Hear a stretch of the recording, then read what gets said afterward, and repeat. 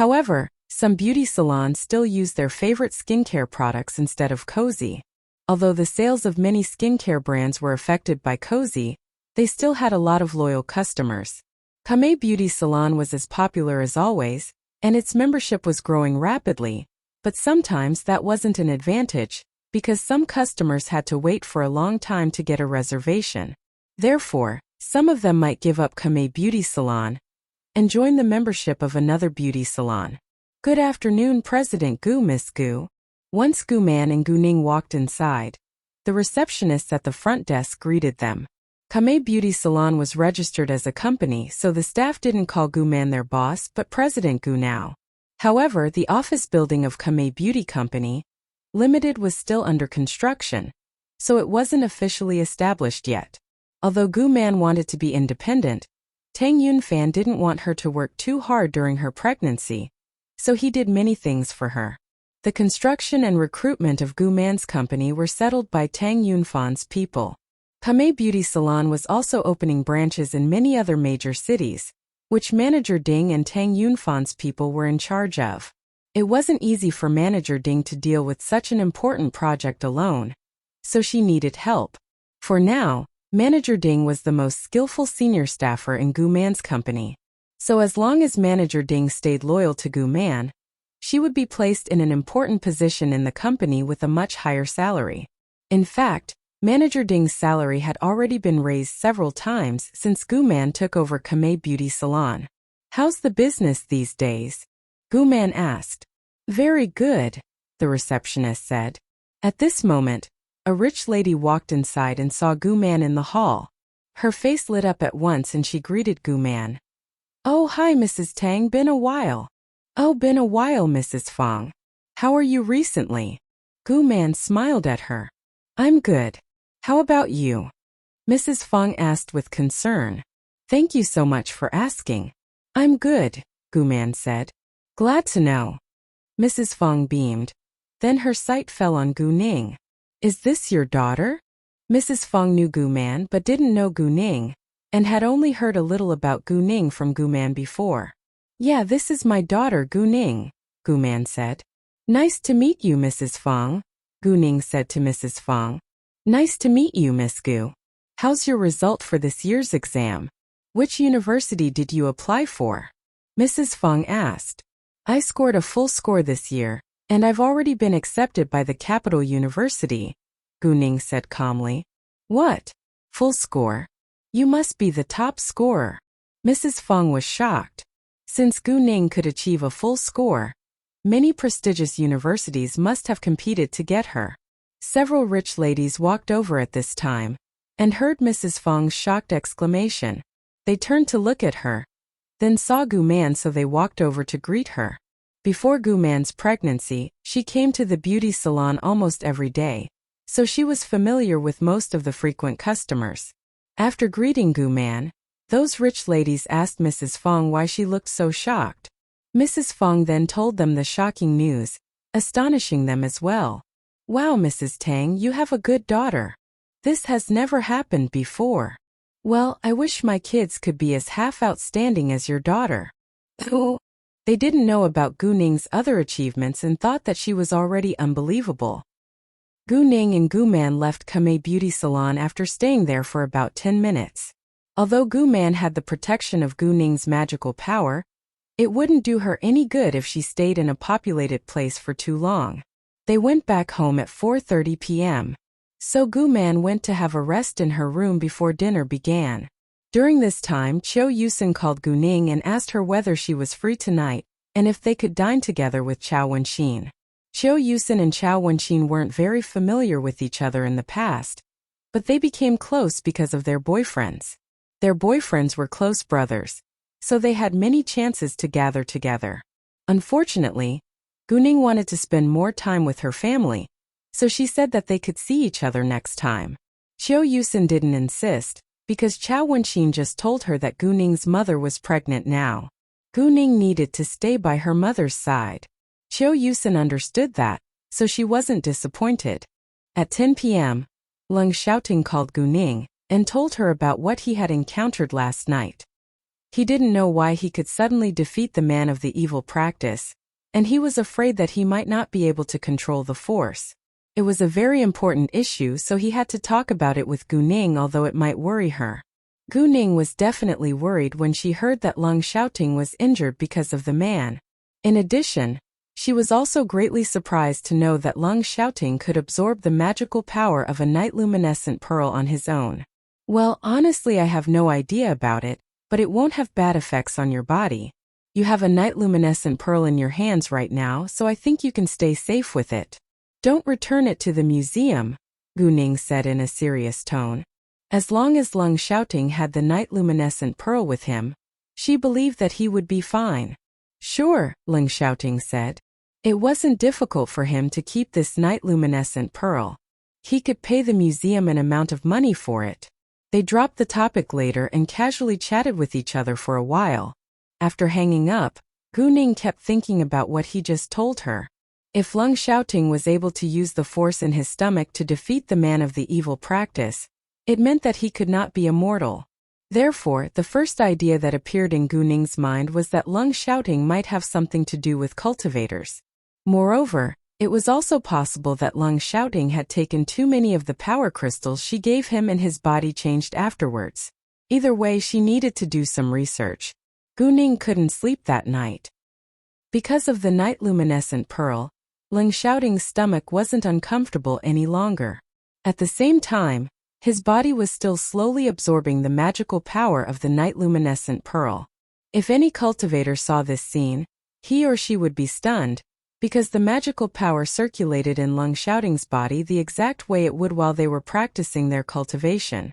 In other words, Leng Xiaoting didn't need to practice his cultivation.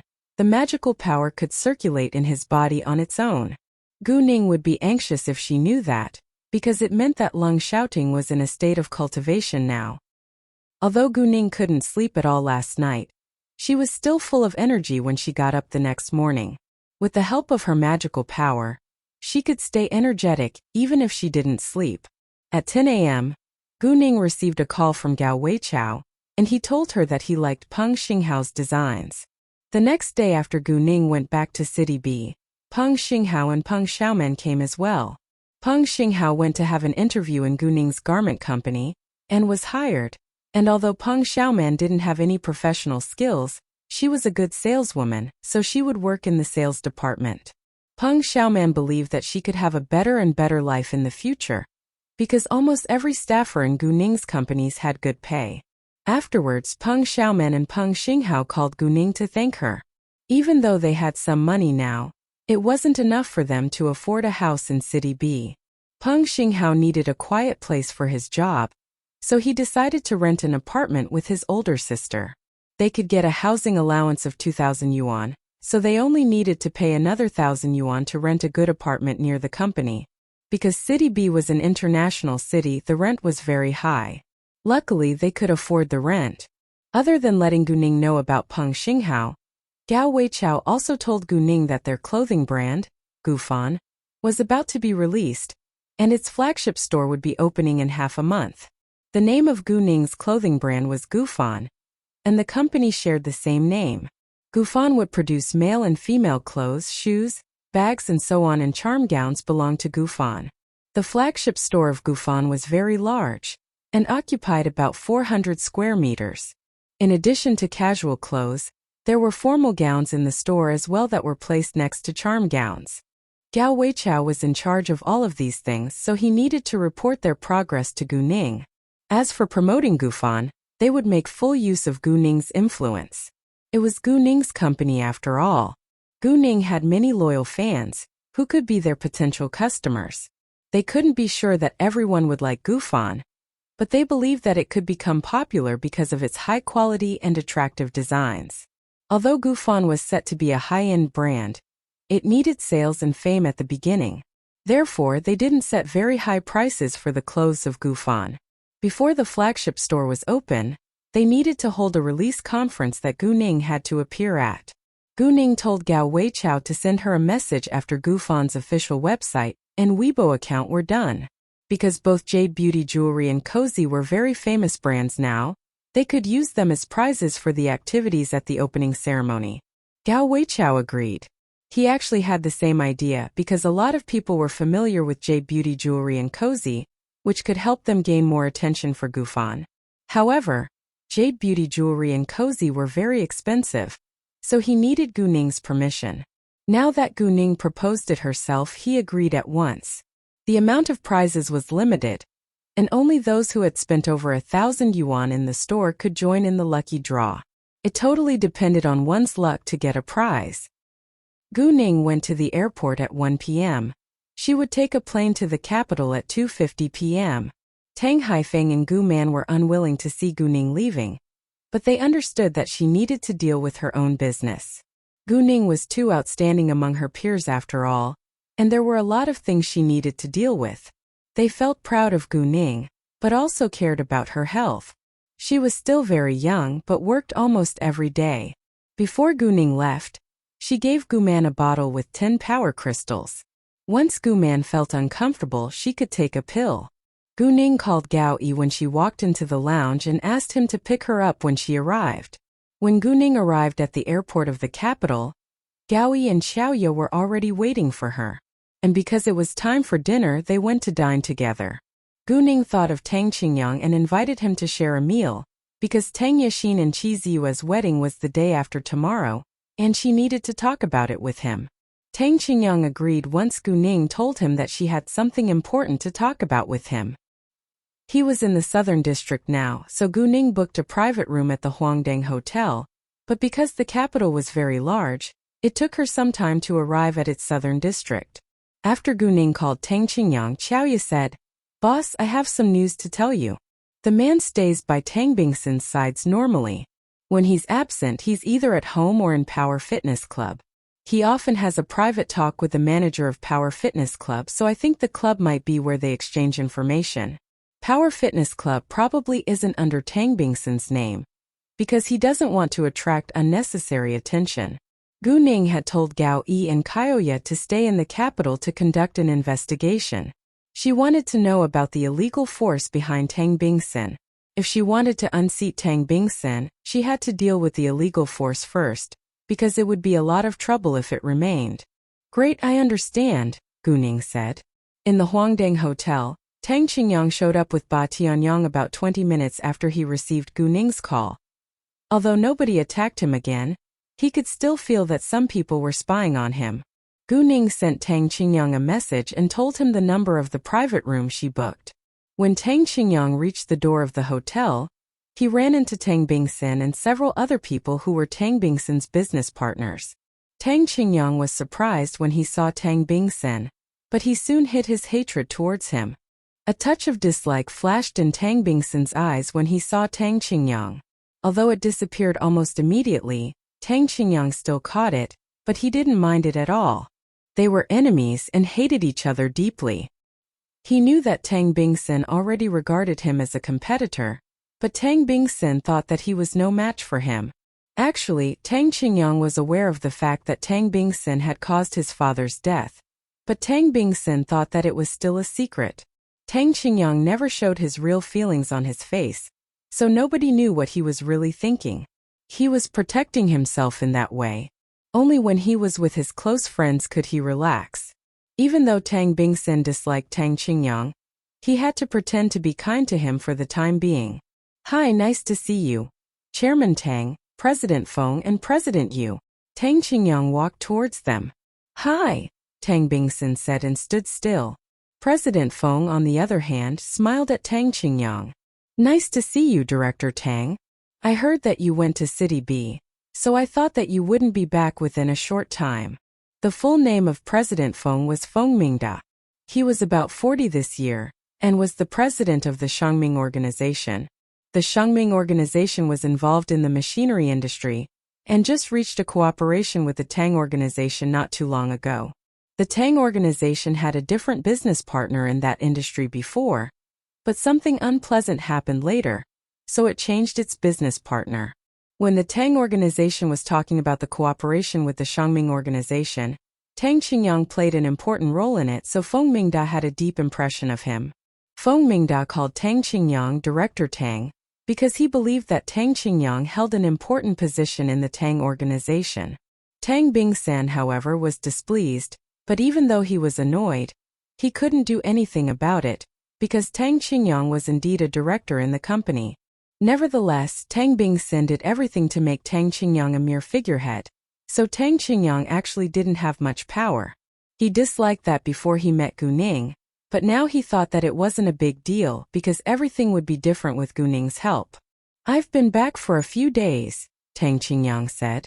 "I shouldn't be wasting your time. Please." He made a gesture and let them go through before him. "Thanks, see you," Feng Mingda said. Tang Bingsan squinted at Tang Qingyang, because he disliked it when Tang Qingyang had a close relationship with other important businessmen. However, he wouldn't say anything right now because they were in a public place. "See you," Tang Qingyang said with a smile. He didn't want to take the same elevator as them, so he went to have a seat in the hall with Ba Tianyang. Although there were 6 elevators in the Huangdang Hotel, he preferred to wait for a while. At this moment, 3 people walked inside. A woman who was about 30 walked at the front. She was dressed like a professional white-collar worker. There were 2 men in their 30s behind her, and one of them caught Ba Tianyang's attention. The man noticed Ba Tianyang's reaction, but they walked by quickly, so he didn't see Ba Tianyang's face clearly, but he noticed that Ba Tianyang moved his gaze away on purpose, so he frowned. Nevertheless, he was doing his job as a bodyguard now, so he couldn't walk away. Tang Qingyang also saw something different from Ba Tianyang's reaction, so he asked him when the group of people walked into an elevator, "What's wrong?" "Oh, I just saw a familiar face," Ba Tianyang said. In fact, Ba Tianyang didn't know how to describe their relationship. They used to serve in the same killer organization, but Ba Tianyang already left it, and didn't know whether the man would attack him once he saw him. He wasn't afraid, but didn't want to cause Gu Ning trouble. However, he knew that the man had already seen him, and it wouldn't be easy for him to avoid the man again. Tang Qingyang nodded and didn't ask further about it. After a while, they went to take an elevator. About 20 minutes later, Gu Ning, Gaoyi, and Xiaoya finally arrived. They were caught by a traffic jam on the road, so they were late. "Hi, boss." Ba Tianyang stood up at once and greeted Gu Ning with respect. "Have a seat," Gu Ning said. But Ba Tianyang didn't sit down until Gu Ning was seated. After that, they began to order. "Tang Yixin and Qi Ziyue's wedding is the day after tomorrow, and I have some of their dirty secrets in hands. I'll show up at their wedding with another identity, then expose their dirty secret to humiliate them in public. It's just my personal grudge against them, but we'll take action to deal with the Tang organization afterwards," Gu Ning said. Tang Yixin was her first target. Gu Ning stopped for a second, then continued. "We must make Tang Yixin lose the right of inheritance, and she should be killed or driven insane, or fall into a vegetative state forever. She can't live a normal life, and Qi Ziyue should be disabled and lose his 5 senses." When she said that, Gu Ning didn't bother to hide her strong hatred towards them. Tang Qingyang knew that Qi Ziyue and Tang Yixin had killed Tang Aining, who was his older cousin, and Tang Aining was Gu Ning's master, so it was understandable that she hated them deeply. No matter what Gu Ning wanted to do to Qi Ziyue and Tang Yixin, Tang Qingyang was fine with it. Gu Ning added, "As for Tang Bingsan's illegitimate son, he is innocent, so he'll be lightly punished. Once Tang Bingsan loses his legal heir and his illegitimate son gets in trouble, you'll have the chance to take over the Tang organization. I have something on the major shareholders of the Tang organization, but I can't give it to you now. It's safer in my hands, and I'll give it to you when it's necessary." It was easy for Gu Ning to directly kill Tang Yixin and Tang Bingsan, but she wanted to torture them. Tang Qingyang got excited when Gu Ning told him that she had something on the major shareholders of the Tang organization. In that case, it would be easier for him to take over the Tang organization. "Tang Bingsan has a powerful illegal forces support which we must deal with first, or it will cause us trouble," Gu Ning said. "What?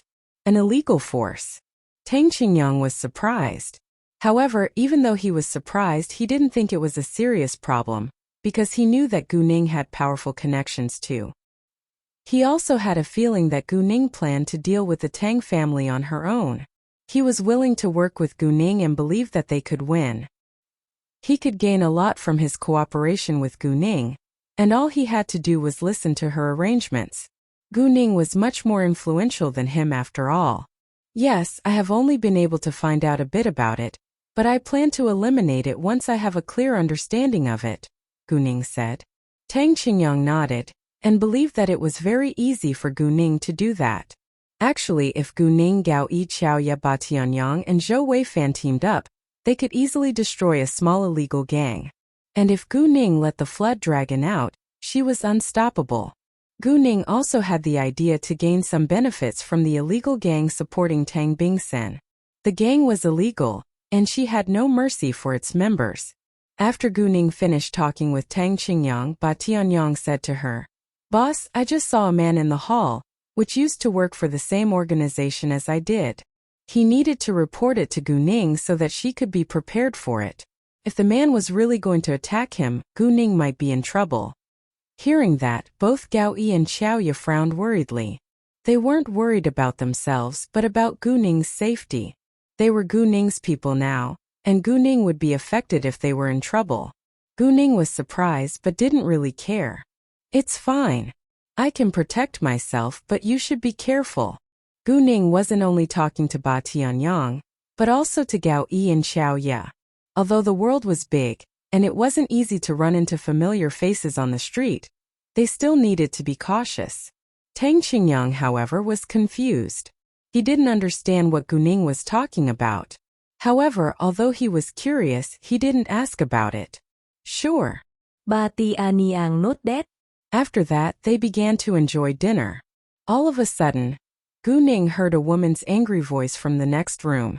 The woman shouted in anger, "Pu Bada, that's out of line." Gao Yi, Xiaoya, and Ba Tianyang also heard it, because although the rooms in the Huangdang Hotel had great insulation, others still could hear if the sound was too loud. It had nothing to do with them, so they didn't pay much attention to it. However, Gu Ning was attracted by it, because she knew a man named Pu Bada too in the previous incarnation. There were many people who shared the same name in this world, but there was a story between Gu Ning and Pu Bada, so she got curious. In her previous incarnation, Tang Aining was injured while she was carrying out a task assigned to her by Tang Bingsen. She found Pu Bada's car and forced him to help her escape. However, Pu Bada's car was stopped by two cars which appeared out of the blue, and he encountered other professional killers on the way. Tang Aining didn't want to die with Pu Bada, so she did everything she could to kill those killers, then she passed out. When she woke up again, she was in the hospital with Pu Bada by her side. They had saved each other's lives. It happened 4 years ago, and they lost touch with one another because Tang Aining refused to leave Pu Bada her number. Gu Ning wanted to see whether the Pu Bada in the next room was the man she knew, so she used her jade eyes. In the next room there were 6 people. 5 men and a woman were divided into 2 groups. Gu Ning recognized Pu Bada at first glance, because he was precisely the man she ran into in her previous life. Pu Bada was a strong and handsome man in his early 30s. He had darker skin but looked quite healthy and beautiful. Gu Ning didn't know much about Pu Bada, and only knew that he came from Tianshan City on a plateau. He was an heir of a dominant family in his hometown, and he was chased by killers hired by the collateral branch of his family the last time. Tang Aining's fighting skills impressed him, so he wanted to hire her as his bodyguard, but she refused. There was only one woman in the next room, so she must be the one who was angry. Although the woman was already in her 30s, she took good care of her face and looked younger than her age. There were 2 men standing behind her. One of them had an obvious air of a killer, and Gu Ning sensed that he must be a professional killer. She used to be a professional killer too, so it was very easy for her to notice people who were like her. Therefore, Gu Ning was worried about Pu Bada's safety. Although she didn't have a close relationship with Pu Bada, she thought that he was a good man. Besides, this was the Huangdang Hotel, a business owned by her family, and she didn't want to see anything terrible to happen here. "Miss Tian, didn't Mr. Tian tell you the price of this batch of goods before you came? Is this a trick played by you and your older brother to fool me?" Pu Bada was displeased. "What? Is this the price you two have agreed on?" Tian Baihui frowned. Why didn't her older brother tell her that? The yield of musk is low this year. If we don't raise the price, we can't earn anything, Pubata said. Tian Baihui took a long breath in. She wasn't dumb, and realized that her older brother had schemed against her. She had already shown that she had no intention to compete with him for their family's property, but her older brother still took her as a strong competitor, because their father liked her more than him. Her older brother didn't tell her the correct purchasing price, so that she wouldn't be able to complete the deal, and their father would be disappointed in her. Businessmen only cared about benefits. If a businessman couldn't gain the best advantage from a deal, he wasn't a qualified businessman. No, you're not the one who's been fooled, I was, Tian Baihui said. She thought that Pubata was her older brother's man. Pubata knew that there was a misunderstanding, so he explained at once. Miss Tian, I know you don't believe me nor your older brother, but I can promise that it has nothing to do with me. I have a lot of buyers and your older brother is simply one of my business partners. I don't take him as my friend, and I have no time to play such stupid tricks. Hearing Pubata's explanation, Tian Baihui nodded. She had heard a lot about Pubata, and she knew that he disliked lying. I think both of us were fooled this time, Pubata said in annoyance. He didn't choose to work with Tian Baihui's older brother, so he was fooled by him as well. Tian Baihui sneered. Her older brother was as arrogant as always. If he took over their family's business, it would be in danger. Well, since it's my older brother's fault, you should ask him for a solution. Tian Baihui lost her patience. She was unwilling to take responsibility for her older brother's mistake. Since we're already here and the dishes are placed on the table, we can finish this meal if you don't mind, Tian Baihui said. Although she lost her appetite after finding out the truth, she still had to have manners and treat Pubata well. Of course not, Pubata said. After all, even if he didn't dine there, he still needed to eat somewhere else. Guning didn't pay attention to them the entire time, and withdrew her sight when they stopped arguing. I hate being fooled, so I won't do business with your older brother again. The goods are already here, and I don't want to bring them back. Miss Tian, if you want, I can give you a discount. That's the best I can do because the price of musk is very high everywhere this year, Pubata said. In addition, I'll only do business with you in the future, unless your family doesn't want my products. Tian Baihui's older brother had fooled him, and he needed to teach him a lesson. He was sure that Tian Baihui wasn't an evil person, so he knew that it must have been her older brother's idea. Besides, even if the Tian family wouldn't cooperate with him anymore, he could make deals with other buyers. That'll be great. Tian Baihui's eyes lit up at once. The price of musk was higher every year, and she was curious why the price stayed the same this year when her older brother told her the price Pubata offered them. To her surprise, it was her older brother's stupid trick. She always thought that her older brother wouldn't use their family's business against her, even though their relationship wasn't good. However, her older brother did everything he could to compete against her. Since Pubata was willing to give her a discount, she didn't hesitate to agree. After stopping for a second, Tian Baihui said, Mr. Pu, I have a request, and I hope that you can agree to it. What is it? Pubata asked. As for the extra money, I can pay you from my own bank account, but I hope that you can write the same price as last year on the contract. My older brother told me the number, and I should bring the contract back with it so that my father will be satisfied with my performance, Tian Baihui said. No problem, Pubata said. After all, he only wanted the money he deserved. After that, they signed the contract and finished the deal. However, right when they were about to enjoy the meal, someone knocked on the door of the private room. Pubata told the person to come in, and someone pushed the door open. They thought the person must be the waiter, but Tian Baihui's older brother, Tian Wintao, showed up instead. He came with his 2 secretaries. Both Pubata and Tian Baihui were surprised when they saw Tian Wintao's face. They soon realized that this was also a part of Tian Wintao's scheme. However, even though they were aware of it, they stayed calm and pretended that nothing had happened. Baihui, what are you doing here? Tian Wentao looked surprised too when he saw Tian Baihui. He said that to pretend that he had no idea that Tian Baihui would be here. Pu Bada and Tian Baihui weren't dumb, and they easily saw through him. Tian Baihui wore a wry smile. It seemed that her older brother indeed took her as a great competitor. "Didn't you tell me to come here?" Tian Baihui said and showed confusion on her face. "What? Ridiculous." Tian Wentao raised his voice. "Baihui, even though you're my younger sister, this is business, and you shouldn't steal my client behind my back," Tian Wentao said.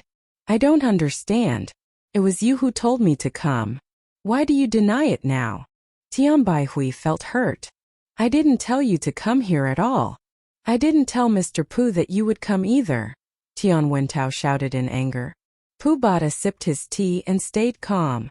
Tian Wentao indeed didn't tell him that Tian Baihui would come to talk to him about this deal. Instead, Tian Wentao told him that he would arrange for someone else to come if he wasn't free, but he didn't say who the person would be. Tian Wentao did it on purpose so that he could have a good excuse to blame Tian Baihui. "Well, why are you late if you didn't tell Miss Tian to come here?" Pu Bada asked.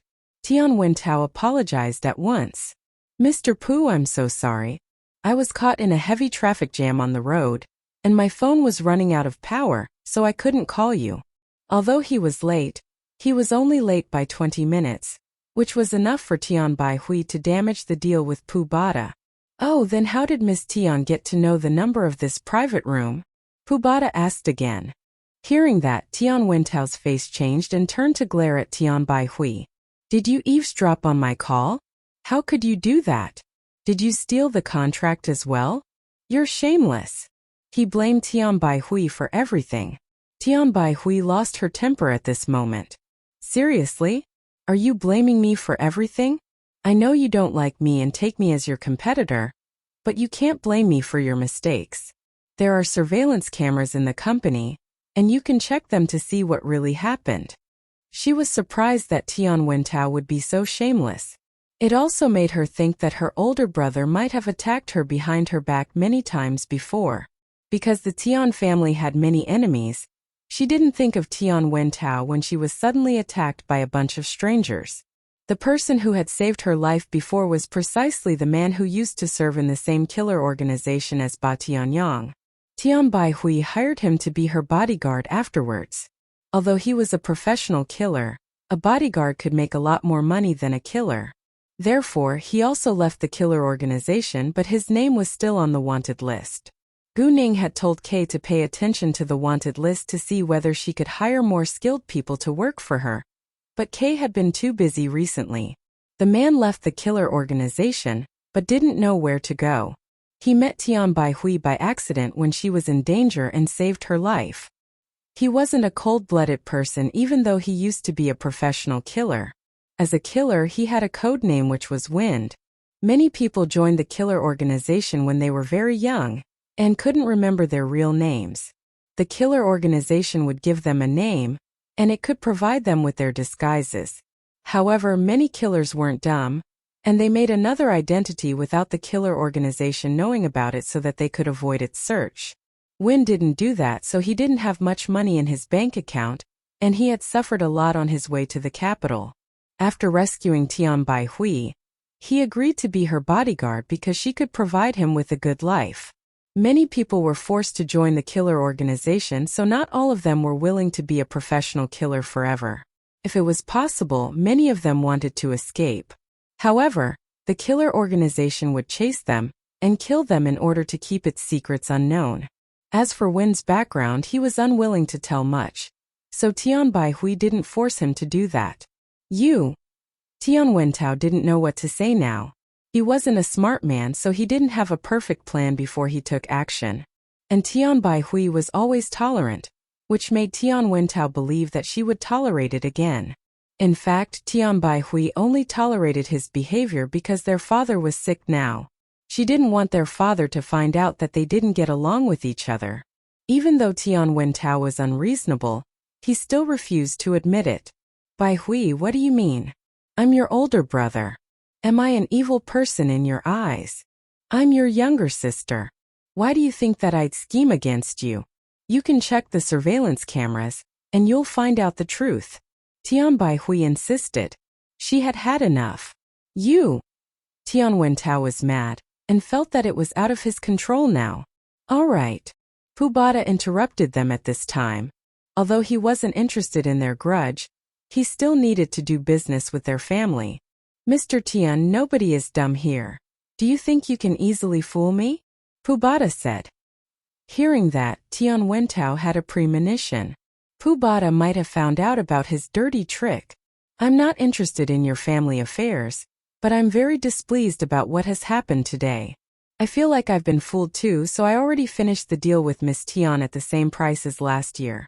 I'll only do business with Miss Tian from now on, unless your family doesn't want my products. Pu Bada made it very clear. He was very honest and didn't bother to lie. What? Tian Wentao was shocked. To his astonishment, Pu Bada already saw through him and made the deal with Tian Baihui at the same price as last year. He realized that he had made a terrible mistake. Mr. Tian, if you want to argue with me about it, I suggest that you should save some time and leave. I'm not dumb and I want to finish my dinner, Pu Bada said. He had no intention to share a meal with Tian Wentao, and didn't bother to be polite to him. Tian Wentao had to close his mouth.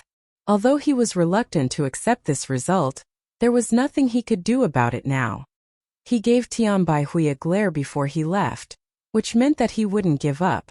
Tian Baihui understood that it wasn't the end yet, and her older brother would certainly badmouth her in front of their father. She couldn't stop Tian Wentao from attacking her, but she would tell their father the truth. However, even though their father had reason, he cared more about his son than his daughter. So Tian Wentao was able to manage the company while Tian Baihui could only assist him. Tian Wentao never focused on his study when he was young, and he lacked perseverance as well as continuity. However, he still got a more important position in the company than Tian Baihui. Tian Baihui didn't know whether their father would choose to believe Tian Wentao. If she had to leave their family's business, she would leave and wouldn't be involved again. She would sell her shares to Tian Wentao, then started her own business. Once Tian Wentao was gone, Tian Baihui continued to have the meal with Pu Bada. Just as Tian Baihui had anticipated, Tian Wentao drove straight to the best hospital in the southern district. Their father was admitted to the hospital a few months ago. He was much better now, but he was an old man after all, so he needed to stay in the hospital for observation. Once Tian Wentao saw their father, he complained. Father, I had an appointment with Pu Bada today at the Huangdeng Hotel to sign the contract, but Baihui stole my client from me. I don't know how she got the news and the contract, but she's indeed shameless. If she continues to work in the same company with me, I think she'll have the ambition to replace me. Tian Wentao looked very angry, as if he was the victim. Besides, his real intention was to chase Tian Baihui out of their family's business. Although Tian Wentao was managing the company, their father Tian Maofa was still the chairman. Tian Maofa had the most shares of their family's business. If he didn't make the decision, nobody could fire Tian Baihui. Therefore Tian Wentao had schemed against Tian Baihui many times, but Tian Baihui still remained safe. Tian Maofa sighed. He knew his children very well, and it must have been Tian Wentao's trick to scheme against Tian Baihui again. However, in his eyes, his son was more important than his daughter, because his daughter would marry into another family while his son could take over his family wealth. And even though his son wasn't very smart, he wasn't useless either. Fine, I can tell her to leave, but you can't take away the property she can inherit. Do you understand? Tian Maofa said. No problem. Tian Wentao was satisfied. As long as Tian Baihui left, he would gradually gain complete control of their family's business. Tian Baihui only had 15% shares of their family's business, while he could have all of the other shares. Tian Wentao left later, and Tian Maofa sent Tian Baihui a message. He wanted to see her in the hospital. Tian Baihui wasn't surprised at all. To be specific, she was waiting for her father's message. Actually, she preferred to deal with this problem as early as possible, in case she became the enemy in her family's eyes. After that, they stood up and opened the door. Coincidentally, Gu Ning and her friends also finished dinner and opened the door at the same time. Wind saw Ba Tianyong, and Ba Tianyong met his eyes as well. He was shocked to see that Ba Tianyong was still alive and fine. However, he couldn't figure it out. When Black Cat's name disappeared from the wanted list, he had a feeling that Ba Tianyong wasn't dead, because the result would be shown on the page if anyone took the task. Even if Ba Tianyong was really killed by another killer, his name wouldn't be removed, so Win didn't know why Ba Tianyong disappeared all of a sudden. Ba Tianyong frowned the moment he saw Wind. After all, they used to serve in the same killer organization. Probably wasn't a good thing that he met Wind again. Ba Tianyong didn't try to avoid Wind. They looked at each other only for seconds before they moved their eyes away. There was no need for them to have any conflict after all. Ba Tianyong thought that Wind might be in the middle of a task, but Wind had already left the killer organization, so he didn't bother to attack Ba Tianyong now. And Wind didn't know Gao Yi and Xiaoya, so they were just strangers to him. Gao Yi and Xiaoya, on the other hand, sensed something different from Wind, so they knew that he was the same kind of person as them. Gu Ning held the same idea. After that, they walked away and got in different elevators. When the door of the elevator was closed, Ba Tianyong told Gu Ning about Wind. Although Gu Ning was able to see their reaction, he thought that it was necessary for him to tell her of his own accord. Gu Ning reminded Ba Tianyong to be careful, and said that she would help him if he needed it. They went back to Century City afterwards, and Gu Ning called Kay on the way. She told him to collect more information about Feng Chila. It wasn't difficult for Kay to get the latest information about Feng Chila. So before long, Kay had the answer. Feng Chila's life was out of danger now, and he had been moved out of the intensive care unit. In that case, Feng Chila was very lucky. However, even though he was lucky, his biological father, Tang Bingsen, was guilty, so he would be affected too. Gu Ning planned to have a talk with Feng Lin later. If Feng Lin was willing to leave the capital, she would give them enough money for them to live a good life. However, if Feng Lin was greedy and wanted the Tang family's property, Gu Ning would teach her a lesson. Shortly after Gu Ning arrived at Century City, Leng Xiaoting came back. He had something important to talk about with Gu Ning, so he asked for leave today. Leng Xiaoting had the key to Gu Ning's house, so he opened the door and walked in by himself. Gu Ning was in her room on the second floor, but when she heard the noise, she knew that Leng Xiaoting was back. She ran to welcome him at once. The second Leng Xiaoting saw Gu Ning, he sped up and hugged her tightly. Only when he had her in his arms did he feel safe and relaxed. Gu Ning remained silent and laid her head on his chest to hear his heartbeat. Leng Xiaoting let her go after a long while. After all, there was something very important they needed to deal with right now. They went to have a seat on the sofa. Then Leng Xiaoting took out the night-luminescent pearl from his pocket. Gu Ning sensed the magical power from it when it was placed in Leng Xiaoting's pocket, but its magical power was much weaker than that of his night-luminescent pearl. Anyway, it was rare to see a precious object with magical power, and this night-luminescent pearl had saved Leng Xiaoting's life. Put it back. There are cultivators in this block, and they might be attracted if you take it out right now, Gu Ning said to Leng Xiaoting. What? Leng Xiaoting was surprised and put the night-luminescent pearl back at once. They're brother and sister, but they're members of the good practice, not the evil practice, Gu Ning said. Then told Leng Xiaoting about her experiences with Bailey Zongyang and Bailey Zongxue. Leng Xiaoting felt relieved after knowing that they were kind to Gu Ning. And since Gu Ning decided to learn more about cultivators from them, Leng Xiaoting supported her. Xiaoting, I think there are two possibilities. First, you might have absorbed too much magical power from my pills, so your body changed. Second, you might not be an ordinary man, and have a relationship with cultivators, but I'm not sure which one is true, Gu Ning said. In fact, Leng Xiaoting's body had indeed changed. Hearing that, Leng Xiaoting wore a serious expression. I think my body changed because of the amount of magical power I've absorbed. Do you still feel uncomfortable now? Gu Ning asked with concern. Not at all. I feel much better ever since I got this night-luminescent pearl, Leng Xiaoting said. Great, You should let me know whenever you feel uncomfortable again, Guning said. Sure. Leng Xiaoting nodded. Even though Guning might be worried about him, he still needed to tell her because it was very important. After that, Leng Xiaoting began to kiss Guning. He couldn't wait to taste her lips, and Guning kissed him back right away. They enjoyed every night they were together.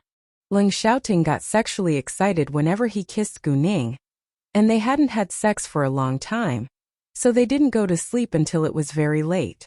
Guning fell asleep in Leng Xiaoting's arms, so she felt his body trembling a little. It seemed that something was moving and circulating in his body. Guning was a light sleeper, so she opened her eyes at once. Leng Xiaoting was still asleep, but he didn't seem comfortable. There was a layer of sweat on his forehead, so Guning used her jade eyes to check his body. She saw a flow of air violently moving about in his stomach, which made him feel uncomfortable, but he didn't wake up because of it. However, Leng Xiaoting just told her that he felt much better now. Guning thought for a while, then realized that Leng Xiaoting was naked now and the night luminescent pearl was away from his body. Therefore, Guning immediately poured her magical power into his body to protect him. Within seconds, the flow of air became quiet and absorbed Guning's magical power of its own accord. Guning was surprised because it was precisely the process of a cultivator's cultivation. She rounded her eyes in shock. At this moment, she was very sure that the change of Leng Xiaoting's body must have something to do with cultivators. However, she still didn't understand how Leng Xiaoting became a cultivator. Was it because of her magical power? Was it possible that Leng Xiaoting already had the ability to become a cultivator? If that was true, one of Leng Xiaoting's parents must be a cultivator. However, if Leng Xiaoting's biological father was a member of the Leng family, the cultivator couldn't be his father, because the other members of the Leng family were mortals. So if the cultivator wasn't Leng Xiaoting's father, it had to be his mother. Another possibility was that either Leng Xiaoting's father or he didn't have a blood connection with the Leng family, but either way, she needed to ask Leng Xiaoting for more information. Although it might hurt Leng Xiaoting's feelings, she had to talk to him about it. Xiaoting, wake up. Guning couldn't wait for tomorrow, so she immediately woke him up. Leng Xiaoting had gone back to normal with the help of Guning's magical power, so he was able to wake up now. Ningning, what happened? He got nervous when he saw that Guning was still up at midnight. Guning stared straight into Leng Xiaoting's eyes, and said in a very serious tone, Xiaoting, there is something really important I need to ask you now. It might hurt your feelings, but I have no other choice. Please don't be mad at me. Leng Xiaoting said. There is nothing we can't talk about and I won't get mad at you. He didn't think that it would be a big deal. Even if Guning wanted to talk about his parents, he was fine with it. It had been years and he already got over it. I just noticed that the magical power is circulating in your body, which means that you're becoming a cultivator, Guning said. What? Leng Xiaoting was shocked. He knew that his body had changed, but he had no idea that he was becoming a cultivator. Guning continued, I don't think that it's my magical power that can help you do that, so it's possible that you inherited the ability to cultivate from your parents, which is quite complicated. We have to discuss it further in order to find out the truth, so I need to ask more information about your parents.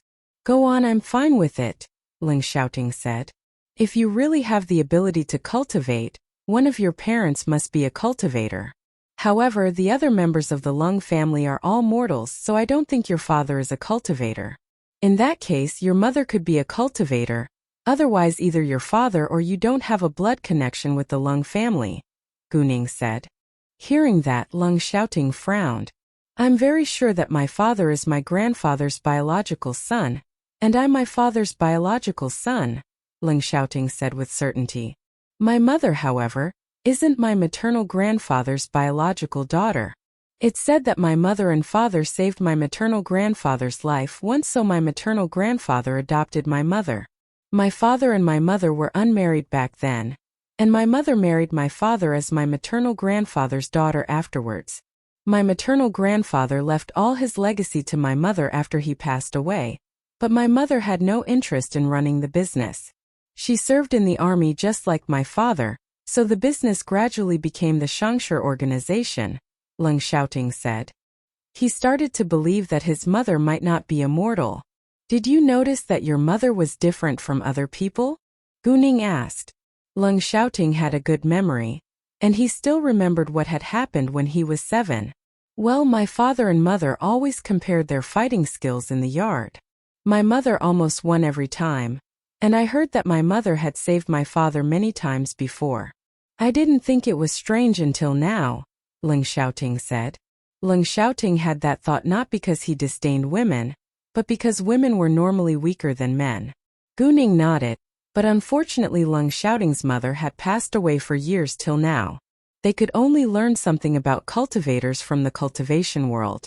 As long as Leng Xiaoting's mother was a member of the cultivation world, they believed that they could find some useful information about her. Even if it was hard, they wouldn't give up. I think we need to pay attention to it, Guning said. Sure, we need to do some research. Leng Xiaoting agreed. He had a feeling that there was a lot of trouble ahead once he became a cultivator. Anyway, Guning already had a plan to learn more about cultivators, and he could help her now. Both Guning and Leng Xiaoting couldn't fall asleep, so the next morning, they got up at 5 a.m. Guning drove Leng Xiaoting to an isolated place out of town. Since you're a cultivator now, you're destined to join the cultivation world. You must focus on your cultivation to become a good cultivator, Guning said. Because Bailey Zongyang and Bailey Zongxue were in Century City, it wasn't convenient for Leng Xiaoting to practice his cultivation there. They couldn't let other cultivators find him before he could control his cultivation. After all, it could be dangerous if other cultivators found him. In addition, Guning found that Leng Xiaoting's air of a cultivator could be covered by the magical power of a night luminescent pearl. The magical power of a night luminescent pearl was different from the air of a cultivator, so other cultivators wouldn't feel that Leng Xiaoting was a cultivator even if Leng Xiaoting encountered them in the future. In other words, Leng Xiaoting had to carry a night luminescent pearl with him all the time.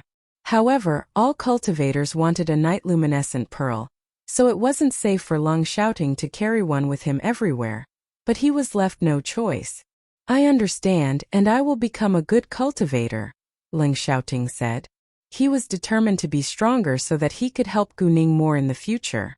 Guning said, according to the books I've read about cultivators, there are 4 levels of cultivation, namely turning the power into qi, turning qi into energy from concrete to abstract, and then free spirit. Although you can absorb the magical power of this night luminescent pearl on your own, and it can circulate in your body by itself, you're not able to control it yet. You must learn to control it and make use of it. Leng Xiaoting nodded and listened to Guning. Guning was much better than him in this aspect, so he was willing to listen to her. They loved each other, and hoped that they could become better together. Great, just listen to my instructions now to see whether it works, Guning said. Relax and sit cross-legged. Leng Xiaoting listened to her and sat cross-legged. Since he needed to practice his cultivation, he couldn't use the night luminescent pearl. Focus on your stomach when you take a long breath in and breathe in the air into your body till the top of your head, then let it move to your stomach, Guning said. Leng Xiaoting did everything she told him. However, it wasn't easy to succeed in the beginning, so he needed to try many times. Luckily, Leng Xiaoting had patience and knew that failure was the mother of success. Normally, it took a person half a month to learn to absorb the magical power. Therefore, Guning and Leng Xiaoting didn't feel disappointed after they failed several times. Guning didn't know what the right way to turn the power into qi was, so they just kept trying. Leng Xiaoting stayed calm and practiced again and again. He was very smart and started to feel changes after a long while. The essence of the universe was gradually absorbed by Leng Xiaoting and into his stomach. Guning's face lit up with excitement when she saw that Leng Xiaoting finally found the right way. While Leng Xiaoting had successfully absorbed the magical power into his stomach, he still needed to learn how to turn it into qi. He had to store enough magical power in his stomach, then let it circulate endlessly. During this process, the magical power would be transformed into qi. Lung Xiaoting failed several times before he could control the movement of the magical power in his body. He had to focus on it for a long time and couldn't be disturbed, because if he couldn't control the movement of the magical power, it wouldn't circulate in his body. He encountered many difficulties when he tried to control the magical power to move the way he wanted it to move, but he tried again and again until he succeeded. Because Gu Ning was worried about him, she used her jade eyes to check his body. So when the magical power started to circulate in his body, she felt very happy for him. Once the magical power began to circulate in Lung Xiaoting's body, he felt comfortable and energetic. He repeated the process again and again, then felt something strange flowing in his body. As time went by, qi came into being in his body. Gu Ning was surprised by Lung Xiaoting's efficiency, because he was able to do it within such a short time. At this moment, Lung Xiaoting felt that he was full of strength and was much stronger than before. Although he was able to turn the magical power into qi now, the sun appeared in the sky and the magical power became thinner in the air, so he had to stop for the day. In fact, with the help of the night luminescent pearl, he could do it anytime as he wanted. He just needed to practice it slowly to get a better result. "How do you feel now?" Gu Ning asked him once he stopped. Because she couldn't interrupt him when he was in the middle of cultivation, she had stayed quiet for a long time. "Well, I feel like I'm full of strength now and my sight also got better," Lung Xiaoting said. He looked ahead to a distant place and felt like it was really amazing. Nobody knew the changes in his body better than himself. "Wow, congratulations! You found the right way, and now you can absorb the magical power on your own to turn it into qi in your body," Gu Ning said. Although Gu Ning had endless magical power, she couldn't produce it. She could only make use of it with the help of her jade eyes. "I understand." Lung Xiaoting nodded. He felt excited that he could successfully turn the magical power into qi now. The thickest essence of the universe is at dawn before the sun comes out. Although you can use the night luminescent pearl for your cultivation, the natural magical power is better for you, Gu Ning said. "I understand," Lung Xiaoting said. After that they went back home. They had breakfast before they went on the road. Because they were on a ring road, their car moved slowly at some parts of it. When they were waiting for the traffic light to turn green, Gu Ning suddenly heard a conversation from the next car. "Mr. Zhao, if you don't trust me, why did you turn to me for help?" a man said coldly. Mr. Zhao explained at once. "Master Zhou, I'm sorry. I never doubt your ability, but it's so strange and I know nothing about feng shui." "Feng shui?" Gu Ning got curious and used her jade eyes to see the people in the next car. It was a black Maserati next to her car. There were two men sitting on the rear seats. One of them was a middle-aged man in a formal suit. However, his face was very pale and he was surrounded by yin, which meant something terrible would happen to him. This man was Mr. Zhao Yecheng. The other man was an old man in his 60s who looked displeased and had a frown on his face. He must be a feng shui master according to their conversation. Gu Ning wasn't surprised at all when she saw a feng shui master in real life. In fact, she was curious to know the ability of this feng shui master. "Fine. I know it's hard for mortals to understand feng shui, but you should trust Xia Haijun if you don't believe my words. You know what I've done for him," Zhou Shengquan said. "Right, you're right. I'm sorry," Zhao Yecheng said. Their conversation aroused Gu Ning's curiosity, so she told Lung Xiaoting to follow their car. Lung Xiaoting also heard their conversation. However, although he was a little surprised, he didn't think it was very strange. He had already encountered a lot of strange things by now, so he was mostly immune to them. Nevertheless, since Gu Ning was interested in their conversation, he wouldn't mind following them. Because there was a feng shui master in the car, Gu Ning told Lung Xiaoting to stay a distance behind them, in case they were exposed. Gu Ning had a pair of jade eyes after all. Therefore, they didn't notice Gu Ning and Lung Xiaoting at all along the way. About a dozen minutes later, they arrived at a beautiful house. This wasn't a living area with beautiful houses along the roads, but the houses were all built by their owners. Only very rich people could afford a piece of land and a house here. This was the capital city after all, and every inch of land was worth a lot. Zhao Yeqing's car drove inside, but Gu Ning and Leng Xiaoting stopped outside. Afterwards, Gu Ning could see with a simple glance that Yin surrounded the house. This house indeed had a serious problem.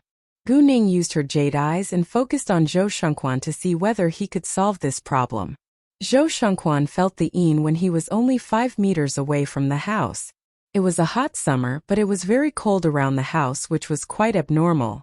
However, he needed to have a look to find out what was causing it. Gu Ning, on the other hand, easily figured it out with the help of her jade eyes. There were several willow trees and locust trees at the back of Zhao Yeqing's house, and they were a sign of bad luck. There was an old saying that some trees could easily attract ghosts. The willow trees had the effect of attracting ghosts. Locust trees were also known as ghost locusts with big swellings on their body, which were good places for ghosts. Banyan trees were very big, and they could easily become the place of residence for ghosts. And hardy banana trees were mostly liked by lonely wild ghosts, especially female ghosts. Under the willow trees, Gu Ning saw 5 white shadows floating around. They were precisely these ghosts. Ghosts could only stay under the trees during the day, and would wander around at night. If the ghosts stayed for a long time, the house would be affected. For now, Zhao Yeqing's house was empty, and his family had already moved away. Actually, members of the Zhao family got sick one after another after they had moved into this house for a month. Zhao Yeqing then called his good friend, Xia Haijun, for help. Xia Haijun's family had suffered the same problem before, and he found a good feng shui master to help him solve it. At the beginning, Zhao Yeqing didn't take it seriously because it sounded very strange. However, he was left no choice now that each member of his family got sick, so he contacted Zhou Shengquan through Xia Haijun. The other members of his family were in the hospital now. Zhou Shengquan walked around in the house to see whether he could find any clue, but he suddenly turned around and looked in a certain direction behind him. Gu Ning was struck dumb for a moment, and moved her eyes away at once, because the direction Zhou Shengquan was looking in was exactly where she stood. Although there was a house between them and Zhou Shengquan couldn't see her, he could feel her gaze. Zhou Shengquan didn't know who was staring at him, because only Zhao Yeqing and he were in the house. Therefore, he thought that it could be a ghost who just looked at him. However, he couldn't see it, so he gave up. Gu Ning understood that it was impossible for Zhou Shengquan to see her, so she used her jade eyes to look at Zhou Shengquan again. She didn't focus on him this time, but followed him in her periphery, in case he felt her gaze again. Zhou Shengquan searched around in the house but found nothing wrong. When he walked into the backyard, he put on a serious face the second he saw the willow trees and locust trees. He immediately figured out why this house was haunted. Mr. Zhao, did you decide to plant these trees yourself? Or did other people suggest you do it? Zhou Shengquan asked Zhao Yeqing. Well, my uncle told me to plant several willow trees and locust trees in the yard, so that we can feel cooler in summer. Zhao Yeqing was very honest. He didn't understand why Zhou Shengquan suddenly asked him that question about the trees. Cooler? I think you will probably lose your life because of them, so you won't feel hot anymore, Zhou Shengquan said. The backyard was indeed much cooler than other places, but it was full of yin. If people stayed there for a long time, the yin would badly affect their health. Zhao Yeqing's family members got sick one after another because of the bad effect of yin. If they didn't move out of this house, they could have lost their lives. Zhou Shengquan had a feeling that Zhao Yeqing's uncle purposely gave him that suggestion to hurt his family. His uncle was very evil. However, it was their family affair, so he didn't know how to talk about it. Gu Ning couldn't hear their conversation, but from his actions she could tell that he already found the cause. What does it mean? Zhao Yeqing was scared. Actually, he thought that it was ridiculous that these trees caused his family's bad luck, but he didn't say it aloud because he didn't want to annoy Zhou Shengquan. Zhou Shengquan was a feng shui master after all, so he shouldn't question his ability. Zhou Shengquan had a weird character. Zhao Yeqing was able to invite him to visit his house thanks to their mutual friend, Xia Haijun. We can talk about it inside, Zhou Shengquan said, then walked into the living room, followed by Zhao Yeqing. Willow trees and locust trees are the best place of residence for ghosts from the aspect of feng shui. Yin comes with ghosts, which is very harmful for mortals. Your family members got sick precisely because of Yin, and you don't feel well recently due to the bad effect of the Yin on you as well, Zhou Shengquan said. What? Zhao Yeqing was shocked. Are there ghosts in those trees? He was terrified and couldn't believe it. I don't know whether there are ghosts in them right now, but they attract Yin here, so you must remove them as soon as possible, Zhou Shengquan said. He didn't see any ghost right now because he was just a mortal. Well, can my family recover after I remove those trees? Zhao Yeqing asked. He worried about his family's health most. Right, but your family should stay in the hospital for a while longer after those trees are removed. Zhou Shengquan nodded. Oh, you can't remove them on a random day. I'll choose a good day for you, he added. Sure, thank you so much. Zhao Yeqing repeatedly thanked Zhou Shengquan. At the same time, he thought of his uncle and felt hurt.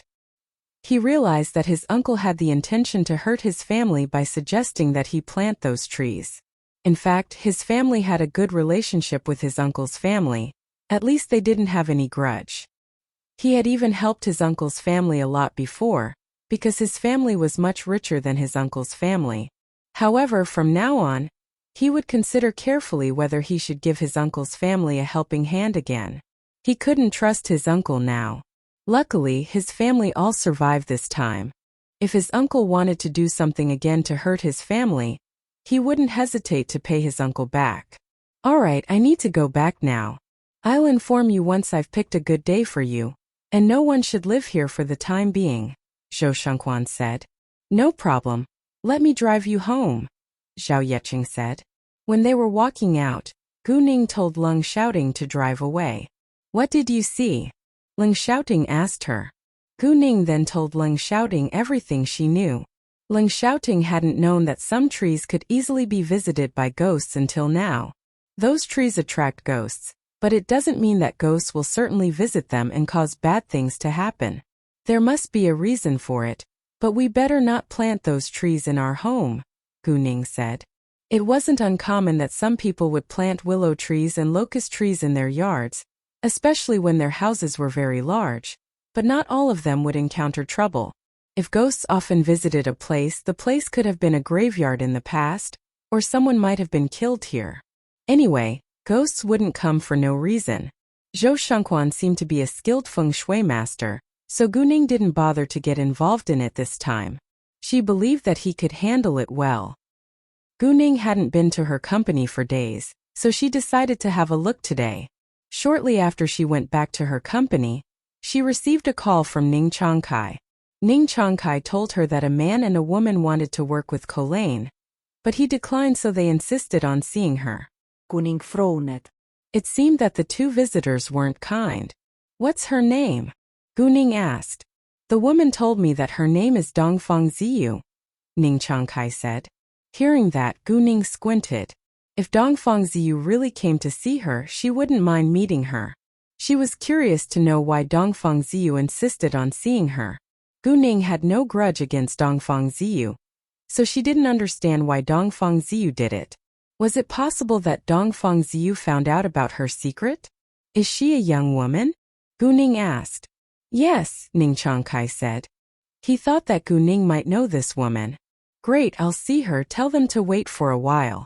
I'll be there in half an hour, Gu Ning said, then hung up the call. After that, Gu Ning told Leng Xiaoting to stay in her office, and that she would meet Dongfang Ziyu alone. Gu Ning didn't want Leng Xiaoting to go with her, because she was worried that other cultivators might notice his change. Leng Xiaoting listened to her and stayed in her office. Luckily, the traffic wasn't heavy, so Gu Ning arrived after 20 minutes. The moment she approached the guest room, she sensed the special air of cultivators, so she knew that the visitor must be Dongfang Ziyu. Wu Shenhua came with Dongfang Ziyu this time, and Gu Ning had met him before too. She wasn't surprised when she saw their faces. Dongfang Ziyu and Wu Shenhua also stayed calm, because they had learned a lot about Gu Ning on the internet before they came. To their astonishment, the owner of Colleen was a very young girl. It was very unbelievable for a young girl to own such a profitable business. Nice to see you, Miss Gu. They politely greeted Gu Ning. However, even though they behaved politely, Dongfang Ziyu still looked a little arrogant. She had always been very proud of herself, and almost looked down her nose at everyone, especially at mortals. In many cultivators' eyes, mortals were inferior to them. After all, cultivators were much stronger than mortals, and they could easily defeat mortals. However, there was a rule in the cultivation world that cultivators couldn't casually hurt mortals when there was no benefit conflict. In fact, the four dominant families weren't the most powerful cultivators in the cultivation world. The only orthodox sect in the cultivation world was Tiandamen, and there were countless senior cultivators with useful guides in it, so many cultivators dreamed about joining it. However, it wasn't easy for other people to join Tiandamen, because Tiandamen only accepted talented cultivators. Bailey Zongyang, Bailey Zongxue, and Dongfang Ziyu were members of Tiandamen. Tiandamen was the most respected sect in the cultivation world, and it also had the power to punish cultivators if they did anything wrong. Therefore, normally cultivators didn't dare to cause trouble in mortals' world. "May I help?" Gu Ning walked towards Dongfang Ziyu and Wu Shunhua with the air of a king. Both Dongfang Ziyu and Wu Shunhua were surprised by it. "Please have a seat." Gu Ning invited them to sit down on the sofa. Dongfang Ziyu and Wu Shunhua seated themselves. After that, Dongfang Ziyu opened her mouth. "Miss Gu, your pharmacy business is very profitable, and the supply is unable to meet the demand now. Don't you want to expand your business?" Dongfang Ziyu actually had no interest in running a business, but she simply wanted the magical power in Colane's medicines. Dongfang Ziyu and Wu Shunhua also noticed the existence of magical power in Colane's medicines. Then they found out that Gu Ning was its owner. The best way for them to figure out the reason was to be involved in the production of Colane medicines. "Sorry, I have no intention to work with other companies on that. Although the supply is indeed unable to meet the demand now, I believe the situation will be better in a short time," Gu Ning said. Since Gu Ning said that, Dongfang Ziyu had to accept it. "I'm curious to know why Colane medicines are unusually effective compared with other medicines of the same kinds," Dongfang Ziyu asked. Hearing that, Gu Ning realized why Dongfang Ziyu came to see her today. She was a cultivator too, so she must have come for the magical power in the medicines. Gu Ning thought it was highly likely, but she didn't feel anxious at all. If Dongfang Ziyu already found out about the magical power in Colane medicines, Bailey Zongyang and his younger sister could be aware of it too. They were all cultivators and wanted magical power most. Although Gu Ning knew that Bailey Zongyang and his younger sister approached her for a purpose, she still had a good impression of them, because they were very kind to her. Dongfang Ziyu, on the contrary, left a bad impression on Gu Ning, because Gu Ning felt that she was unkind and calculating. In fact, even though they knew there was magical power in Colane medicines, they couldn't get it, as long as Gu Ning denied them.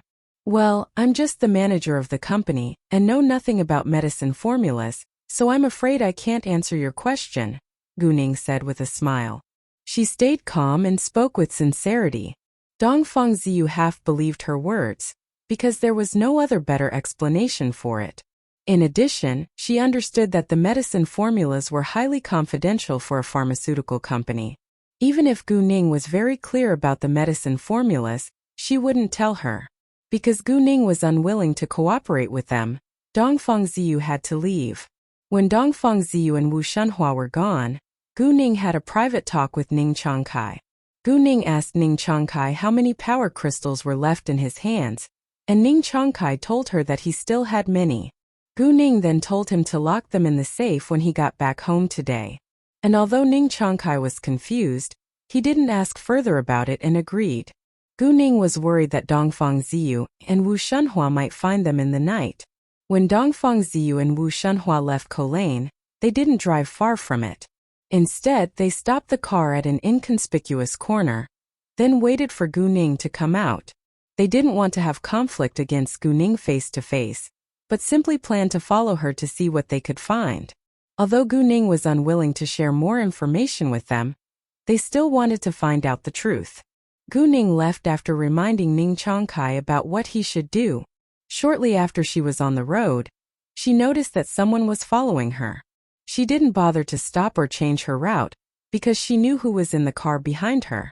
When the traffic light became red, Gu Ning stopped and used her jade eyes to see who was in the private car behind her. She was right, because Wu Shunhua was sitting on the driver's seat and Dongfang Ziyu was in the front passenger's seat. Gu Ning knew that they wouldn't give up easily, so she wasn't surprised that they secretly followed her. Magical power was very important in their eyes, and they were reluctant to believe her lie. Gu Ning didn't hesitate and went back to her company. Although they were following her, they couldn't get into her company, so Gu Ning wasn't worried that they might sense the magical power from the night luminescent pearl in Lung Shouting's body. They could only feel the magical power of a night luminescent pearl within 20 meters. Lung Shouting was on the 18th floor now, so it was impossible for Dongfang Ziyu and Wu Shunhua to find him. Gu Ning drove into the underground parking lot, while Dongfang Ziyu and Wu Shunhua stopped by the road. Only the staff of the Shengning organization could enter the underground parking lot, and there was an outside parking lot on the ground for visitors. Full W current novels on NOVLB. In.com. Dongfang Ziyu and Wu Shunhua were surprised when Gu Ning drove into the underground parking lot. It was a very tall modern city building. Is Gu Ning's company here?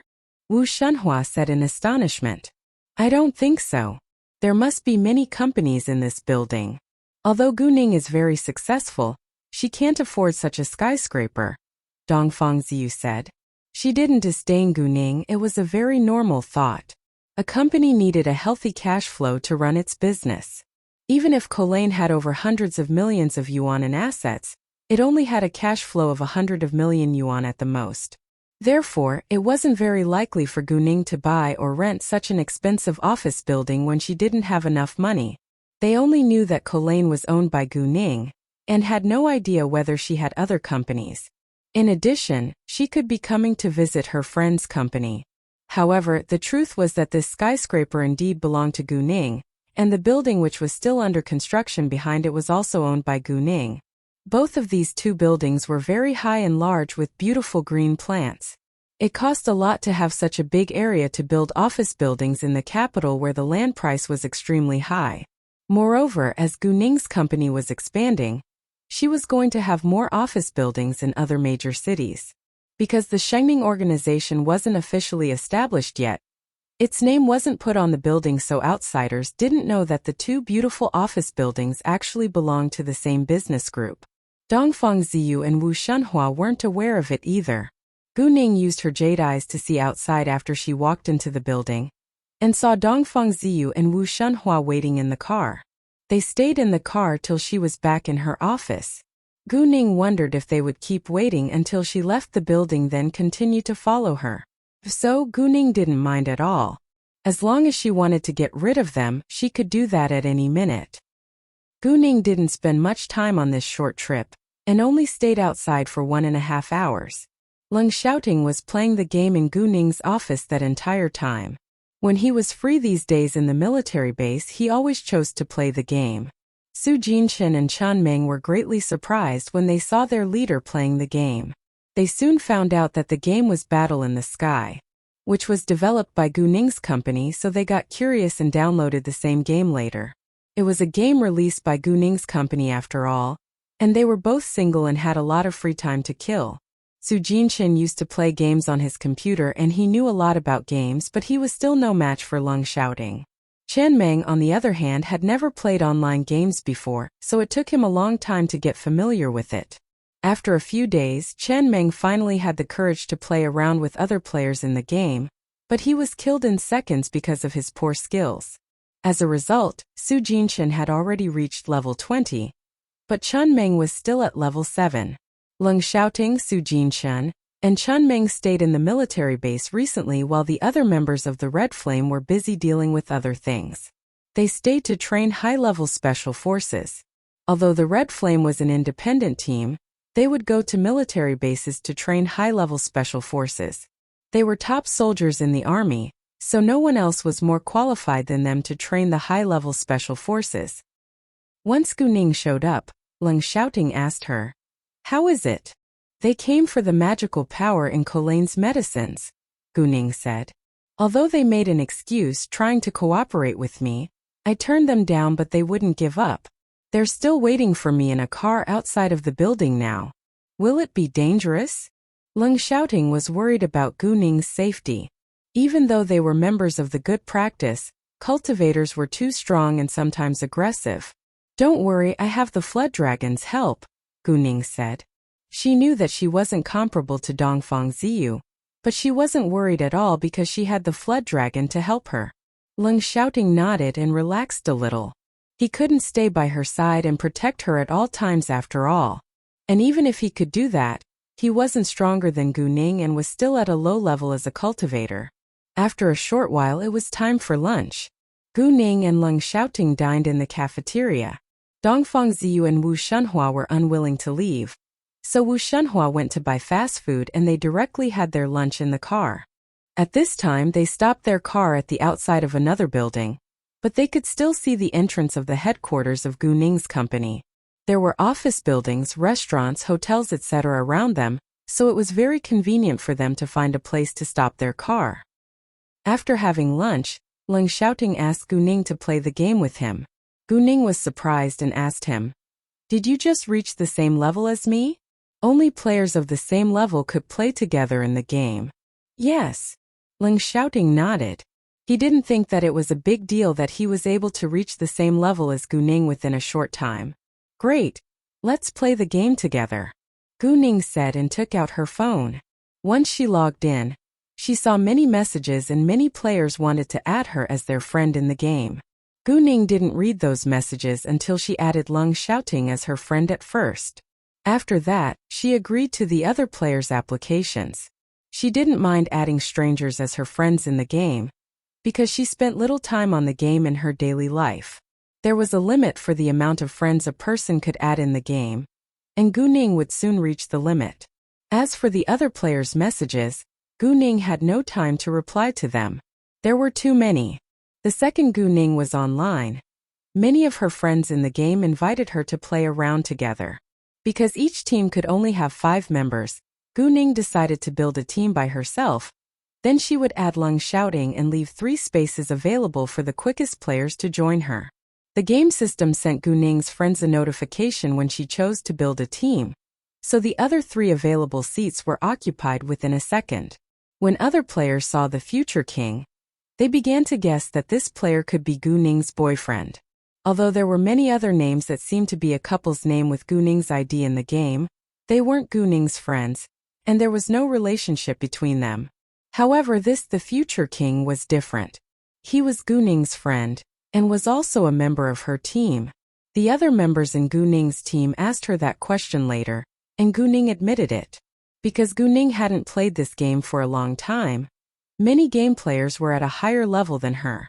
However, none of them dared to take Gu Ning lightly. Gu Ning was busy dealing with her business in her daily life, but her level went up quickly once she appeared in the game.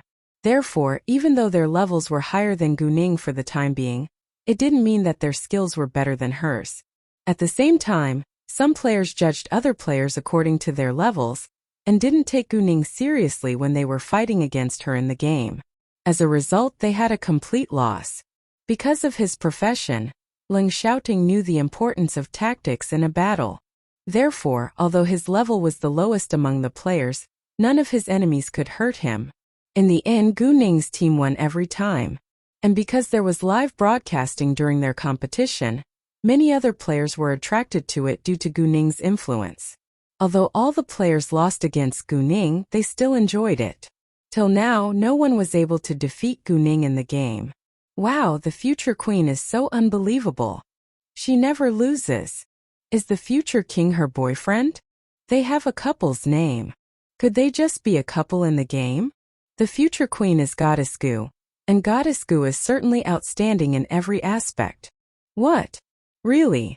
Not everyone was aware of the fact that Gu Ning was the future queen in the game, so they couldn't believe it. Many people use fake names and photos in the game after all. Of course it's true. Go check on her Weibo. Those who didn't believe it went to read Gu Ning's Weibo at once, and they found out that it was true. Oh my, the future queen is Goddess Gu. No wonder she's so amazing. I want to play the game with Goddess Gu. You should at least reach the same level as her. Gu Ning and Leng Xiaoting logged out after playing the game for a while longer, so the other players who waited to play around with her felt disappointed. Anyway, it wasn't easy for Gu Ning to have some time to play with them in the game. Some people also thought that Gu Ning was a little arrogant, because she always left quickly. Nevertheless, Gu Ning didn't know them at all, so it was ridiculous that they thought that she was disrespectful. Gu Ning didn't care about their opinions about her, because she had other important things to deal with in her real life. It was still early when they stopped playing the game, so Gu Ning and Leng Xiaoting took a nap. Gu Ning's office was very large, and the whole 18th floor belonged to her. The elevator was in the middle on the 18th floor.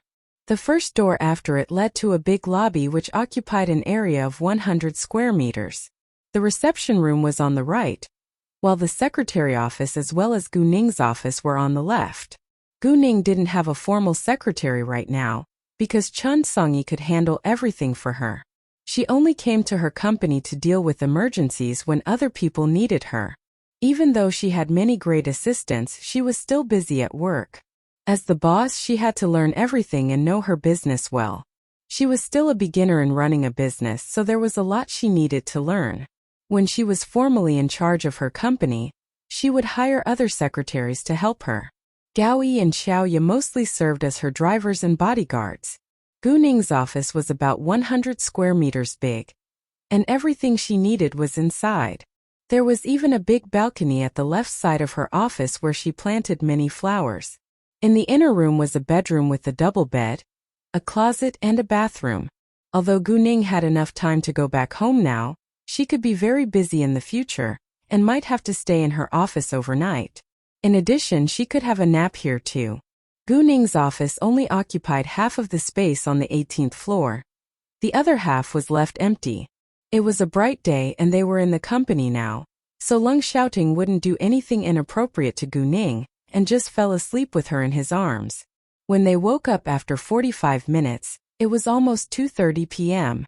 Gu Ning used her jade eyes to see outside of the office building, and she found that Dongfang Ziyu and Wu Shunhua were still out there. They were so patient and didn't want to leave until Gu Ning showed up again. Leng Xiaoting rarely went to the headquarters of the Shangshi organization, but he never stopped learning the skills and knowledge he needed to manage his business empire well. Besides, he didn't have time to go back to the Leng family's old house these days. He stayed with Gu Ning every day and didn't feel bored at all. In fact, they were teaching each other a lot of things, and they learned a lot from one another as well. At 4:30 p.m., Leng Xiaoting received a call from Master Leng, and Master Leng wanted to see him to talk about the issue of the Shun family. About over a half year ago, they found out that the Shun family was secretly scheming against them, but they needed time to collect enough evidence. Because the Shun family stayed very quiet during the rest of this year, they didn't have many chances to get clear evidence. However, Master Leng got new information today and he needed to see Leng Xiaoting right away. Leng Xiaoting agreed and told Master Leng that he would be back this afternoon. Master Leng then asked Leng Xiaoting whether Gu Ning was free today. If she was free, they could dine together. Leng Xiaoting knew that Gu Ning was free today, but he was afraid that she might not want to visit the Leng family after what had happened with Leng Xiaojia. However, Leng Xiaojia was still in the hospital now, so they wouldn't meet her in the Leng family's old house. Therefore, Gu Ning agreed to dine in the Leng family's old house with Leng Xiaoting. Leng Xiaojia felt better after staying in the hospital for a long time, and she could sometimes fall asleep and eat some food on her own. Unfortunately, her waist was still sore, and she couldn't leave the bed. Because of the torture, Leng Xiaojia lost a lot of weight and looked haggard with many wrinkles on her face. She only felt lucky that she was still alive. Leng Xiaoting sent Master Leng a message back and told him that they were on the way. Although it wasn't 5 p.m. yet, they would spend a lot of time on the road, so they set off earlier. Dongfang Ziyu and Wu Shunhua were still waiting outside, so Gu Ning had to use another car. Leng Xiaoting would be the driver, and Gu Ning would try to hide on the rear seats. As a result, Dongfang Ziyu and Wu Shunhua had no idea that she had already left. Even though there was only a short distance between them when Leng Xiaoting drove the car away, The car moved very fast, so they were unable to catch the magical power of the night-luminescent pearl in Lung Xiaoting's pocket. Just like that, Gu Ning disappeared from their sight. Once Dongfang Ziyu and Wu Shunhua were far behind them, Gu Ning moved to the front passenger's seat. The front passenger's seat was the exclusive girlfriend seat, so Gu Ning wouldn't leave it vacant.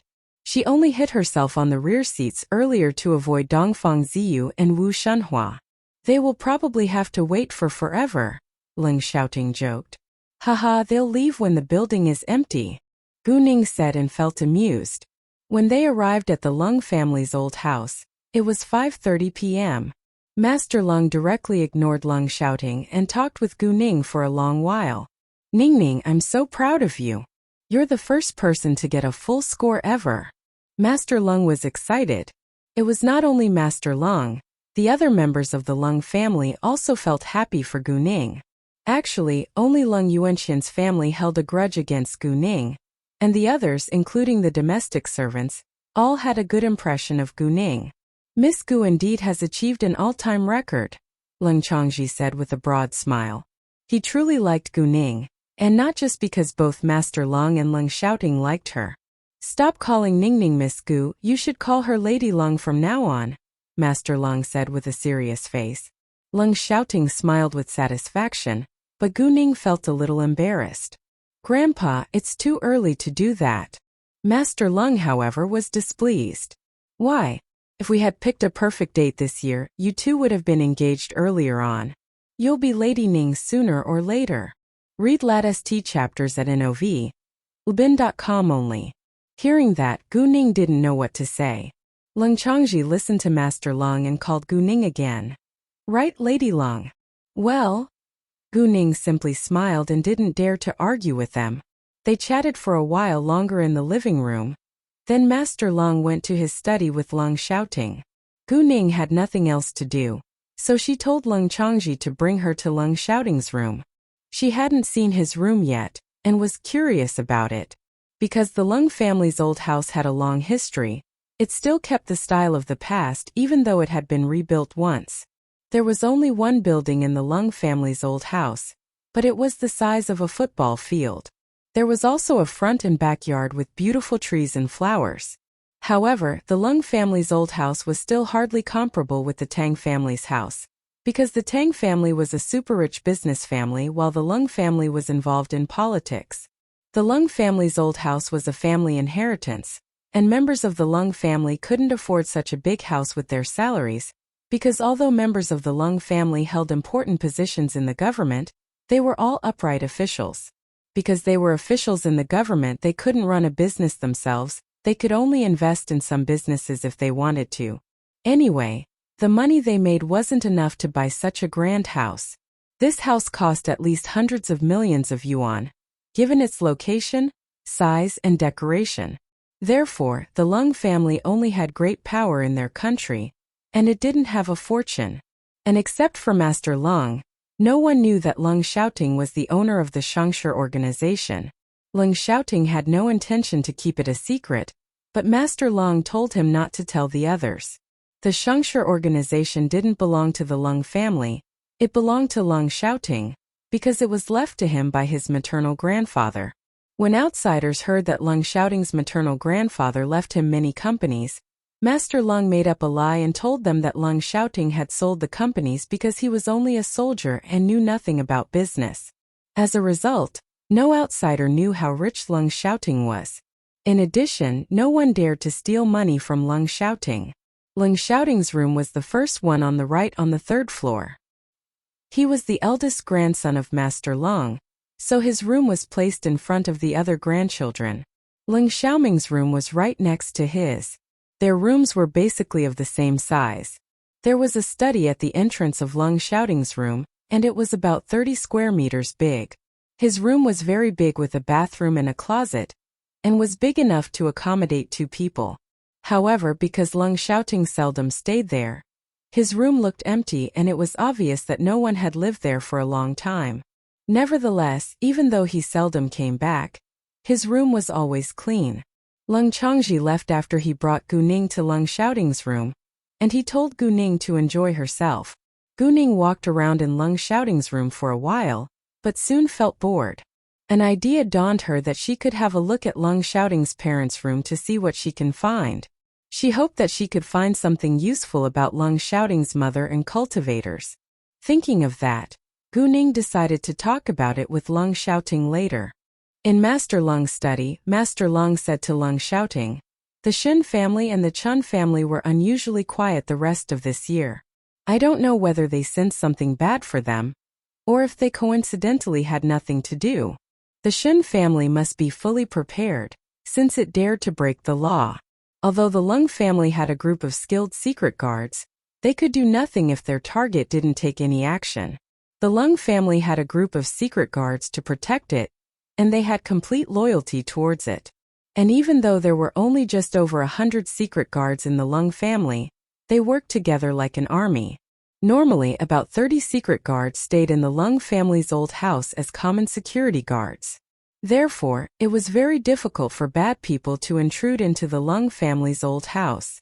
Because of the secret guards, the members of the Leng family could stay safe at home. It wasn't a secret that many powerful families had a group of secret guards to protect them, because they had many enemies. In the Leng family, however, only Master Leng and Leng Xiaoting were able to summon and order the secret guards to do something. Those secret guards obeyed their orders under any circumstances. The secret guards who are spying on them found something new today. Shen Yanfeng had a private meeting with Yuan Wanrui, the third son of the Yuan family. Although they didn't hear their conversation, it's very strange. The Yuan family isn't a friend, but Shen Yanfeng is one of our relatives, so he should know that we don't want to have any relationship with the Yuan family. They must be scheming against us. Master Leng frowned and looked worried. Leng Xiaoting was also confused. He definitely knew that Shen Yanfeng and Yuan Wanrui were planning something behind their backs. Shen Yanfeng had always been ambitious and greedy. I think he wants what we refused to give him from the Yuan family, Leng Xiaoting said with certainty. Although Shen Yanfeng was the Leng family's relative and the Leng family had helped him a lot, he wasn't satisfied with it. The problem now was that they didn't know the condition of Shen Yanfeng and Yuan Wanrui's agreement. If Shen Yanfeng really reached an agreement with Yuan Wanrui, they must be in the same party. Not every member of the four dominant families was smart and honest. The Leng family's direct descendants were mostly upright and outstanding, but its side branch was complicated. After all, there were too many members in a powerful big family. I think we better deal with the Shen family as soon as possible, Master Leng said. I understand. Leng Xiaoting nodded. Gu Ning had stayed in Leng Xiaoting's room for 20 minutes when Leng Xiaoting walked upstairs. Xiaoting, is your parents' room the same as before? Can I have a look at it? I think we can maybe find some useful clues, Gu Ning said once she saw Leng Xiaoting. Hearing that, Leng Xiaoting looked a little sad, but he didn't mind and agreed without hesitation. Sure, their room is still the same, but it's time for dinner now. We can go to their room after dinner. They didn't have enough time now. Great. Gu Ning smiled. After that, they went downstairs together. About 10 minutes later, Leng Yuanjin and the others came back home, and Leng Yuanjin and his wife were very happy to see Gu Ning. Leng Yuanqian, on the contrary, didn't want to see Gu Ning at all, because Gu Ning refused to give them her magical pills to cure Leng Xiaojia. Leng Xiaojia was his daughter after all, and he felt terrible when his daughter was being tortured by the pain. Even though Master Leng told him that Gu Ning was out of that magical pill, he didn't believe it. However, he was unwilling to beg Gu Ning for it, because he knew that Gu Ning wouldn't agree. Actually, Leng Yuanqian didn't know that Leng Xiaojia had hired a professional killer to murder Gu Ning. If Gu Ning was a weak girl, she could have been killed by the killer. And it was not only Gu Ning. Master Leng and other important members of the Leng family could also have been seriously injured because of Leng Xiaojia's stupid jealousy. Leng Yuanqian disliked Leng Xiaoting and Gu Ning, but he wasn't dumb and he knew what he couldn't do. Therefore, he only kept his distance from them. When everyone was present, the dinner began. Zhang Xuyuan stayed in the hospital to take care of Leng Xiaojia, so she was absent. Actually, in order to take care of Leng Xiaojia, Jiang Xuyuan had to commute between the hospital and her workplace every day. She had a job and couldn't leave it behind for too long. Jiang Xuyuan also brought several changes with her in case she needed to stay in the hospital overnight. Leng Xiaojia was a girl after all, so it was inconvenient for Leng Yuanqian to take care of her. Leng Yuanqian would go see her once he was free, so would Master Leng. Master Leng still cared about Leng Xiaojia because she was his granddaughter, but there was nothing he could do in the hospital. While Gu Ning was enjoying dinner in the Leng family's old house, the headquarters of the Shengning organization was almost empty. What's going on here? Does she know that we're following her? Wu Shenhua said. I don't think so. Maybe she hid in another car and left already, Dongfang Ziyu said. Wu Shenhua nodded and asked, what should we do now? Go back to our place, then figure out whether Gu Ning's company is in the building. We can continue to spy on her tomorrow, Dongfang Ziyu said. Although they came from the cultivation world, they had connections in the mortals world as well, so it wasn't difficult for them to find out about someone's background. In addition, Gu Ning was quite famous now, especially on social media. In the Leng family's old house, Leng Xiaoting brought Gu Ning upstairs after finishing dinner. His parents' room was on the second floor, and was the first room on the right too, and was under Leng Xiaoting's room. The layout of the second floor was basically the same as that of the third floor. Leng Xiaoting's parents' room was also very large. The refurbishment of the Leng family's old house happened when Leng Xiaoting's parents were still alive about a dozen years ago, so their room stayed the same as in the past. Everything in Leng Xiaoting's parents' room was covered by white cloth to protect it from dust. Because no one lived here, the room would only be cleaned twice a year. The first time was on the anniversary of their death, while the second time was at the New Year festival. The interval was nearly half a year. Leng Xiaoting looked sad once he walked near to his parents' room. Gu Ning understood his feelings, but it was unavoidable. Luckily, it was an old story and Leng Xiaoting already grew up. Since they needed to search around in the room, they needed to remove the white cloth. Oh, do you have a photo of your mother? Gu Ning suddenly asked. There were cameras about a dozen years ago, but they used photographic film back then. Sure. Leng Xiaoting nodded. After that, he went to take out an album with many photos of his family inside.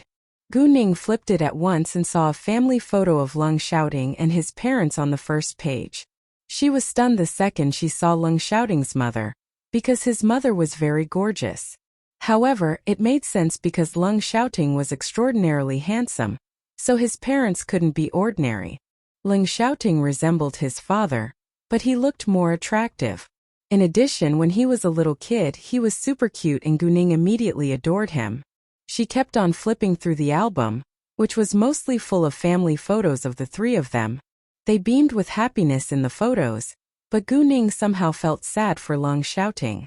He used to have a happy family and loving parents by his sides, but he lost them along with his smile in an accident. Xiaoting, what's your mother's name? Gu Ning asked.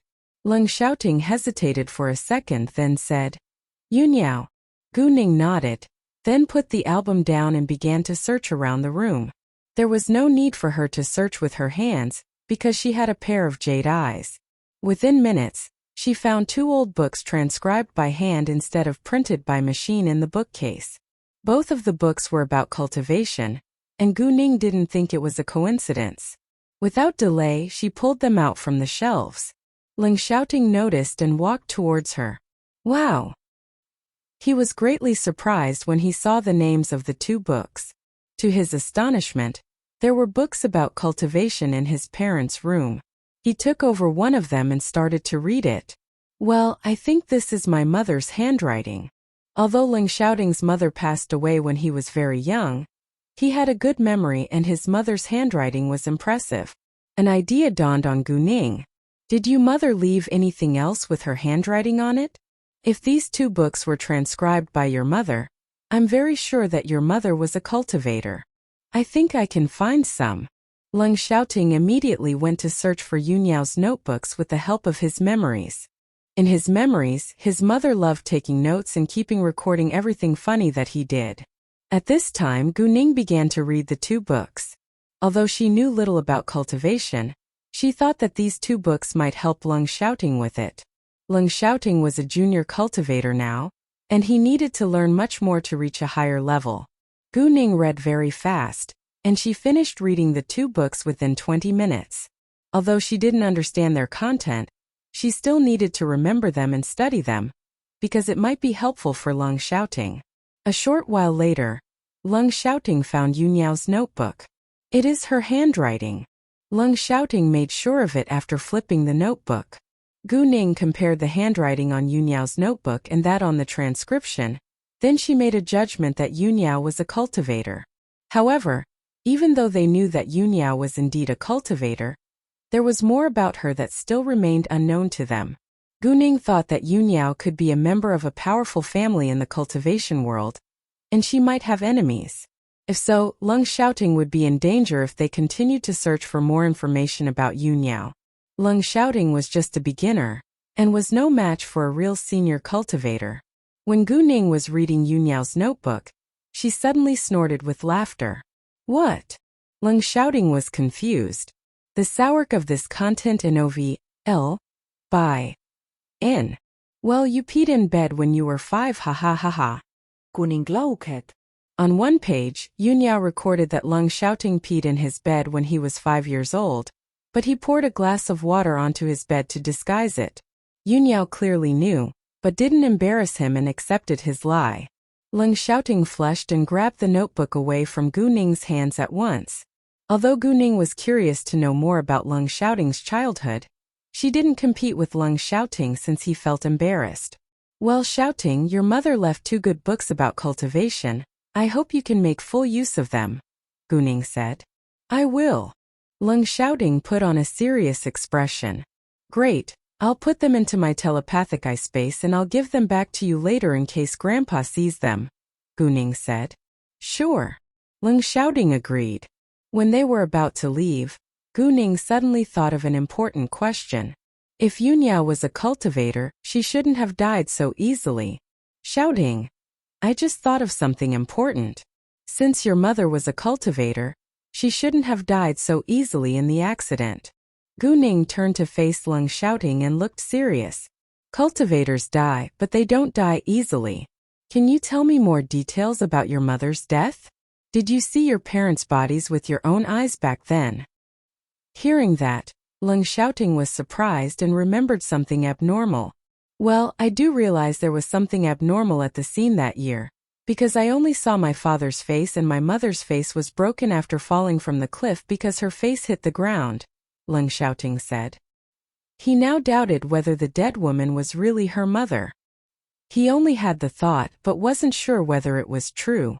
Although cultivators wouldn't easily die, they still died and nobody knew what exactly had happened back then. However, if the dead woman wasn't his mother, who was she? Where did his mother go if she wasn't there? He refused to believe that his mother had abandoned his father in the accident, but he didn't know what to believe now. Gu Ning also had the same idea that the dead woman might not be Lung Xiaoting's mother, but like Lung Xiaoting, it was only her doubt, because she had no evidence. Like what Lung Xiaoting just had in mind, cultivators wouldn't easily die, but they could still die, especially in a terrible accident. Besides, Yunyao fell from a very high cliff. It wouldn't kill her if she was a senior cultivator, but she could lose her life if her level was low. Therefore, it was possible that Yunyao was really dead. Gu Ning had no intention to make any unkind speculations about the death of Lung Xiaoting's parents. Where did your parents lose their lives? Gu Ning asked. Since they had doubt now, they needed to know more about it. Kunlun Mountain. They were chasing an evil criminal, and the criminal must have been very strong, so even my parents were no match for him, Lung Xiaoting said. If the criminal was able to defeat a cultivator, either he was too strong or Yunyao must have been too weak. No matter what, Gu Ning made a decision to conduct an investigation. Xiaoting, I'll investigate it. I know you want to do the same thing, but I hope that you can focus on your cultivation first. You're not immortal now. If other cultivators find you, you'll be in big trouble. We don't know whether your mother has enemies in the cultivation world. If your mother had enemies, they definitely will attack you before you reach a high level as a cultivator, Gu Ning said. Sure. Lung Xiaoting nodded. He understood Gu Ning's concern. And you don't need to blame your mother even if the dead woman isn't her, all right? Gu Ning sighed. She was worried that Leng Xiaoting might be in a bad mood. I won't, Leng Xiaoting said. He didn't believe that his mother would abandon his father like that, and he loved his mother deeply. Gu Ning and Leng Xiaoting checked the room once again before they left. They only stayed upstairs for half an hour, and no one asked them what they had done when they went back to the living room. Gu Ning and Leng Xiaoting stayed in the Leng family's old house for a while longer, then left. Qi Ziyue and Tang Yixin's wedding was tomorrow, and both of them were having a bachelor's party tonight with their own friends. They enjoyed the party with wild abandon. Gu Ning clearly knew that they would do many inappropriate things at the party, so once she walked out of the Leng family's old house she called Kay and told him to find out where they were right now. About 10 minutes later, Kay called Gu Ning back, and Gu Ning assigned a task to Gao Yi and Xiao Ye. She told them to spy on Qi Ziyue and Tang Yixin to see what they could get on them. Leng Xiaoting knew about Gu Ning's long-standing grudge against Tang Yixin and Qi Ziyue, but he didn't know that they were going to be married tomorrow, and Gu Ning decided to take revenge at their wedding. In addition, Gu Ning had already told him that she would handle it on her own, so he didn't ask further about it. Although Leng Xiaoting didn't ask further about it, Gu Ning had no intention to keep it a secret from him. However, before she could tell him her plan, Leng Xiaoting told her that he had to go back to the military base tomorrow, and that he might see her again on this weekend if he could be free. In that case, Gu Ning simply nodded and said nothing.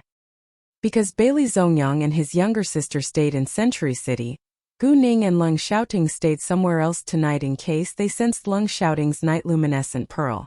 Even if Leng Xiaoting didn't have the night luminescent pearl with him, they could still feel the air of a cultivator from him.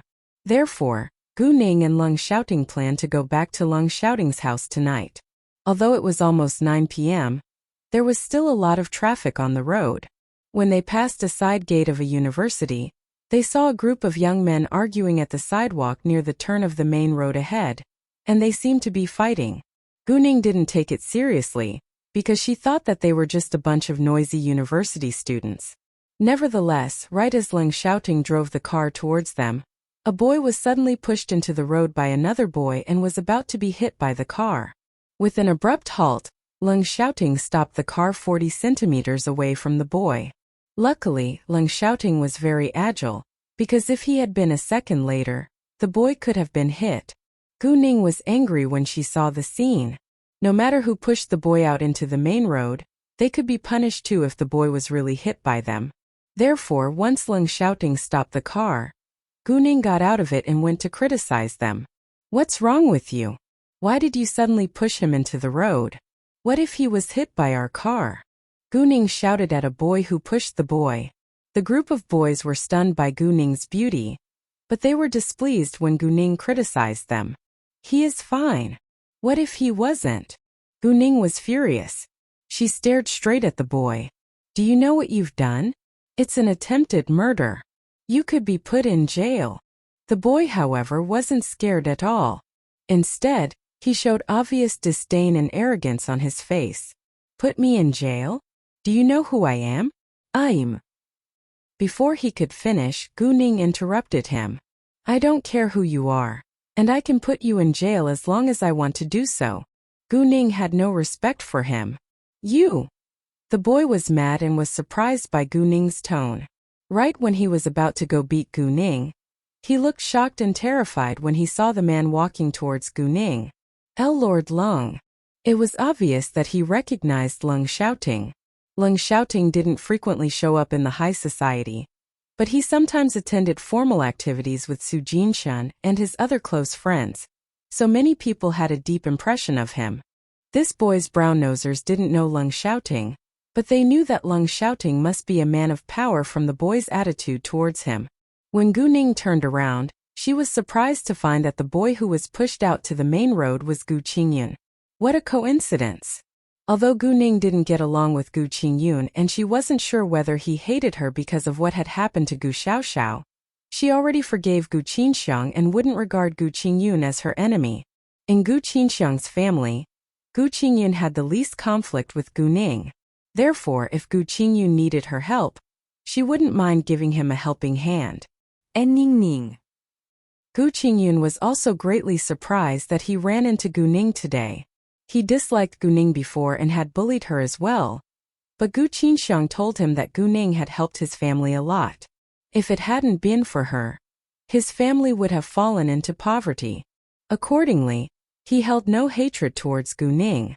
Instead, he felt guilty for what he had done to her. The boy had a premonition when he saw Gu Qingyun talking with Gu Ning. He was surprised that Gu Qingyun could have a relationship with Leng Xiaoting's friend. Although Gu Qingyun didn't have a direct relationship with Leng Xiaoting wouldn't stand aside and do nothing since he was his friend's friend. Tell me what happened? Gu Ning asked Gu Qingyun. She looked calm and showed concern for him. Gu Ning saw that Gu Qingyun had no hatred towards her now from his expression. Although she didn't care about how Gu Qingyun thought of her, she wouldn't mind being friendly to him if he had a good attitude. Moreover, Gu Qingyun obviously wanted to have a good relationship with her, who was an influential relative. I just had conflict with my schoolmates, Gu Qingyun said with hesitation. He was a little afraid of his schoolmates. After all, his schoolmate who found fault with him was from a powerful family in the capital.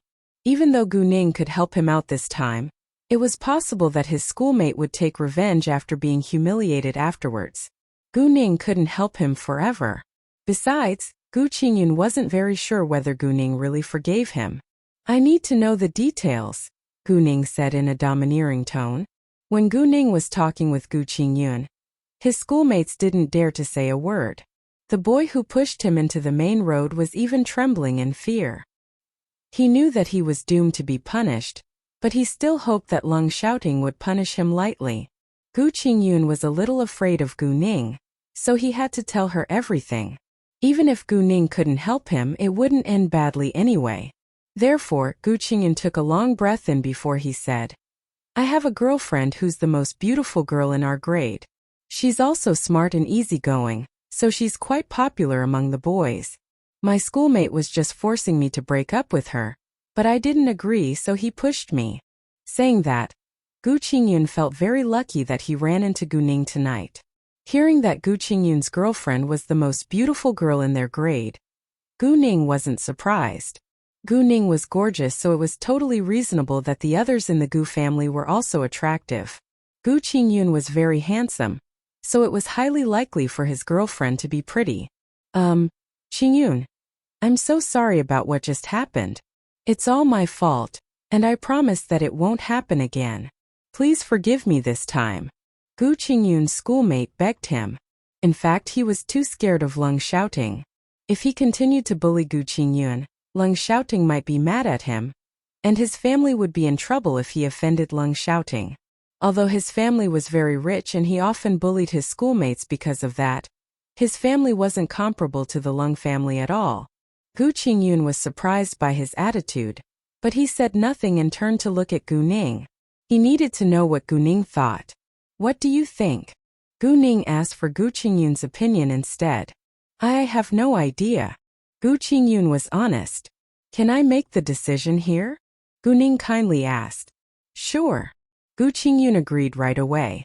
Even though he could have been seriously injured because of his schoolmate, he was safe and fine now. It wouldn't do him any good if they severely punished his schoolmate. Moreover, his schoolmate showed a good attitude and apologized with sincerity, so Gu Ning decided not to punish him this time. Gu Ning also clearly knew that Gu Qingyun didn't dare to punish his schoolmate. Well, I can let you go this time, but you should stop harassing my older cousin and his girlfriend, or you'll learn a lesson from me, Gu Ning said in a serious tone. Gu Qingyun was struck dumb for a second when Gu Ning was still willing to admit that they were relatives. All of a sudden, he had mixed emotions. His schoolmates at the same time were shocked. To their astonishment, Gu Ning was Gu Qingyun's younger cousin. Sure. They nodded at once. Oh, there is another thing. Gu Ning opened her mouth again. If you see my older cousin being bullied by anyone else in the future, help him whenever you can, understand? Gu Ning sighed. Since Gu Qingyun's girlfriend was quite popular, he might end up in trouble again. In addition, these boys seemed to be influential, so Gu Qingyun could be safer with their help. No problem. They didn't think that it was a big deal and even agreed with honor. At this time, Gu Qingyun's schoolmate guessed that Gu Ning might have a special relationship with Leng Xiaoting. He had heard about Leng Xiaoting before, and it was said that he always kept a distance from girls, but Gu Ning stood quite close to him. If Gu Ning was Leng Xiaoting's girlfriend, Gu Qingyun would become his relative. No matter what, they shouldn't be stupid and find fault with Gu Qingyun again. Gu Qingyun felt touched when Gu Ning showed her willingness to protect him. She was indeed kind and tolerant. Gu Qingyun didn't want Gu Ning to regard him or his family as an enemy. Even though they didn't get along with each other, they could simply be strangers. If Gu Ning took him as her enemy, she could easily ruin his life as long as she wanted. Gu Ning then ignored Gu Qingyun's schoolmates and gave him her name card. "Remember my number and call me if you need my help." Her attitude was still a little cold towards Gu Qingyun, but it was obvious that she already forgave him. "Thanks, Ningning, and I should apologize to you for what I've done before," Gu Qingyun said, feeling guilty. "It's fine, I can forgive you," Gu Ning said, then left. Leng Xiaoting held her hand and opened the car door for her before he drove away. His behavior shocked Gu Qingyun's schoolmates, because it meant that Gu Ning was really his girlfriend. Actually, Leng Xiaoting purposefully did that to show them his real relationship with Gu Ning, so that they would know that it was serious. Those boys didn't relax until Gu Ning and Leng Xiaoting disappeared from their sight. Gu Qingyun didn't bother to talk with them either, and just turned around and walked away. Even though they wouldn't hurt him anymore because of Gu Ning, he was still unwilling to stay with them. And they didn't stop him because they honestly had no idea how to face him right now. "Hey, who is this Lord Leng?" They began to talk about Leng Xiaoting afterwards. His full name is Leng Xiaoting, and he was born in the Leng family in the capital. What? The boys who didn't recognize Leng Xiaoting earlier now felt scared. No wonder he looked so powerful. Luckily, Gu Qingyun was fine. If Gu Qingyun was injured, they would be in big trouble. Thinking of that, they felt quite lucky. Well, I'm surprised that Gu Qingyun's younger cousin is Lord Leng's girlfriend. Luckily he's fine, or we'd be doomed. We better stay away from him in the future. Idiot. Since his younger cousin is Lord Leng's girlfriend, we should figure out a way to form a good relationship with him. Right. Didn't you hear what the girl just said? She wants us to protect Gu Qingyun if anyone else dares to bully him. I'm curious about Gu Qingyun's younger cousin now. Me too. Who is she? She's very pretty and looks smart as well. I think she and Lord Leng are a perfect match. Alright, we should go back now. After that, they went back to their school. Dongfang Ziyu soon learned a lot about Gu Ning on the internet, which wasn't difficult because Gu Ning was famous. Dongfang Ziyu learned the basic information about Gu Ning first, which included her name, address, place of birth, etc. She also found out that Gu Ning was the top scorer of this year's National College Entrance Examination. And other than that, Gu Ning also had many profitable companies under her name. Gu Ning was very young, but she already became a billionaire. In addition to that, there was a lot of news about her brave deeds on the internet as well. She had saved many people's lives before, and videos as well as pictures of her brave deeds abounded on social media. Moreover, Dongfang Ziyu also found out that the beautiful office building was under Gu Ning's name, and it was the headquarters of her business group. She had an expensive house in Century City too. Although Gu Ning had more achievements than the above, Dongfang Ziyu wasn't a hacker and couldn't find out everything about her.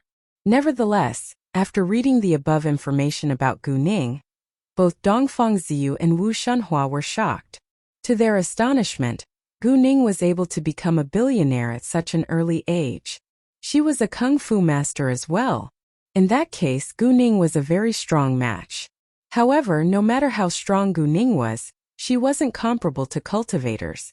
After all, Dongfang Ziyu was very outstanding among cultivators.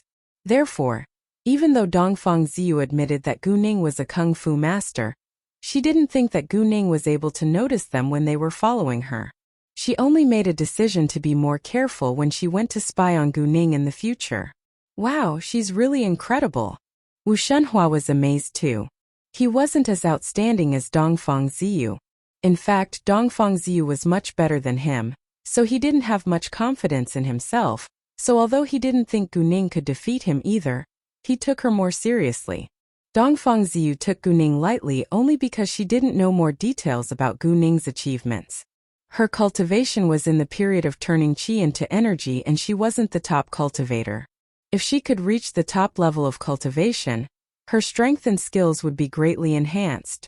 In addition, she could stay young and beautiful forever. Dongfang Ziyu was only in the primary period of turning qi into energy, and it was super difficult for her to go up to the next level. She had been stuck in the current period for almost a year now. Even though Bailey Zongyang, the well-known and talented cultivator in the cultivation world, was in the same period as her, he had already reached the middle period. Therefore, Bailey Zongyang was much stronger than Dongfang Ziyu, and Gu Ning probably couldn't defeat him, even if she had the Flood Dragon's help. Leng Xiaoting was at the early stage of turning the power into qi, which was the base of the next level. Once he had enough experience, he would be able to see what mortals couldn't. In other words, he would see ghosts and monsters like Gu Ning could. All cultivators could do that. So what? She's simply immortal. Dongfang Ziyu frowned with dissatisfaction. In her eyes, mortals were inferior to cultivators. Without any reason, Dongfang Ziyu somewhat disliked Gu Ning. Although Gu Ning was only a mortal, she couldn't help comparing herself with Gu Ning. Wu Shunhua closed his mouth at once, because he could see that Dongfang Ziyu didn't like Gu Ning. Gaoyi and Xiaoye indeed got something useful. Gaoyi was spying on Qi Ziyue, and took a video of him talking with a girl. They were drinking together, but the girl got drunk quickly, so Qi Ziyue proposed to drive her home. Afterwards they got in the car but Qi Ziyue didn't start it.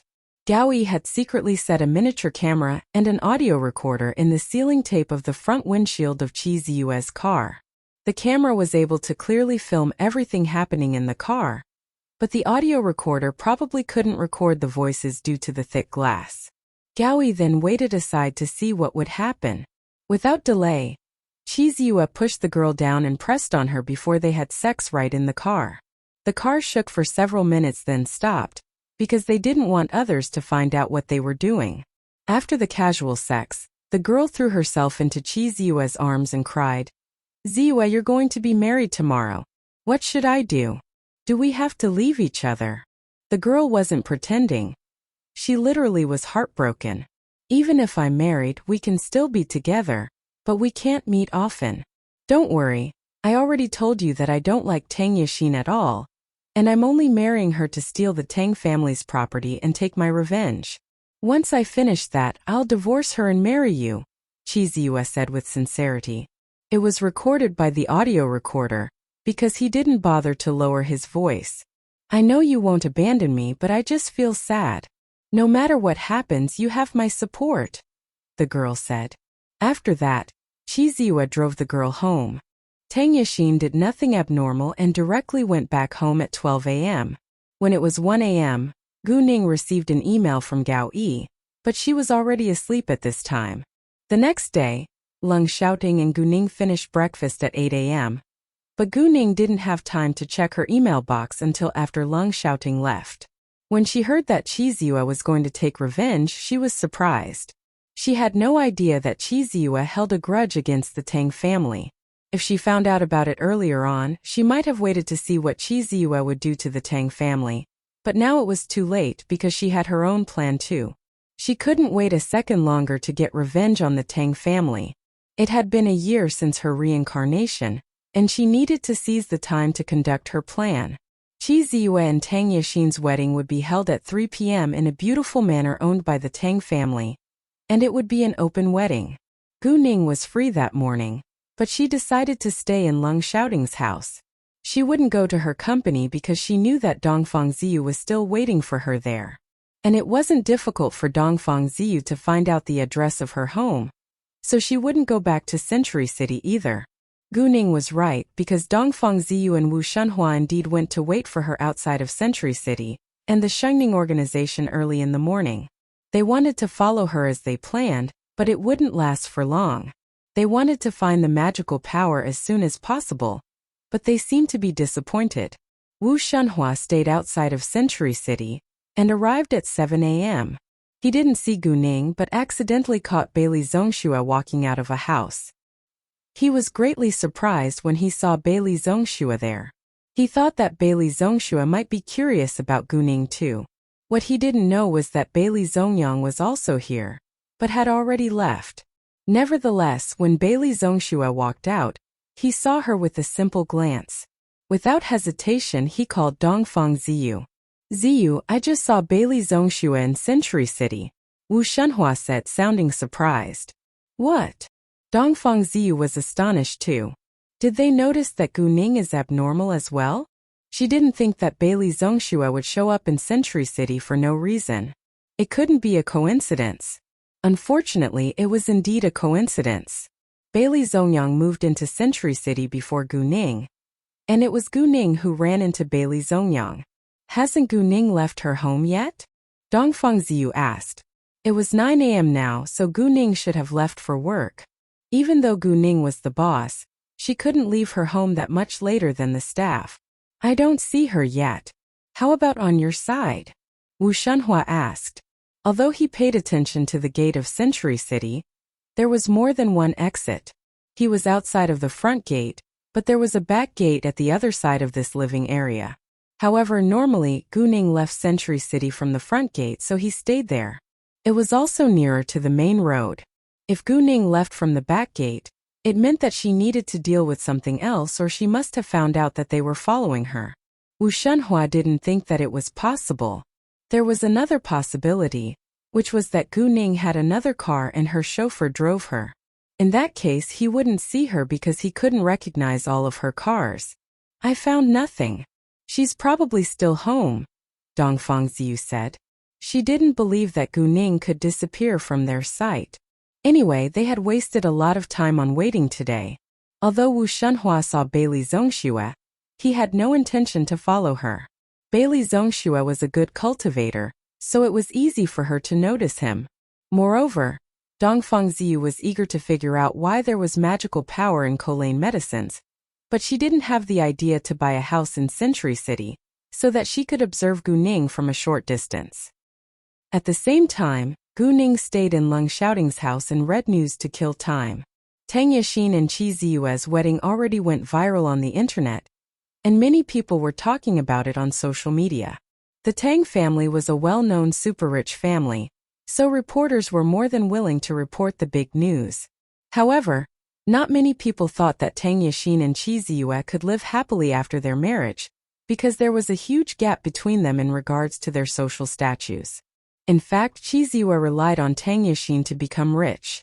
It was undeniable that Qi Ziyue was outstanding, but he couldn't be promoted to deputy executive without Tang Yixin's help. At the beginning, Tang Bingsen didn't think that Qi Ziyue could be successful and his daughter should marry into another super-rich family, so he reminded Tang Yixin not to take her relationship with Qi Ziyue seriously. However, Qi Ziyue was involved in Tang Aining's death later, and Tang Bingsen was worried that Qi Ziyue might expose his dirty secrets if he kicked him out of his family, which was the reason why he allowed Tang Yixin to marry Qi Ziyue. Qi Ziyue noticed those negative comments on him as well. He was furious, but fury was useless. Anyway, he had already achieved his goal, and that was all he wanted. In the Tang family's manor, the event location was decorated very well, and it looked extremely luxurious and romantic. At 2 p.m., Qi Ziyue and Tang Yixin were ready, but they stayed in different lounges for the time being. Qi Ziyue was in a white suite today, which accentuated his handsome appearance, while Tang Yixin was in a wedding gown customized by Jason from Paris, and she looked more elegant than usual, because although Tang Yixin was born in a super-rich family, she normally behaved like a foxy woman. Nevertheless, she was totally different at her wedding today. Tang Yixin's female friends were her bridesmaids. My daughter is so gorgeous. I've never seen a bride who's more beautiful than her. Ji Yijing kept complimenting her daughter. At the same time, she couldn't help but think of Tang Aining and felt displeased. Although she was unwilling to admit it, it was a fact that Tang Aining was prettier than Tang Yixin. Fortunately, Tang Aining was dead. The existence of Tang Aining's mother was a humiliation in Tang Bingsen's eyes, because Tang Bingsen relied on Tang Aining's mother to become successful. Tang Aining's mother was too outstanding and admired, so almost everyone thought that he was a kept man. In that situation, Ji Yijing seized the chance and became Tang Bingsen's mistress. And because of Tang Aining's mother, Tang Bingsen hated Tang Aining too and never treated her as his daughter. I agree, Yashin is always stunning. Not every girl can look as attractive in a wedding gown as Yashin does. Many people began to flatter Tang Yashin, even though Tang Yashin wasn't actually the prettiest girl at the scene.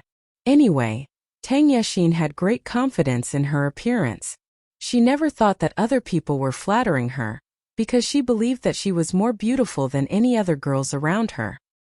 Ji Yijing didn't stay in the bride's lounge for long, and soon left to welcome the guests. At this time, many influential figures in politics, business, entertainment and media were all present. It was Tang Yashin and Qi Ziyue's wedding, but it was also an important event for people in high society to gather together. So many guests came for a purpose. All of the invited people were either rich or powerful, so it was a great chance for them to socialize. Therefore, guests of the same purpose always stood in a circle and chatted with each other. Some super rich young girls or boys were also busy striking up a conversation with their targets. Normally, the younger generation from families of the same social status could easily become friends with one another. Actually, they didn't have many choices as to their marriage because of their family background, so they had to choose from within their friend circle. Look, that's Lord Liu.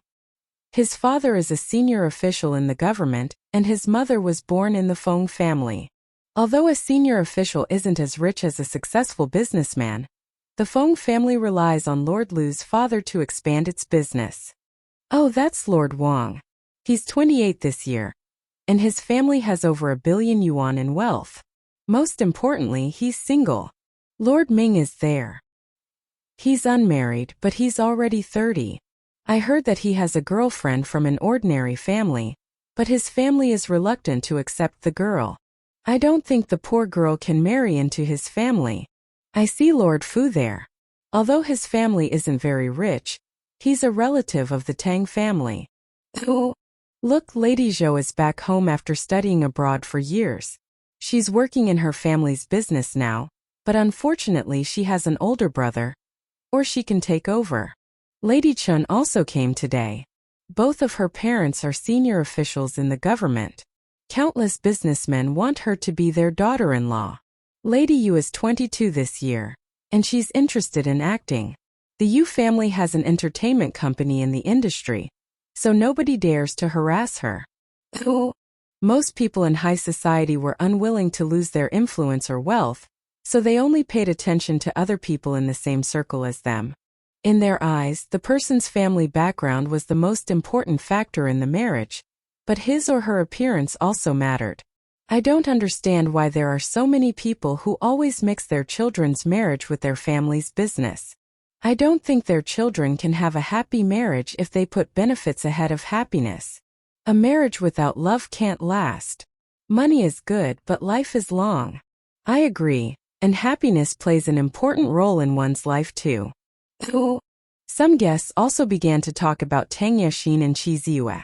They must be in love since they're going to marry each other, although there is a huge gap between them. Right, I'm also willing to marry my true love without caring how much money he has. True love? Seriously?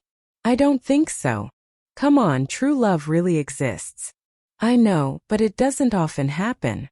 Men are more realistic than women, and they always marry in order to climb up the social ladder. I learned this lesson from personal experience. Actually, there were all kinds of people in this world, and having a happy marriage depended on one's luck.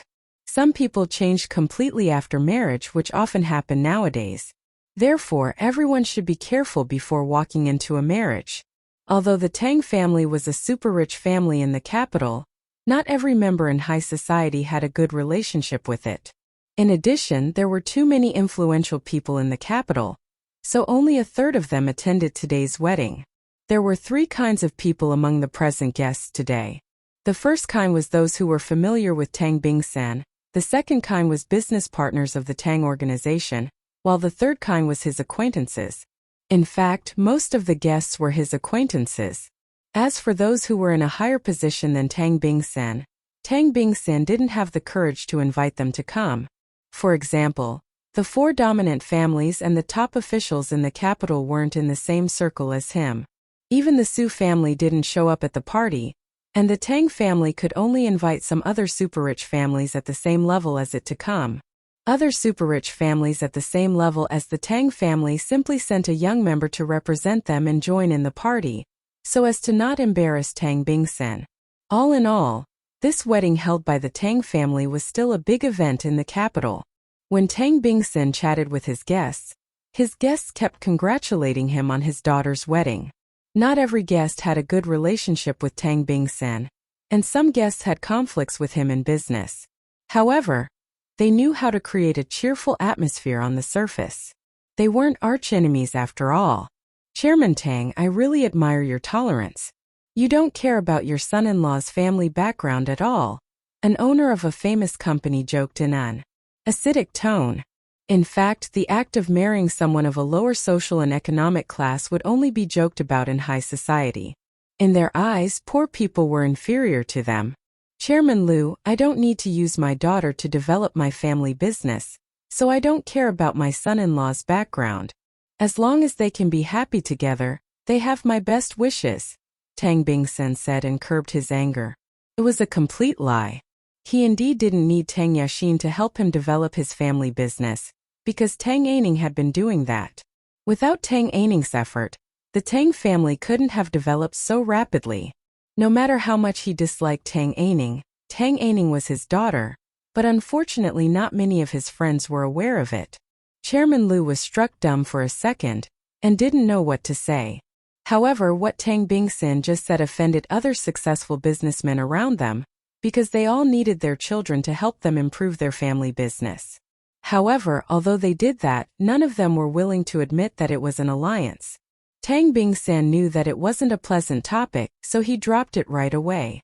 Chairman Liu had no intention to talk about it further either.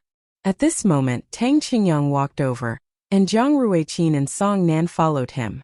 They were Tang Qingyang's best friends, so they knew about his long-standing grudge against the Tang family. They supported Tang Qingyang and hoped that he could succeed in taking his revenge. Although Tang Qingyang didn't tell them that he was working with Gu Ning now, he told them that there would be a big drama at the wedding today, so they got excited and wouldn't miss the chance to witness the drama. Tang Qingyang, Jiang Ruiqin, and Song Nan were familiar faces in high society, because Tang Qingyang was a member of the Tang family, and he didn't leave the capital until his parents were caught by the accident. He had only left the capital for 3 years, so many people still remembered him. The Jiang family held an important position in politics, and it also had a good relationship with the Lung family in the capital. Jiang Ruiqin was running his own business now, so he often socialized with other people in the same circle as him. As for Song Nan, although his family wasn't as influential as Tang Qingyang's and Jiang Ruiqin's family, his family wasn't poor at all. Song Nan's father was the principal of a prestigious university in the capital, and his mother was the deputy director of a famous hospital. Song Nan was also a successful young businessman. Tang Qingyang came in a dark red-brown suit. Jiang Ruiqin was in a dark blue suit, while Song Nan was in a common black suit. The three of them were very handsome and attracted a lot of attention once they showed up. In fact, not many men at the party were more attractive than them. Wow, they're so handsome. I can't move my gaze from them. Who are they? I know them. The man in the red suit is Chairman Tang's nephew, and he's also a major shareholder of the Tang organization. Really, how about the man in the blue suit? He's Jiang Ruiqin. Do you know the Jiang family in the capital? His family has a great relationship with the Lung family, and his father is also a senior official in the government. The man in the black suit is Song Nan. His father is the principal of a prestigious university in the capital, and his mother is the deputy director of a famous hospital. He's also very rich in his own right. Jesus, they're very outstanding among their peers. Right, so they're quite popular. In fact, although the three of them weren't the richest or the most powerful men at the party, they were the most popular men among the girls. Why don't we try to strike up a conversation with them? I don't have the courage. Come on, there are too many rich girls at this party, and we must show more initiative. Some young men were displeased when they noticed that Tang Qingyang and his friends were more popular than them. But they couldn't do anything about it, because the Zhang family and the Song family didn't have a close relationship with the Tang family. Tang Bingsin didn't have the chance to invite them, so he felt honored that Zhang Ruiqin and Song Nan could come. They came because of Tang Qingyang, but Tang Bingsin didn't mind. He cared more about the importance of his guests. Tang Qingyang and his friends went to greet Tang Bingsin, who was the host, once they walked into the hall. Un sổ tang, congratin. I'm sorry I didn't tell you earlier on that I would come with two of my friends, Tang Qingyang said with a gentle smile. Even though both of them took each other as an unavoidable enemy, they still pretended to be kind towards one another before their long-standing grudge was placed on the table. Tang Bingsin also put on a broad smile. Don't say that. All of you're welcome here.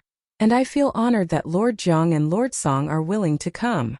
Although Zhang Ruiqin and Song Nan were much younger than Tang Bingsin, their families were more influential than the Tang family. Therefore, Tang Bingsin had to be polite to them, at least on the surface. Congratulations, Chairman Tang.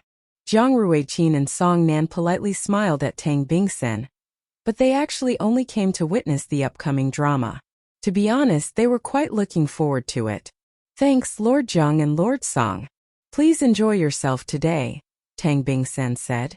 Then he excused himself and walked away to welcome his other guests. We will. Zhang Ruiqin and Song Nan saw him leaving. However, Tang Qingyang stopped him at this moment. Uncle Tang, where is Aining? Shouldn't she come back to attend Yashin's wedding? Although they're half-sisters, they're a family after all, Tang Qingyang asked Tang Bingsin. Hearing that, Tang Bingsin changed his expression. To his astonishment, Tang Qingyang mentioned Tang Aining at Tang Yashin's wedding. Tang Qingyang did that on purpose. He knew that Tang Aining was already dead, and that she was killed by Qi Ziyue and Tang Yashin. Nevertheless, Tang Bingsin kept it a secret, so he didn't know that Tang Qingyang deliberately did that. Oh, does Chairman Tang have another daughter? A guest asked in surprise. Chairman Lu followed up at once.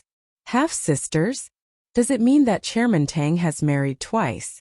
Not many people were aware of Tang Bingsin's first marriage. Chairman Lu, haven't you married twice too? It isn't something abnormal.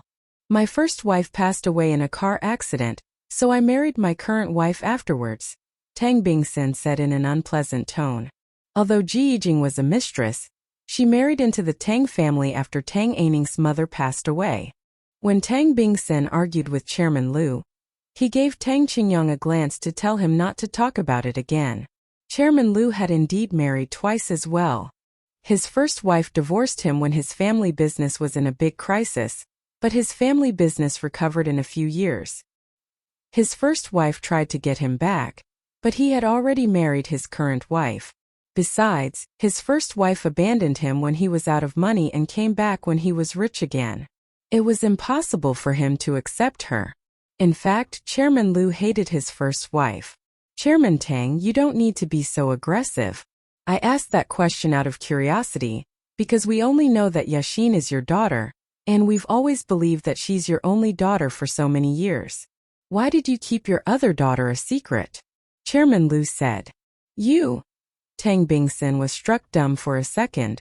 Chairman Lu, it's my family affair. But I can tell you the reason now since you're curious about it. I have two daughters, but my older daughter has been staying abroad these years for her own business. She seldom comes back home, so not many people know about it. In that case, Chairman Lu had to close his mouth, but he didn't feel embarrassed at all. Tang Qingyang also dropped this topic, because it wasn't time for him to expose his grudge against Tang Bingsin now. He excused himself and left to chat with other guests. Tang Bingsin didn't think that Tang Qingyang could find out about Tang Aining's death, so he didn't think further about it.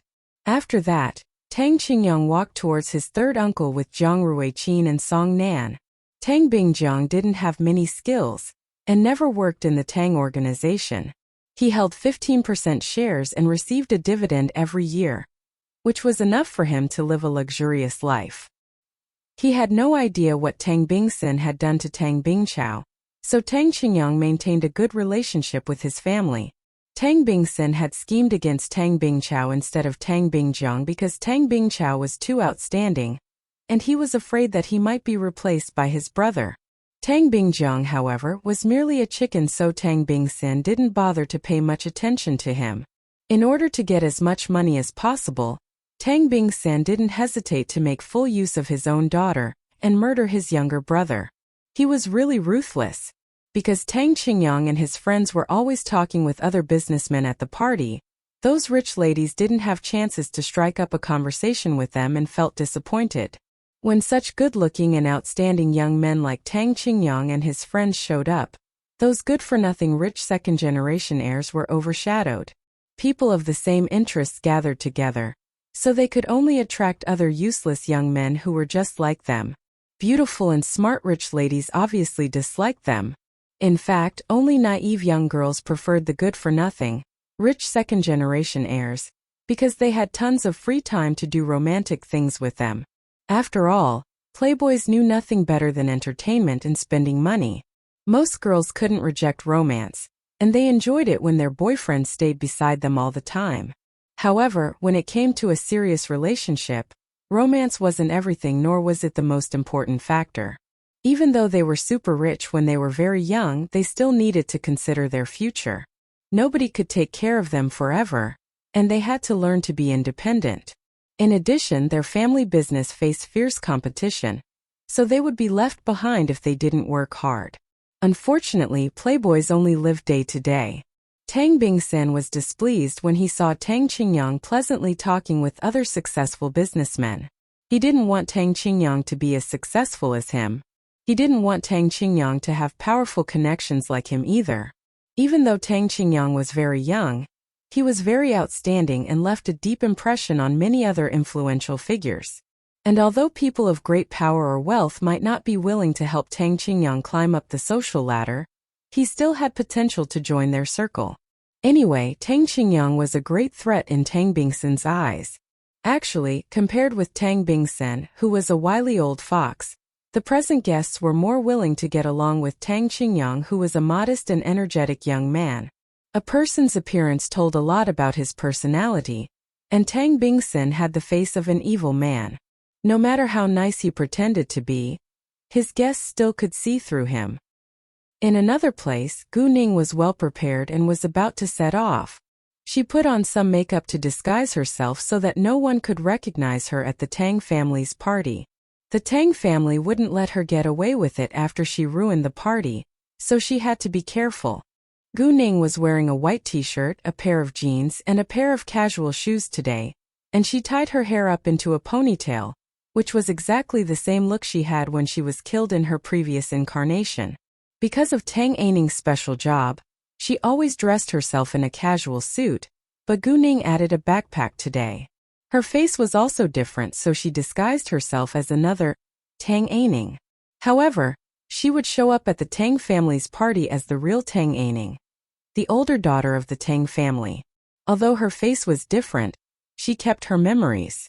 The Tang family's manor was located in a suburb near the Eastern District, and it occupied about 10,000 square meters.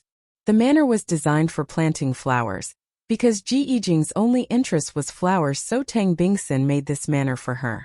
Planting flowers could satisfy Ji Yijing's interest and make some money at the same time. The money was only enough for her to maintain this manor, so the Tang family didn't care about it at all. The large, beautiful house was decorated in European style and looked quite luxurious. There was a broad road at the opposite side of it, and a river lay farther ahead. When Gu Ning arrived at the manor, the wedding was about to begin. All the guests needed an invitation letter to enter the manor, so Tang Qingyang had prepared one for Gu Ning. With the invitation letter, Gu Ning successfully got into the manor. Once she walked near, many people were attracted to her, not because she was stunning but because she came in a casual suit.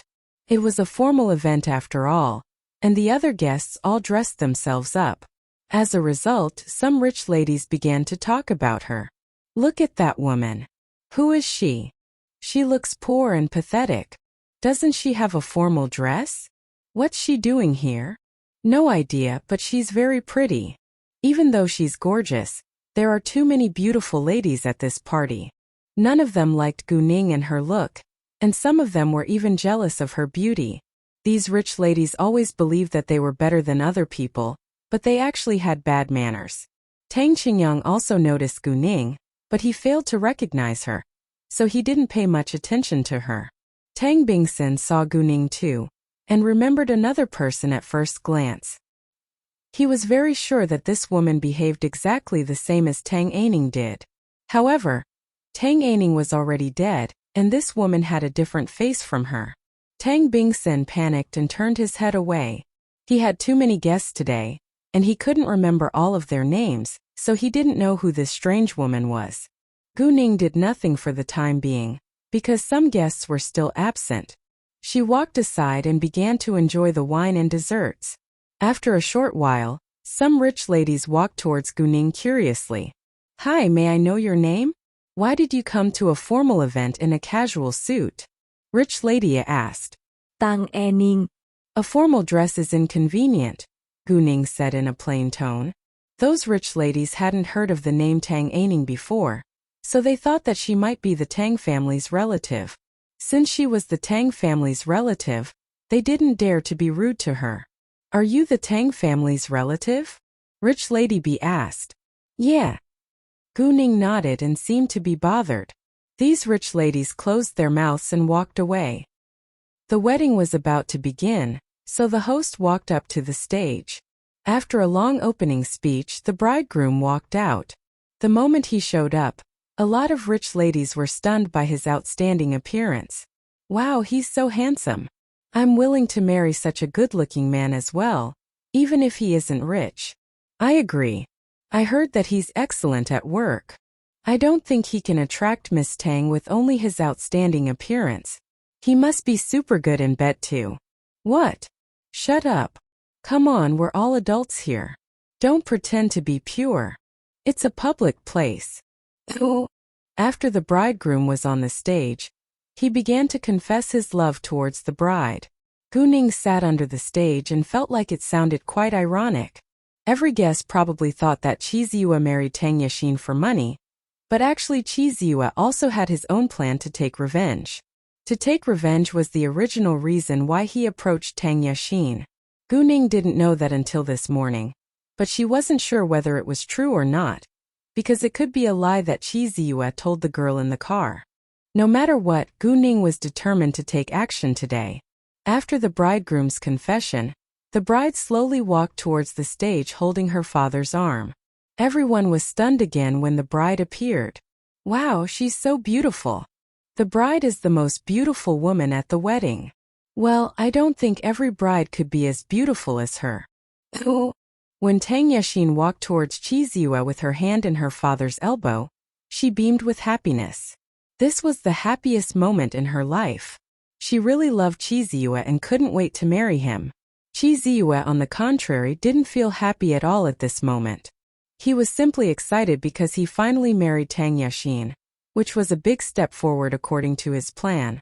However, what he didn't know was that his wedding with Tang Yexin was soon going to be ruined. Right when the host was about to say something again as Tang Bingsen and Tang Yexin reached the stage, Gu Ning walked out from among the guests. She quickly walked to the stage without hesitation. Everyone was confused and didn't understand what she was doing. What's she doing? No idea. I think something unpleasant is going to happen. Gu Ning indeed came to ruin Qi Ziyue and Tang Yexin's wedding. Although she didn't look like Tang Aining now, Tang Aining's soul was in her body.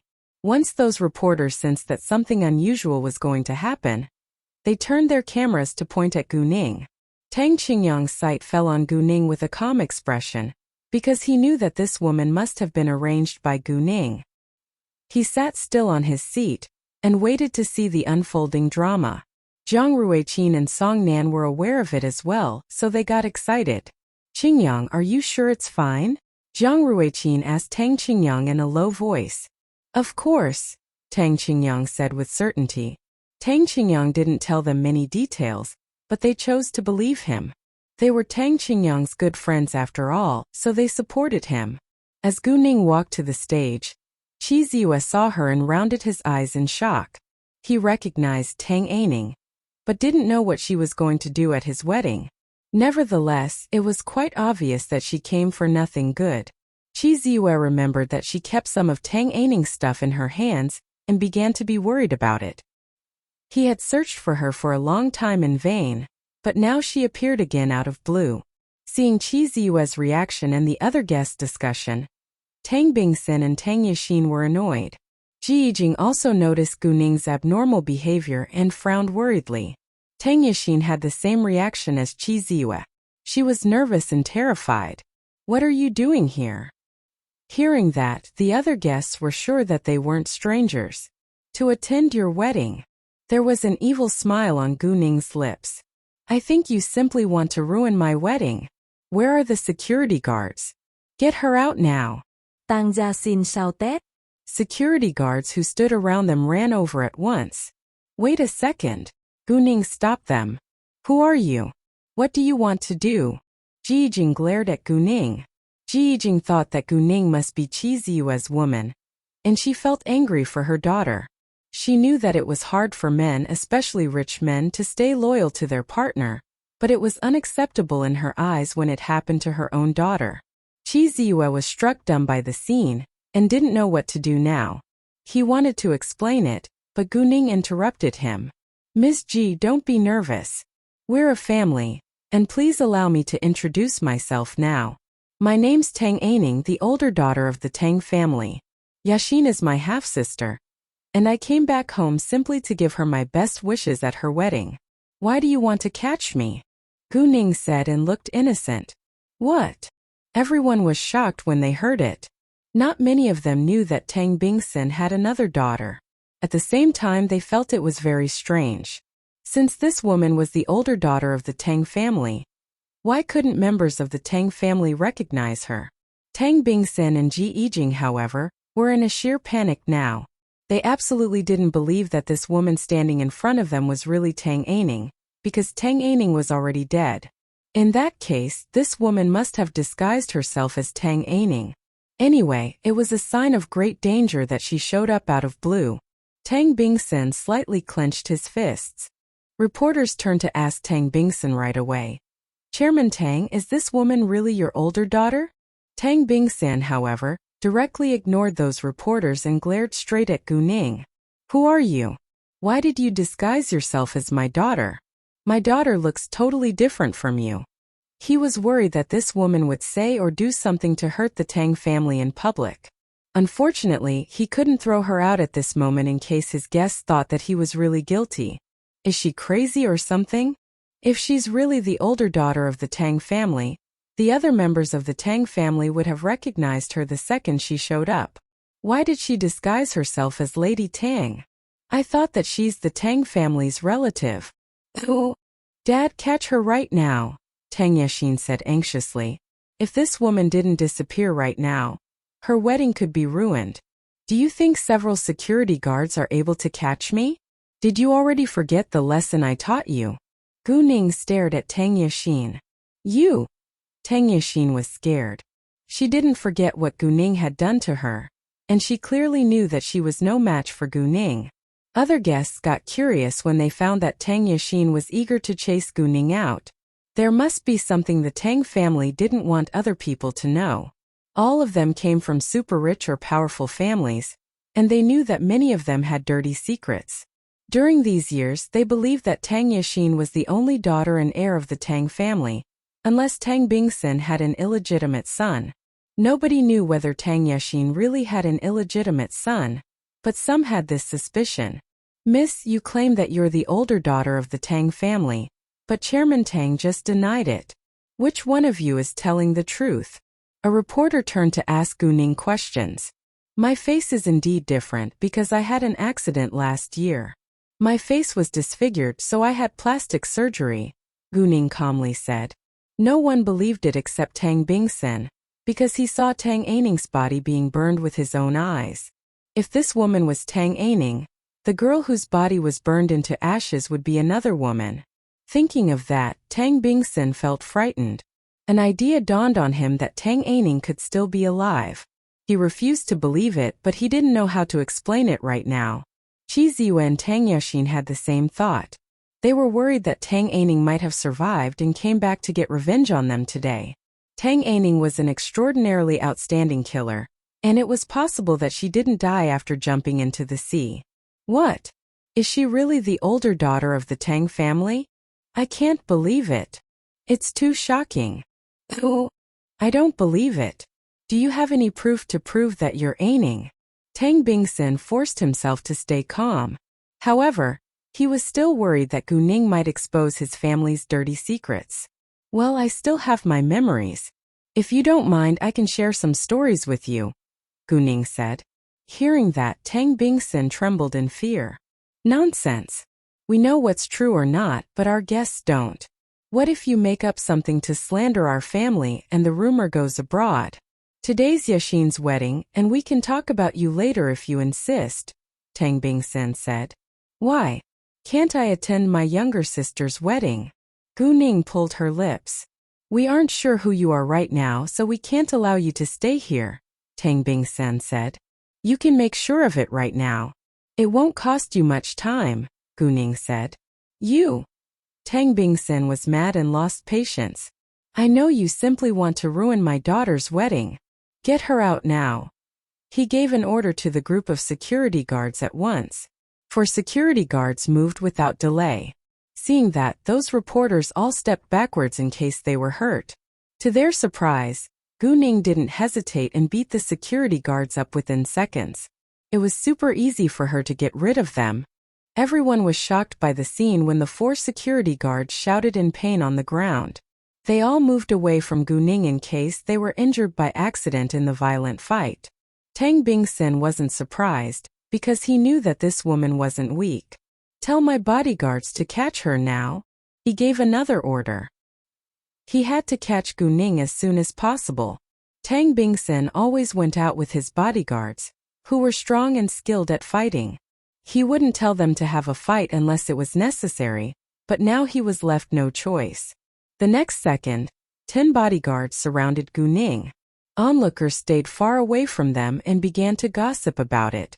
Do you think this woman can defeat these bodyguards? I don't think she can. There are 10 strong bodyguards in all. Well, I have to admit that she's really awesome. I don't think I can easily beat 2 security guards up in such a short time. Is it true that she's the older daughter of the Tang family? No idea, but I think it's highly possible, because the members of the Tang family looked very nervous when she showed up. Right, especially Tang Yashin. Why didn't Chairman Tang allow the woman to prove her identity? All the guests were from the high society, and they weren't dumb, so they knew that the Tang family was hiding something on purpose when the members of the Tang family all panicked when Gu Ning argued with them. Those bodyguards began to attack Gu Ning when she was surrounded. Unfortunately, even though every one of them was excellent at fighting, they were still no match for Gu Ning. Gu Ning quickly kicked the first bodyguard down when he tried to punch her. Without delay, she directly threw the second bodyguard over her shoulder. As for the following bodyguards, Gu Ning dislocated either their arms or legs.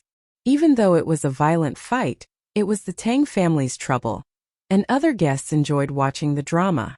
It was rare to see a young girl beat a group of strong men up within minutes, and it was quite exciting. Because not every guest had a good relationship with Tang Bingson, some of them even gloated over his embarrassment. After several minutes, all 10 of the bodyguards were beaten to the ground by Gu Ning. They kept moaning in pain and couldn't get back to their feet. The onlookers were all shocked. Jesus, she's so unbelievable. Are these men too weak, or is she too strong? She must be a kung fu master. I agree. Although they knew that Gu Ning wasn't a weak girl, Tang Bingson was still angry when he saw that his bodyguards were useless. Call the police. Tang Bingson shouted again. Hearing that, someone took out his phone to call the police at once. Great, I have something to hand to the police as well, Gu Ning said. All the other guests were curious about what Gu Ning would give to the police, so they waited to see what was going to happen. Qi Ziyue, however, panicked and stopped them right away. Don't call the police. He thought of the USB flash disk in Gu Ning's hands. His reaction made the audience sure that Gu Ning must have something on the Tang family. Miss Tang, may I know what you plan to give to the police later? A reporter seized this chance and asked Gu Ning. Tang Bingsin refused to give Gu Ning any chance to answer that question and said, "Today's wedding is cancelled for the time being. I'm sorry everyone, and you can leave right now." It was impossible for the wedding to continue at this moment, so Tang Bingsin told his guests to leave as soon as possible. The majority of the guests were unwilling to offend the Tang family, so they walked away in order not to embarrass Tang Bingsin. Those reporters weren't the paparazzi, and they had their moral standards, so they were ready to leave too. The best part of today's drama is yet to come. Don't rush to leave, Gu Ning suddenly said to the crowd. The next second, she took out a thick pile of photos from her backpack and threw them towards the crowd. Tang Bingsin and his family were scared and tried to stop her, but it was too late. What are these? No idea. Let's have a look. OMG. When people looked at those photos Gu Ning threw to them, they were all stunned. Those photos were nude pictures of Tang Yexin and Qi Ziyue having sex with different men and women. Although their faces weren't quite clear in each piece of the photos, it wasn't hard to recognize them. Tang Yexin had no idea that those men she used to have sex with would have a video recording of their sexual intercourse. Actually, Gu Ning also had videos in her hands. Oh my eyes!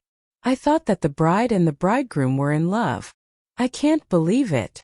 Both of them live a decadent life. It's disgusting. Most men didn't have strong emotions because they were happy to talk about sex. Most women, on the other hand, felt disgusted. Even though they had sex too, it was embarrassing when the nude pictures went public. Tang Qingyang and Zhang Ruiqin also picked up several photos, and they were disgusted too. Ew, it's gross. Saying that, Zhang Ruiqin threw the photos away. Tang Qingyang didn't know what Gu Ning had on Qi Ziyue and Tang Yexin until now. Thinking about how Gu Ning had seen these photos before she came to today's wedding, Tang Qingyang felt uncomfortable. Gu Ning was already an adult and she also had a boyfriend, but it was still quite embarrassing. Actually, when Gu Ning got these photos, she felt shocked and awkward as well. If it was possible, she didn't want to see these photos either, but she had to print and see the evidence herself. What was worse, two of the men in the nude photos with Tang Yexin were present at today's wedding. They were astonished and scared the moment they saw their faces in the photos. These photos were taken from the sex tapes they secretly recorded without Tang Yexin knowing. They were astonished because they didn't know how the pictures were leaked. The two of them were eager to leave now, but they were afraid that they might be discovered if they did that, so they could only lower their heads to make themselves as unnoticeable as possible. Don't look at these photos. Tang Bingjiang grabbed the photos away from his children's hands. Some kids at the wedding also had some nude photos in their hands, but their parents stopped them from looking at the photos. Tang Bingjiang's family was also a part of the Tang family, and felt humiliated too. Those photos weren't thrown towards Tang Bingsin and his family, so they didn't see them, but they knew that it must be a terrible thing given the guests' reaction. The reporters were busy taking those photos away, and depending on what happened later, they would either report this shocking news or not. In fact, even if they didn't report this news, it would still go viral on the internet, because Gu Ning wasn't afraid of the Tang family at all. Anyway, Tang Yexin and Qi Ziyue's reputations were totally ruined. Mr. Qi, since you're going to marry Miss Tang, why do you still keep a sexual relationship with other women? Mr. Qi, does it mean that you don't love Miss Tang? Why are you marrying her? Do you want to steal the Tang family's property through your marriage? The reporters bombarded him with questions, and Qi Ziyue changed his expression at once. His nude photos with other women were exposed now, so it was impossible for him to marry Tang Yexin after that. At the same time, he still couldn't figure out how Gu Ning managed to get those photos. Both Tang Yexin and Qi Ziyue felt quite humiliated. Tang Bingsin couldn't stay calm any longer. He grabbed some photos from other guests and was full of anger when he saw them. As a rich man, He was aware that almost every rich man had mistresses. However, he thought that Qi Ziyue should keep it a secret from other people. Tang Yixin and Ji Yijing also saw those photos. Tang Yixin didn't believe that Qi Ziyue would betray her, although she was playing around as well. It was unacceptable in her eyes. Tang Yixin married Qi Ziyue because she really loved him, but it was an undeniable truth that she was in a much higher social position than him. She was better than him and she could do whatever she wanted, but Qi Ziyue couldn't.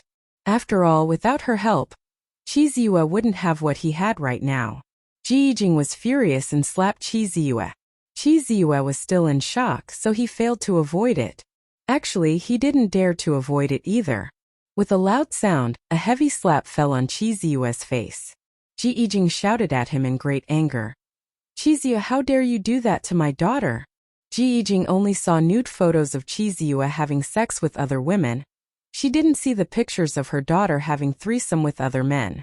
Compared with what Tang Yixin had done, Qi Ziyue's behavior wasn't worse. "Mrs. Tang, I don't think you should have a double standard at this moment. Look at what your daughter has done with other men in these pictures." A rich woman showed Ji Yijing a nude picture of Tang Yixin having sex with 2 men. Ji Yijing actually wasn't in the position to judge other people given her own daughter's immoral behavior. In fact, Ji Yijing had no idea what Tang Yixin was doing behind her back.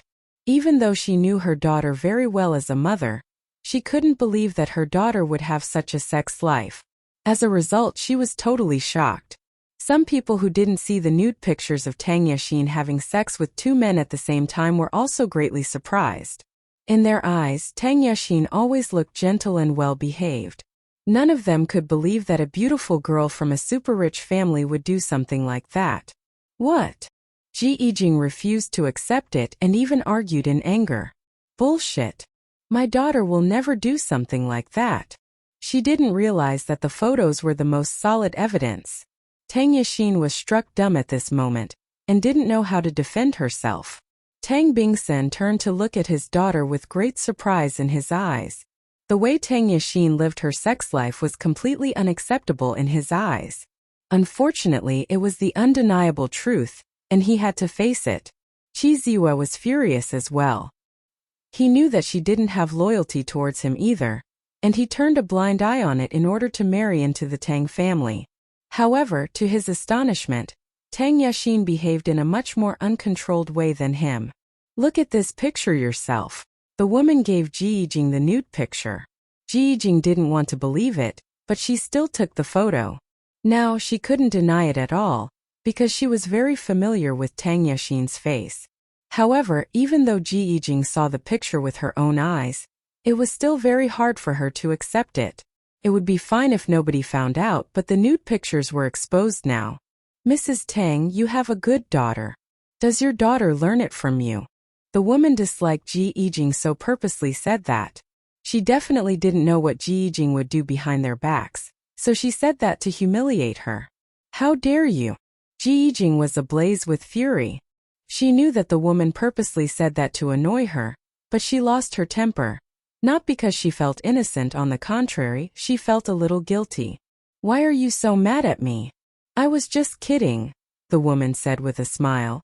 The next second, reporters surrounded Tang Yixin and asked her, "Miss Tang, if both you and Mr. Qi are playing around with other men and women, why do you want to be married?"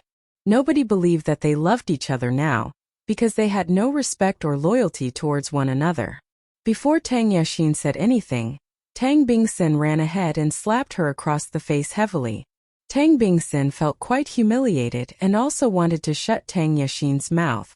If she said anything inappropriate right now, it would be more tricky for them to handle the situation. Both the reporters and Ji Yijing were scared by his heavy slap. The reporters understood that he was very angry and also wanted to stop them from asking Tang Yixin questions. Actually, given the Tang family's influence, they didn't dare to expose many of its dirty secrets. Therefore, they remained quiet after Tang Bingsen's slap. Ji Yijing, however, snapped at Tang Bingsen. "What are you doing?" She ran to Tang Yixin and protected her with her arms. Although Tang Yixin's behavior was unacceptable, Tang Yixin was her daughter after all. Besides, she wasn't loyal to her husband either, so she didn't think it was a big deal. In fact, if Tang Bingsin found out that Ji Yijing had a sexual relationship with other men, he would probably kill her. No matter how he indulged himself in sex, he couldn't tolerate it when his wife betrayed him as well. He was selfish and had double standards. Look at your good daughter, and look at what she has done. Tang Bingsin shouted at Ji Yijing. Actually, he didn't care much about his daughter's life, and he only cared about the Tang family's reputation. Ji Yijing wanted to defend her daughter, but still said nothing. She felt heartbroken when Tang Yixin was humiliated in public, but she knew that she had to stay quiet at this moment or her own dirty secret might be exposed. Why? How is it possible? Tang Yixin couldn't believe there would be nude pictures of she having sex with other men. They had sex in a room with tight security, and she had never agreed to take such photos before. How is it possible? Don't you know what you've done yourself? Tang Bingsun questioned Tang Yixin in anger. Qi Ziyue was also angry now, but he wasn't in the position to criticize Tang Yixin, because he wasn't a loyal partner either. He should blame the woman who caused this big trouble for it. Qi Ziyue turned to glare at Gu Ning and couldn't wait to beat her. But he didn't dare to do that, because he knew that he was too weak in front of her. No matter how unwilling he was to accept it, he could do nothing about it. Gu Ning enjoyed it when she saw him clenching his teeth glaring at her, but could do nothing at all. Tang Yixin, however, couldn't stay as calm as Qi Ziyue. She hated Gu Ning to death at this moment. If Gu Ning didn't throw those nude pictures to the guests, she could keep her dirty secret from other people forever. Thinking of that, Tang Yixin abruptly pushed Ji Yijing away and ran to Gu Ning. I'll kill you. However, Tang Yixin was wearing a long and heavy wedding gown, so she stumbled and fell on the ground after running for just a few steps. Ah! Some people burst into laughter because it was ridiculously funny, but they shut their mouths the next second in case the Tang family was annoyed. Most of the present guests had a close relationship with the Tang family in business or politics, so they were unwilling to offend them. Although some guests wanted to leave now because it was super embarrassing and they didn't want to see the drama any longer, they couldn't think of a good excuse to tell Tang Bingsin. As a result, they had to stand there and hope that the wedding could end as soon as possible. Yixin. Ji Yijing was frightened and went to help Tang Yixin get back on her feet. Then she questioned Gu Ning. What the hell do you want to do? I am doing what I want to do right now. Gu Ning calmly smiled at Ji Yijing. Actually, there was more Gu Ning wanted to do today, and it was just the beginning now. You! Ji Yijing was furious but didn't know what to say now. This woman ruined her daughter's wedding and future. It was impossible for Tang Yixin to live a normal life from now on. She knew that this woman did it because of Tang Aining, but she didn't understand why this woman had to do that since Tang Aining was already dead. In fact, although Tang Aining was dead, her soul wasn't. They had caused Tang Aining's death, so they should pay for it. Tang Yixin was reluctant to accept the result, and suddenly had an idea. Those photos aren't real. They're edited and I've never done something like that before. Hearing that, some believed it while some still had doubt. It wasn't uncommon that some people used edited photos to scheme against their enemies. Most importantly, not everyone at the wedding was able to see the nude pictures. Right, they're edited. They're definitely edited. She's an evil woman and she did that on purpose to frame Yixin. Ji Yijing defended Tang Yixin at once. As long as everyone believed that those photos were edited, Tang Yixin would be safe. However, Ji Yijing would only be disappointed. Edited? Tang Yixin, you don't have the chance to see the photos yet, but you're quite eager to deny them. Do you feel guilty now? Are you in a panic at this moment? Gu Ning smiled. By the way, I also have videos in my hands. If you don't mind, I can play a video right now in front of everyone. There was a whole set of projection equipment at the wedding, which was used to project the wedding pictures of the bride and the bridegroom. Gu Ning used to have the idea to directly play the video at the wedding, but it wasn't easy because it could be stopped at any second. Therefore, Gu Ning used pictures instead, which was much more convenient. The reality proved that pictures were indeed very convenient. You! Tang Yixin was stunned. She had no idea what to do now. At this time, a reporter asked Guning, "Miss Tang, since you told us that you're the older daughter of the Tang family, why do you want to embarrass the Tang family at Tang Yashin's wedding?" It was obvious that they didn't get along with each other at all. Because Guning pulled her lips, but Tang Bingsen interrupted her when she was about to say another word. "All right, it's enough today. Please give us some time and space to deal with our family affair. We'll have a party another day." Tang Bingsen wouldn't allow Guning to badly humiliate his family again. After that, Tang Bingsen told his secretary and other staff to walk his guests out. Since Tang Bingsen said that, the guests had to leave. Some of them couldn't wait to leave the wedding, and they didn't hesitate to walk out once Tang Bingsen said that. Although some still wanted to stay to watch the drama, they had to leave for the sake of Tang Bingsen. Guning didn't bother to stop them this time, but she took out a loudspeaker and played a voice recording. "Even if I'm married, we can still be together, but we can't meet often." Hearing that, Chi Ziyue trembled in fear, because he knew it was what he had said last night. Guning had a voice recording of his conversation with another girl. In addition to Chi Ziyue himself, Tang Bingsen, Tang Yashin, and Ji Yijing were most familiar with him at the wedding, so they recognized his voice at the first second. It was obvious that he was talking with another woman before his wedding with Tang Yashin. All the guests stopped as well. "Don't worry, I already told you that I don't like Tang Yashin at all, and I'm only marrying her to steal the Tang family's property and take my revenge." At this moment, everyone turned to look at Chi Ziyue in shock. Chi Ziyue only married Tang Yashin to steal the Tang family's property and take his revenge. He didn't love Tang Yashin at all. Knowing that, even Tang Bingsen and Tang Yashin were stunned. Chi Ziyue got his mind back and ran towards Guning, trying to grab the loudspeaker away. But Guning easily avoided him. Chi Ziyue failed to stop her and the voice recording continued to be played out loud. "Once I finish that, I'll divorce her and marry you." Guning smiled at Chi Ziyue and enjoyed it when he almost had a mental breakdown. "You!" Chi Ziyue glared at Guning and ached to tear her to pieces. He almost lost control of himself, but his reason told him that he was no match for Guning. "Chi Ziyue, good for you." Tang Bingsen pointed at Chi Ziyue with a finger, which was trembling in anger. In fact, Tang Bingsen wanted to know what the Tang family had done to Chi Ziyue that made him want to take revenge, but he couldn't ask right now.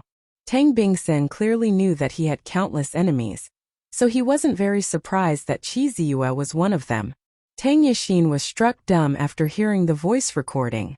She couldn't believe that Chi Ziyue married her in order to divorce her one day in the future. It was fine if he only cheated on her because she did the same thing. Actually, if he promised that he would never do it again, she would forgive him and still happily marry him. They already had the legal marriage certificate and she really loved him, but now everything was ruined. "Chi Ziyue, you're a jerk. How could you do that to Yashin?" Ji Yijing went crazy and hit Chi Ziyue with full force. Chi Ziyue wasn't in the mood to argue with Ji Yijing, and he didn't avoid her on time. Ji Yijing's sharp nails scratched his face and he took a breath in pain. He didn't fight back but simply moved away. Tang Yashin couldn't accept it any longer, and suddenly collapsed to the ground. "Yashin!" Ji Yijing turned to check Tang Yashin at once, and left Chi Ziyue behind. Tang Bingsen was full of anger, but he had to take care of his daughter, so he called the ambulance right away. At the same time, he also gave an order. "Catch Chi Ziyue right now and take him away." If Chi Ziyue stayed here, he would say something to humiliate his family in public. Given what had happened, it was impossible for him to let Chi Ziyue get away with it. No matter what, he couldn't trust Chi Ziyue now. Although he was confident that Chi Ziyue didn't have anything on him or his company, he still needed to be careful. He wouldn't kill Chi Ziyue because it would only cause him more trouble. However, he could do something else to punish Chi Ziyue as long as Chi Ziyue stayed alive. Two bodyguards stood out without delay and went to catch Chi Ziyue. Chi Ziyue was reluctant to be caught by them. He wouldn't be safe if Tang Bingsen caught him after his scheme was exposed. Therefore, he ran away without hesitation. As long as he was able to run away, he could have a second chance. Compared with ordinary people, Chi Ziyue had learned some fighting skills, So he hid himself in the crowd and successfully got rid of those bodyguards. Even though there were many guests at the place, nobody was willing to be involved in this drama, so no one helped Tang Bingsin catch him. And those bodyguards were afraid to hurt innocent guests, so they had to move gently. Tang Bingsin was displeased about it, but he couldn't criticize other people. Gu Ning also had the intention to let Qi Ziyue run away, so she didn't bother to stop him. She had already achieved her goal today, so she should leave too. When Tang Bingsin lost sight of Qi Ziyue, he turned around and found that Gu Ning was also gone. He was furious the second he realized that. "Get the woman back now," he shouted, but he had a feeling that it was meaningless. Gu Ning appeared and disappeared out of blue, and nobody could catch her. However, even though Tang Bingsin was aware that it was hard to find them, he had to catch them as soon as he could. If he couldn't catch them, they could do more things to hurt his family's reputation and interests. As for Qi Ziyue, Tang Bingsin had confidence to find him, because Qi Ziyue wasn't as troublesome as Gu Ning. At this moment, Tang Bingsin had no mood to say goodbye to his guests, so he told his people to do that for him. As a member of the Tang family, Tang Qingyang couldn't leave right away. He was supposed to stay and comfort his relatives. "Let's celebrate in my place tonight," Song Nan said before he left Tang Qingyang. Although it was nothing compared with Tang Qingyang's plan, they still felt happy when Tang Bingsin was humiliated in public.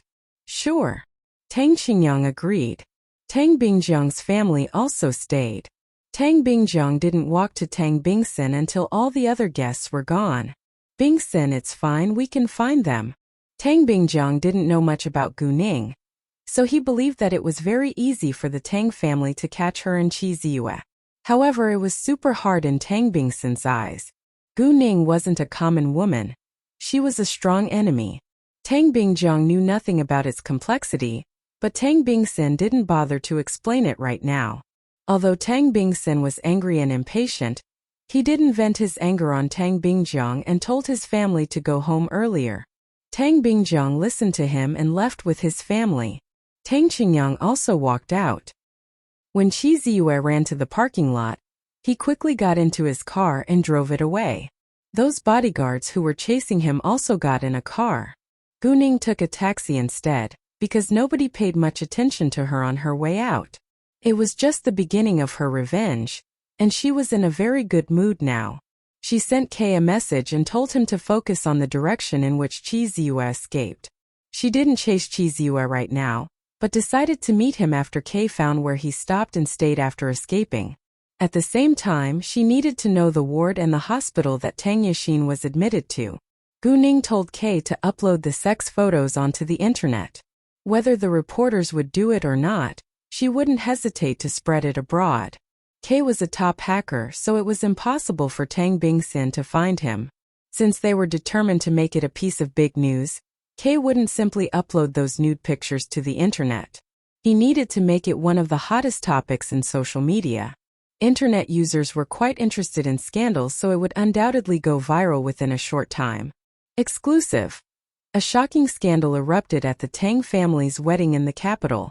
There are many nude pictures of the bride and the bridegroom everywhere. Those photos of Qi Ziyue and Tang Yixin having sex with other men and women were attached to the news, but some parts of their bodies were pixelated. The content of the news mainly introduced the story that happened at Qi Ziyue and Tang Yixin's wedding today. Because of the Tang family's influence, many entertainment influencers on Weibo reposted the news at once. Within minutes, it became the top of the hottest topics on Weibo, and more internet users were attracted to this shocking scandal. Oh my eyes! It's disgusting. I'm eating and now I've lost my appetite. Since they're playing around with other men and women behind each other's back, they aren't in love at all. Why do they still want to get married? For wealth and more benefits, of course. I don't understand the rich people's world. After reading the content, internet users began to talk about Qi Ziyue's aim. Qi Ziyue married Tang Yixin simply to steal the Tang family's property and take his revenge. It's shameless. He's an evil man, and he has no loyalty towards his partner, but why is Tang Yixin willing to marry him? I think she's cheating on him as well. Neither of them is loyal. Betrayal is so common nowadays. Some internet users also noticed the appearance of Tang Aining at the wedding. Wow, Tang Bingsun has another daughter. Is she his older daughter? Why is he hiding his older daughter from the public? Everyone only knows that Tang Yashin is the heir of the Tang family, but now it seems different. I think Tang Bingsun doesn't like his older daughter. It's so complicated. No matter what, Chiziu and Tang Yashin are so disgusting.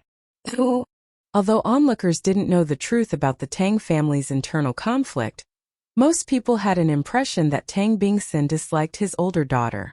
At the same time, almost everyone felt disgusted by Chi Ziyue's and Tang Yashin's sex photos. Although betrayal wasn't uncommon now, it was different when it was exposed to the public. Tang Bingsun was furious again when he saw the news. He knew his guests wouldn't do that, so it must have been done by Gu Ning, but either way, his family was in a big crisis right now.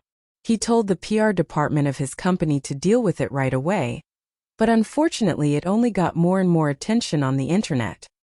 Gu Ning removed her disguise and went to meet Tang Qingyang in the afternoon. Tang Qingyang would be seeing his friends in Songnan's place later that night, so he shared dinner with Gu Ning. However, he didn't go to see her alone, because Ba Tianyang stayed by his side. Ba Tianyang was absent at the wedding today, and only came to pick Tang Qingyang up when the drama was over. Tang Qingyang booked a private room at Huangdang Hotel, not because he liked it, but because he knew that it was owned by Gu Ning's family. When Gu Ning came, Tang Qingyang and Ba Tianyang were already waiting for her. Because Tang Qingyang didn't know that Tang Aining was Gu Ning, he shared the big news with Gu Ning during the meal. Gu Ning had no intention to tell him that she was Tang Aining, so she laughed as well when Tang Qingyang shared the story with her. Oh, what should we do about Chi Ziyue? He ran away today, Tang Qingyang asked. From his perspective, he had no grudge against Chi Ziyue, but Gu Ning had. Although he wasn't close to Tang Aining, his older cousin, and they had only met each other once before, he had deep sympathy for her. Don't worry, I'm keeping an eye on him. He can't get away, Gu Ning said. Hearing that, Tang Qingyang was relieved. After dinner, Tang Qingyang invited Gu Ning to come to his party with his friends, and said that she could bring her friends too. When Tang Qingyang mentioned Su Qinin, he felt a little nervous, and Gu Ning caught his expression. She sensed that there was something different between them and got curious, but she stayed calm on the surface and called Su Qinin. Su Qinin agreed once she heard that Tang Qingyang would be at the party too, which made Gu Ning believe that they indeed had a special relationship. Anyway, it wasn't a bad thing because they would be a good match together. Even though Tang Qingyang wasn't as rich as the Su family, he was a very successful young businessman. Most importantly, he was a well-educated gentleman and would treat Su Qinin very well. The Tang organization would be his sooner or later, then he could be richer than the Su family. Both Tang Qingyang and Su Qinin were good friends of hers, so she truly hoped that they could find love. Gu Ning would be going to Songnan's bar later to meet them, but she still needed to see Chi Ziyue before that. Therefore, she told Tang Qingyang that she would meet them later. After a while, Gu Ning received a message from K. He told Gu Ning which hospital Tang Yashin was in and the place that Chi Ziyue stopped running. Tang Yashin wasn't in a good condition now, so the doctor told her to stay in the hospital for a few more days. And Chi Ziyue hid in a house in a suburb in the northern district. Chi Ziyue was smart and knew that it would be easy for the Tang family to find him if he was in a car all the time. As long as he drove on a main road, he would expose himself to the surveillance cameras. So once he got rid of the Tang family's bodyguards, he drove to an isolated place and abandoned the car. Even if the bodyguards could find his car, he would already be gone, and because it was an isolated place, there were no surveillance cameras around. Even Kay had to pay attention to every exit of the isolated place in order to find Chi Ziyue. Because once he left the isolated place, he would be spotted by surveillance cameras. Because Chi Ziyue was unfamiliar with the surroundings, he randomly chose a direction and walked. He walked for a long time before finally arriving at a village. There were surveillance cameras everywhere in the village, so Kay easily found Chi Ziyue. Chi Ziyue went to a clothing store and immediately changed his clothes. He also put on a baseball cap to hide his face before he left. Afterwards, he took a taxi to his destination. The house that Chi Ziyue went to wasn't owned by him. It was under another person's name, but Kei still successfully found Chi Ziyue in the end. It was 6:30 p.m. when Chi Ziyue walked into the house, and there was no one else inside. He took out bottles of alcohol to drink, which was the only thing he could do now. What had happened earlier today totally ruined his current plan, so he didn't know what to do next. A woman entered the house at 7:30 p.m. She was precisely the girl who had sex with Chi Ziyue last night, and her name was Chen Yunlin. Chen Yunlin was about 25 this year, and she was even prettier than Tang Yaxin. Actually, Chi Ziyue and Chen Yunlin knew each other from a very young age, and were childhood sweethearts to some extent. Their fathers were close friends, and they were each other's first love. When they became boyfriend and girlfriend, Chi Ziyue was 20, while Chen Yunlin was only 16. At that time, Chi Ziyue's family was still very rich. However, his father accidentally offended Tang Bingsun, so Tang Bingsun made his family's company go bankrupt later. His father couldn't accept it and committed suicide by jumping from a tall building. His mother got sick as well and passed away afterwards. When Chi Ziyue was 23, he lost his parents. Even though his family lost their wealth and influence, Chen Yunlin didn't abandon him, but Chi Ziyue was determined to take revenge, and he didn't want Chen Yunlin to be involved in it, so he still broke up with her. After breaking up with each other, they didn't meet again. When they saw one another again, it was 6 years later and about a year ago. They took each other as old friends and simply wanted to share a meal, but unexpectedly they fell in love once more. Maybe it was because Chen Yunlin was his first girl, but Chi Ziyue couldn't forget her and always missed their happy past. If his family hadn't been ruined by Tang Bingsun, they could have been married a long time ago. Although Chen Yunlin was aware that Chi Ziyue was going to marry Tang Yaxin in order to take his revenge, she was still willing to wait for him. She waited for him till now.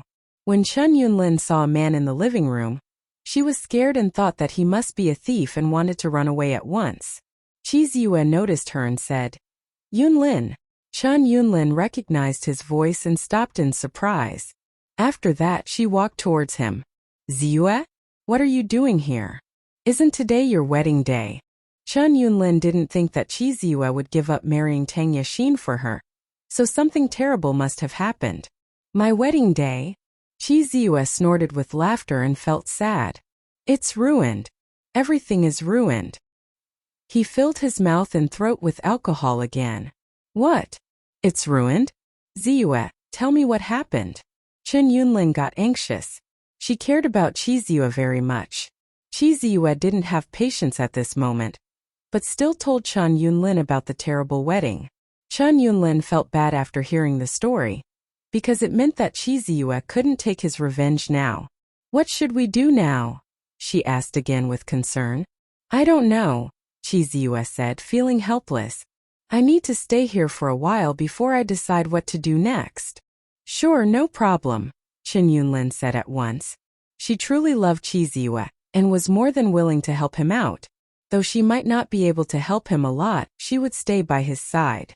Even if he lost everything one day, she still wanted to live with him.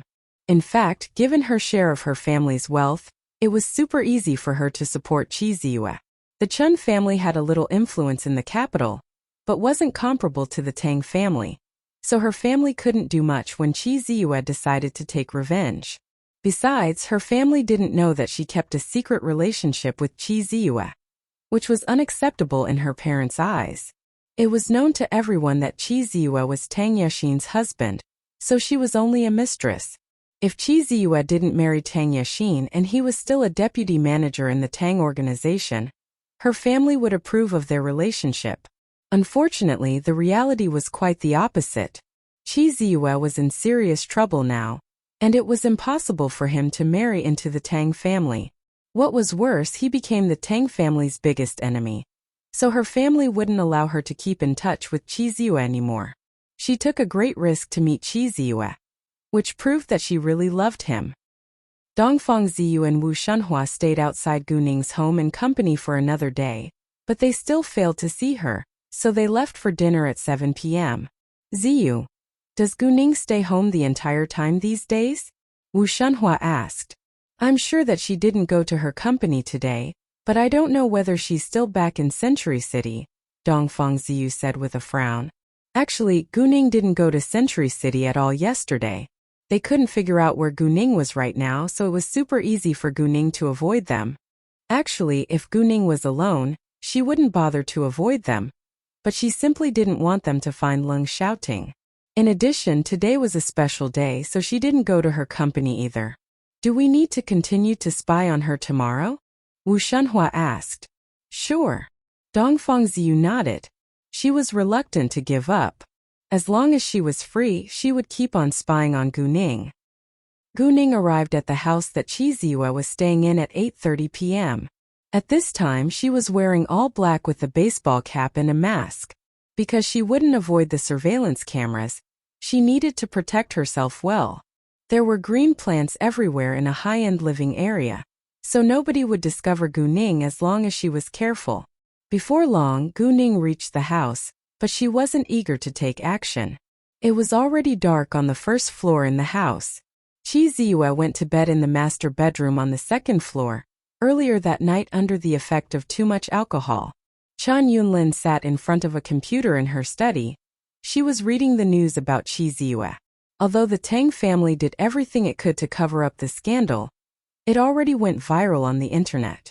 When Chan Yunlin saw the sex photos of Qi Ziyue having sex with other women, she recognized her face in two pictures, but there was still another woman in the photos. She was mad and felt betrayed. The woman wasn't her, nor Tang Yexin. She understood it was unavoidable for Qi Ziyue to have sex with Tang Yexin since they were married. However, she couldn't accept that Qi Ziyue still had a sexual relationship with other women. In fact, most people couldn't accept betrayal even though they weren't loyal to their own partners. It had nothing to do with love or loyalty, but possessiveness. Therefore, although Qi Ziyue only married Tang Yexin to steal her family's property, he was still furious when he found out that she had other men. Human beings were a selfish creature. Anyway, Chan Yunlin was still willing to give Qi Ziyue a chance to explain it when he woke up. If it happened before they got back together, she could forgive him. They just reunited about a year ago, while Qi Ziyue had been Tang Yexin's fiancé for years after all. In fact, she also had several ex-boyfriends before she met Qi Ziyue again. But she stopped seeing them once she and Qi Ziyue got back together. She couldn't wait to ask Qi Ziyue for the answer, but he was too drunk right now. As a result, she could only stay in the study alone, feeling sad. If Gu Ning wanted to see Qi Ziyue, she had to deal with Chan Yunlin first. The windows of Chan Yunlin's study and the master bedroom that Qi Ziyue slept in weren't closed, because there normally weren't thieves in such a rich area. Gu Ning got into the master bedroom through the window and gave Qi Ziyue a cold glance before she walked towards the door. The door was also open, because Chan Yunlin was afraid that Qi Ziyue might feel uncomfortable in the night. With the door open, she could hear it if he needed her help. The study was right next to the master bedroom, but Chan Yunlin had no idea that there was another person in her home now. Given Gu Ning's ability, it was impossible for Chan Yunlin to find out. When Gu Ning swaggered into the study, Chan Yunlin was scared and shocked. Who are you? She stared at Gu Ning. The next second, Gu Ning hit her shoulder, not giving her any chances to call for help. Then Chan Yunlin slowly collapsed. She was unconscious. Gu Ning lay Chan Yunlin down on the sofa, and in case she woke up all of a sudden, Gu Ning sealed her mouth. Even if she woke up later, she couldn't do anything. After that, Gu Ning went back to the master bedroom and directly poured a glass of cold water on Qi Ziyue's face to wake him up. Qi Ziyue was scared when he saw a person in all black standing by the bed. What? He was too shocked and scared to form a complete sentence. Gu Ning removed her mask at this time. It's you. Qi Ziyue was stunned when he recognized Gu Ning's face. What are you doing here? What do you want? Qi Ziyue stayed alert. It's not over yet, Gu Ning said with a smile on her lips. What? Qi Ziyue was confused. Chi Ziyue thought for a while, then asked, "Does what happened at my wedding today have something to do with you?" "Yes, you're right," Guning said. "What's your relationship with Tang Aining? How much do you know about her?" Chi Ziyue asked again. "Will you believe me if I tell you that I'm her?" Guning half joked. "Are you kidding me?" Chi Ziyue couldn't believe it. Tang Aining was shot twice before she jumped into the ocean. It was impossible for her to survive in that situation. Besides, they found Tang Aining's body later and burned it to ashes in front of them. Moreover, Guning was much younger than Tang Aining. Even if she had plastic surgery, it wouldn't be able to change her that much. Believe it or not, it's the truth. Kuningsrukket. Anyway, she didn't care about Chi Ziyue's feelings. "Well, I was also the Tang Aining at your wedding today." Guning aimed to torture Chi Ziyue over a long time, so she didn't mind wasting time talking with him. She wanted to see him being annoyed. "What?" Chi Ziyue was shocked. It was obvious that he didn't believe it either. Guning understood that it was very hard for him to accept it, but she had no intention to explain it further. "Do you think that you can do whatever you want as long as Tang Aining is dead?" Guning walked near. Chi Ziyue indeed had that thought, because he was selfish and self-centered. Nobody would believe that Tang Aining could be reincarnated. "You?" Chi Ziyue was terrified now. Even though Guning wasn't Tang Aining, she came here because of Tang Aining, and he was sure that she planned to hurt him. "Why do you still want to take revenge? She's already dead," Chi Ziyue shouted. Hearing that, Guning sneered and looked displeased. If Tang Aining was really dead, nobody would bother to take revenge for her. But fortunately her soul stayed and now lived in another girl's body. "You killed her. How can you sleep well at night?" Guning asked with hatred. Chi Ziyue opened his mouth but didn't know what to say now. In his eyes, he didn't think that it was a big deal because Tang Aining stood in his way to success. Guning continued, "I'm her only apprentice, so I should certainly take revenge for her." Chi Ziyue was struck dumb for a second, but it was more acceptable to him that Guning turned out to be Tang Aining's apprentice. "What do you want to do?" Chi Ziyue's voice was trembling in fear. He knew that he was no match for Guning, and that it was useless for him to struggle against her. He didn't want to accept it, but he couldn't do anything about it. "Relax, I won't kill you, but you will probably beg me to do that after being tortured by me." Guning put on an evil smile. Chi Ziyue's body was also shaking in fear now. Guning's face was only several centimeters away from his, and he felt helpless at this moment. He wanted to run away, but could barely move because of the effects of the alcohol. If he had to be tortured by his enemy, he would rather be killed. However, he still wanted to take revenge, so he couldn't die right now. Guning didn't want to waste time talking with Chi Ziyue, so she took out a bag of something. What are you doing? What is this?" Chi Ziyue was in a sheer panic. He struggled but didn't have the strength to leave the bed. After that, Guning caught his jaw and forced him to face her. Chi Ziyue was frightened, but he could only see the white powder being poured into his mouth before he was forced to swallow it. It was a drug, which came from the box of drugs that Guning had put away in her telepathic eye space before. She kept it in case she needed it in the future, and now she found that it was indeed useful. Chi Ziyue soon lost his reason and his mind began to be affected by the drug. He suffered hallucinations and saw Tang Bingsin standing in front of him. Tang Bingsin was his archenemy, so he shouted as he stood up, "I'll kill you. I'll kill you. It's all your fault. You killed my father. You killed my mother. You ruined my family." Guning actually had sympathy for what Chi Ziyue's family had been through, but it wasn't enough to make her forgive the fact that Chi Ziyue had forced her to die. Guning already achieved her aim, so there was no need for her to stay. The amount of drugs wouldn't kill Chi Ziyue right away, but he would be tortured for a long time. What was worse was that it was possible that he would hurt himself because of the hallucinations caused by the drug. Guning didn't care about him at all, and only felt happier when Chi Ziyue was in a lot of pain. If Chi Ziyue died, the revenge for Tang Aining's death would be successful. Guning wasn't worried that Chi Ziyue might call the police and report her for keeping drugs. because nobody would believe the account of a man who was on drugs. In addition, the Tang family was searching for Qi Ziyue right now, so he didn't dare to show up in public. Qi Ziyue had lost his reason now, and Gu Ning was afraid that he might hurt Chan Yunlin, so she went back to the study and untied Chan Yunlin. Then she locked the door of her study from the inside. Afterwards, she left from the window. Gu Ning had only spent a dozen minutes in the house, so it was still before 9 p.m. when she left. She had already told Tang Qingyang that she would arrive at Song Nan's bar before 10 p.m., so she had enough time. Gu Ning needed to deal with something important, so Tang Qingyang didn't mind. Su Qinin came to Song Nan's bar by taxi because she wanted to drink tonight. Right when she got out of the taxi, she ran into Shen Baixiang and several of his friends. Qinin, what a coincidence! Shen Baixiang's eyes lit up at once. After knowing Su Qinin's real family background, Shen Baixiang seized every chance to form a good relationship with Su Qinin. Unfortunately, Su Qinin had a very bad impression of him and lost interest in him.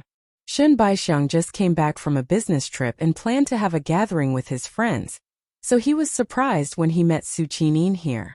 Su Qinin, on the contrary, was unwilling to see him again. Nevertheless, out of good manners, she still gave him a response. Oh, hi Qinin, do you remember me? A woman in Shen Baixiang's group greeted Su Qinin all of a sudden, but her tone was quite unkind. Sure, you're quite famous back in our school, so it's hard to forget you, Su Qinin said. Su Qinin was indeed a well-behaved girl from a super-rich family, while the woman looked mean and aggressive. Her name was Luo Shuashan, and she went to the same university as Su Qinin before. Luo Shuashan sneered arrogantly. Don't say that. I always remember you. To be honest, you're much prettier than me. Luo Shuashan complimented Su Qinin insincerely. Although Luo Shuashan wasn't as pretty as Su Qinin, she was very beautiful too. When they were studying in the same college, she gained a lot of fame because she was excellent at dancing. In fact, Luo Shuashan used to have the idea to join the entertainment industry. However, there were countless beautiful women in the entertainment industry, so it wasn't easy for her to become popular. Her family didn't approve of it either. Luo Shuashan's parents were working in a public institution. Even though they didn't hold important positions in the government, they stuck to traditional values and believed that it was humiliating for their daughter to be a star in the entertainment industry. Luo Shuashan didn't dare to go against her parents, so she listened to her parents and got a job in a bank. Compared with ordinary jobs, she had a good salary and treatment in a bank, so she always thought that she was better than other ordinary people. Luo Shuashan wasn't aware of Su Qinin's family background, or she would be embarrassed by her stupid superiority. In Luo Shuashan's eyes, Su Qinin was simply a beautiful girl from an ordinary family. In the group that came, only Shen Baixiang and Luo Shuashan knew Su Qinin, and only Shen Baixiang was clear about Su Qinin's family background. In order to achieve his goal, he kept it a secret and didn't remind Luo Shuashan to behave herself. Luo Shuashan also disliked Su Qinin because she knew that Su Qinin used to admire Shen Baixiang too. However, Luo Shuashan didn't confess her love to Shen Baixiang because she knew that Shen Baixiang had a very high standard for his girlfriend. She was afraid that she couldn't be his friend any longer if she confessed her love to him, and he rejected her. She also knew that Shen Baixiang had already rejected Su Qinin, but she still felt displeased when she saw that he looked very happy to see Su Qinin again. It's hard to see you again. Why don't we have a drink together? Shen Baixiang invited Su Qinin. Hearing that, Luo Shuashan was annoyed once more. No thanks. I came to meet my friends, Su Qinin said without hesitation and deliberately kept a distance from Shen Baixiang. Su Qinin had only confessed her love to Shen Baixiang before, because she didn't know much about him at that time. Once she saw Shen Baixiang's real colors, she felt disgusted and didn't want to see him again. Shen Baixiang was annoyed when Su Qinin turned him down because he was very proud. Qinin were friends too, right? Shen Baixiang knew that Su Qinin was avoiding him. Maybe it was because he had hurt her before and she hated him now, or because she disdained him now, but either way he was unwilling to give up. As long as he could marry into the Su family, he would have a bright future. I'm sorry, I don't think that we're close at all. We've only met each other several times, Su Qinin said after losing her patience. It was true that they seldom saw each other during these years. When they were back in the school, Su Qinin had only met him 3 times, and she quietly admired him from afar most of the time. After their graduation, they barely saw one another. However, Shun Baixiang had the idea to coincidentally meet Su Qinin once. He found out about her real family background. Although Su Qinin didn't have evidence to prove that Shun Baixiang approached her on purpose recently, she was very sure that he was calculating. He had rejected her before, but suddenly acted so kind towards her, which was quite abnormal. They didn't keep in touch after all. Su Qinin, stop acting. We all know that you confessed your love to Baixiang before. Don't you think that you're hypocritical? Luo Shuashan was mad. Even though Luo Shuashan hated it when Shen Baixiang stood near to Su Qinin, she disliked it when Su Qinin embarrassed Shen Baixiang too. In Luo Shuashan's eyes, Shen Baixiang was her prince, and she wouldn't allow anyone to humiliate him. However, Su Qinin had a totally different opinion about Shen Baixiang, and she thought that he always despised the poor and curried favor with the rich. If Shen Baixiang didn't know that her family was the Su family in the capital, he wouldn't be eager to please her. Shuashan, don't say that. Shen Baixiang stopped Luo Shuashan right away, and turned to explain it to Su Qinin. Qinin, please don't mind. Shuashan didn't mean it. Luo Shuashan was furious when she saw Shen Baixiang explaining it to Su Qinin with a smile. Baixiang, Luo Shuashan tried to defend herself, but Shen Baixiang gave her a glance of warning. Well, Su Qinin felt it was quite ironic. Shuashan, I think it's necessary for me to explain it to you right now. I admit that I've confessed my affection towards Baixiang before, but it doesn't mean that I'm familiar with him. I have only met him several times till now, and I believe that many girls in our school have admired him from afar. After my graduation, I barely saw Baixiang and gradually forgot about him. To be honest with you, we're not even friends. You? Luo Shuashan felt embarrassed and didn't know what to say now. Shen Baixiang was angry too, but didn't dare to vent his anger on Su Qinin. Baixiang, we're simply alumni at the most, so please don't tell other people that we're familiar with each other, because it may cause misunderstandings. If you don't mind, we can regard each other as strangers, Su Qinin said. Su Qinin understood that Luo Shuashan admired Shen Baixiang, and that she was attacking her because of him. Actually, she always wanted to find a good reason to get rid of Shen Baixiang. She was a member of the Su family anyway, and she had to take her family's reputation into consideration when she did anything. Now she got a good chance and didn't want to miss it. Qinin, it's not like that. Shuashan and Shen Baixiang was anxious. He couldn't wait to prove that there was nothing special between Luo Shuahan and him. Unfortunately, he only made the situation more complicated. The more eager he was to try to clear his relationship with Luo Shuashan, the more misunderstandings he caused. Enough, I don't want to hear it. I'm an adult, not a kid, and I know what's happening. All right, I should go now, Su Qinin said, and was unwilling to let Shen Baixiang finish. After that, she walked into Song Nan's bar. Qinin. Shen Baixiang wanted to stop her, but was afraid that he might annoy her, so he gave up. However, he was full of anger now. He felt embarrassed because Su Qinin didn't care about his dignity. Even though Shen Baixiang still wanted to chase Su Qinin, it didn't mean that he was tolerant and would respect her. He was only hiding his true colors. Shen Baixiang was a typical male chauvinist, and he believed that his woman should listen to him no matter how powerful her family was. However, Su Qinin wasn't his woman now, so he wouldn't show his dissatisfaction on his face. Baixiang, why are you so polite to her? She's obviously rude, Luo Shuashan complained. Shut your mouth.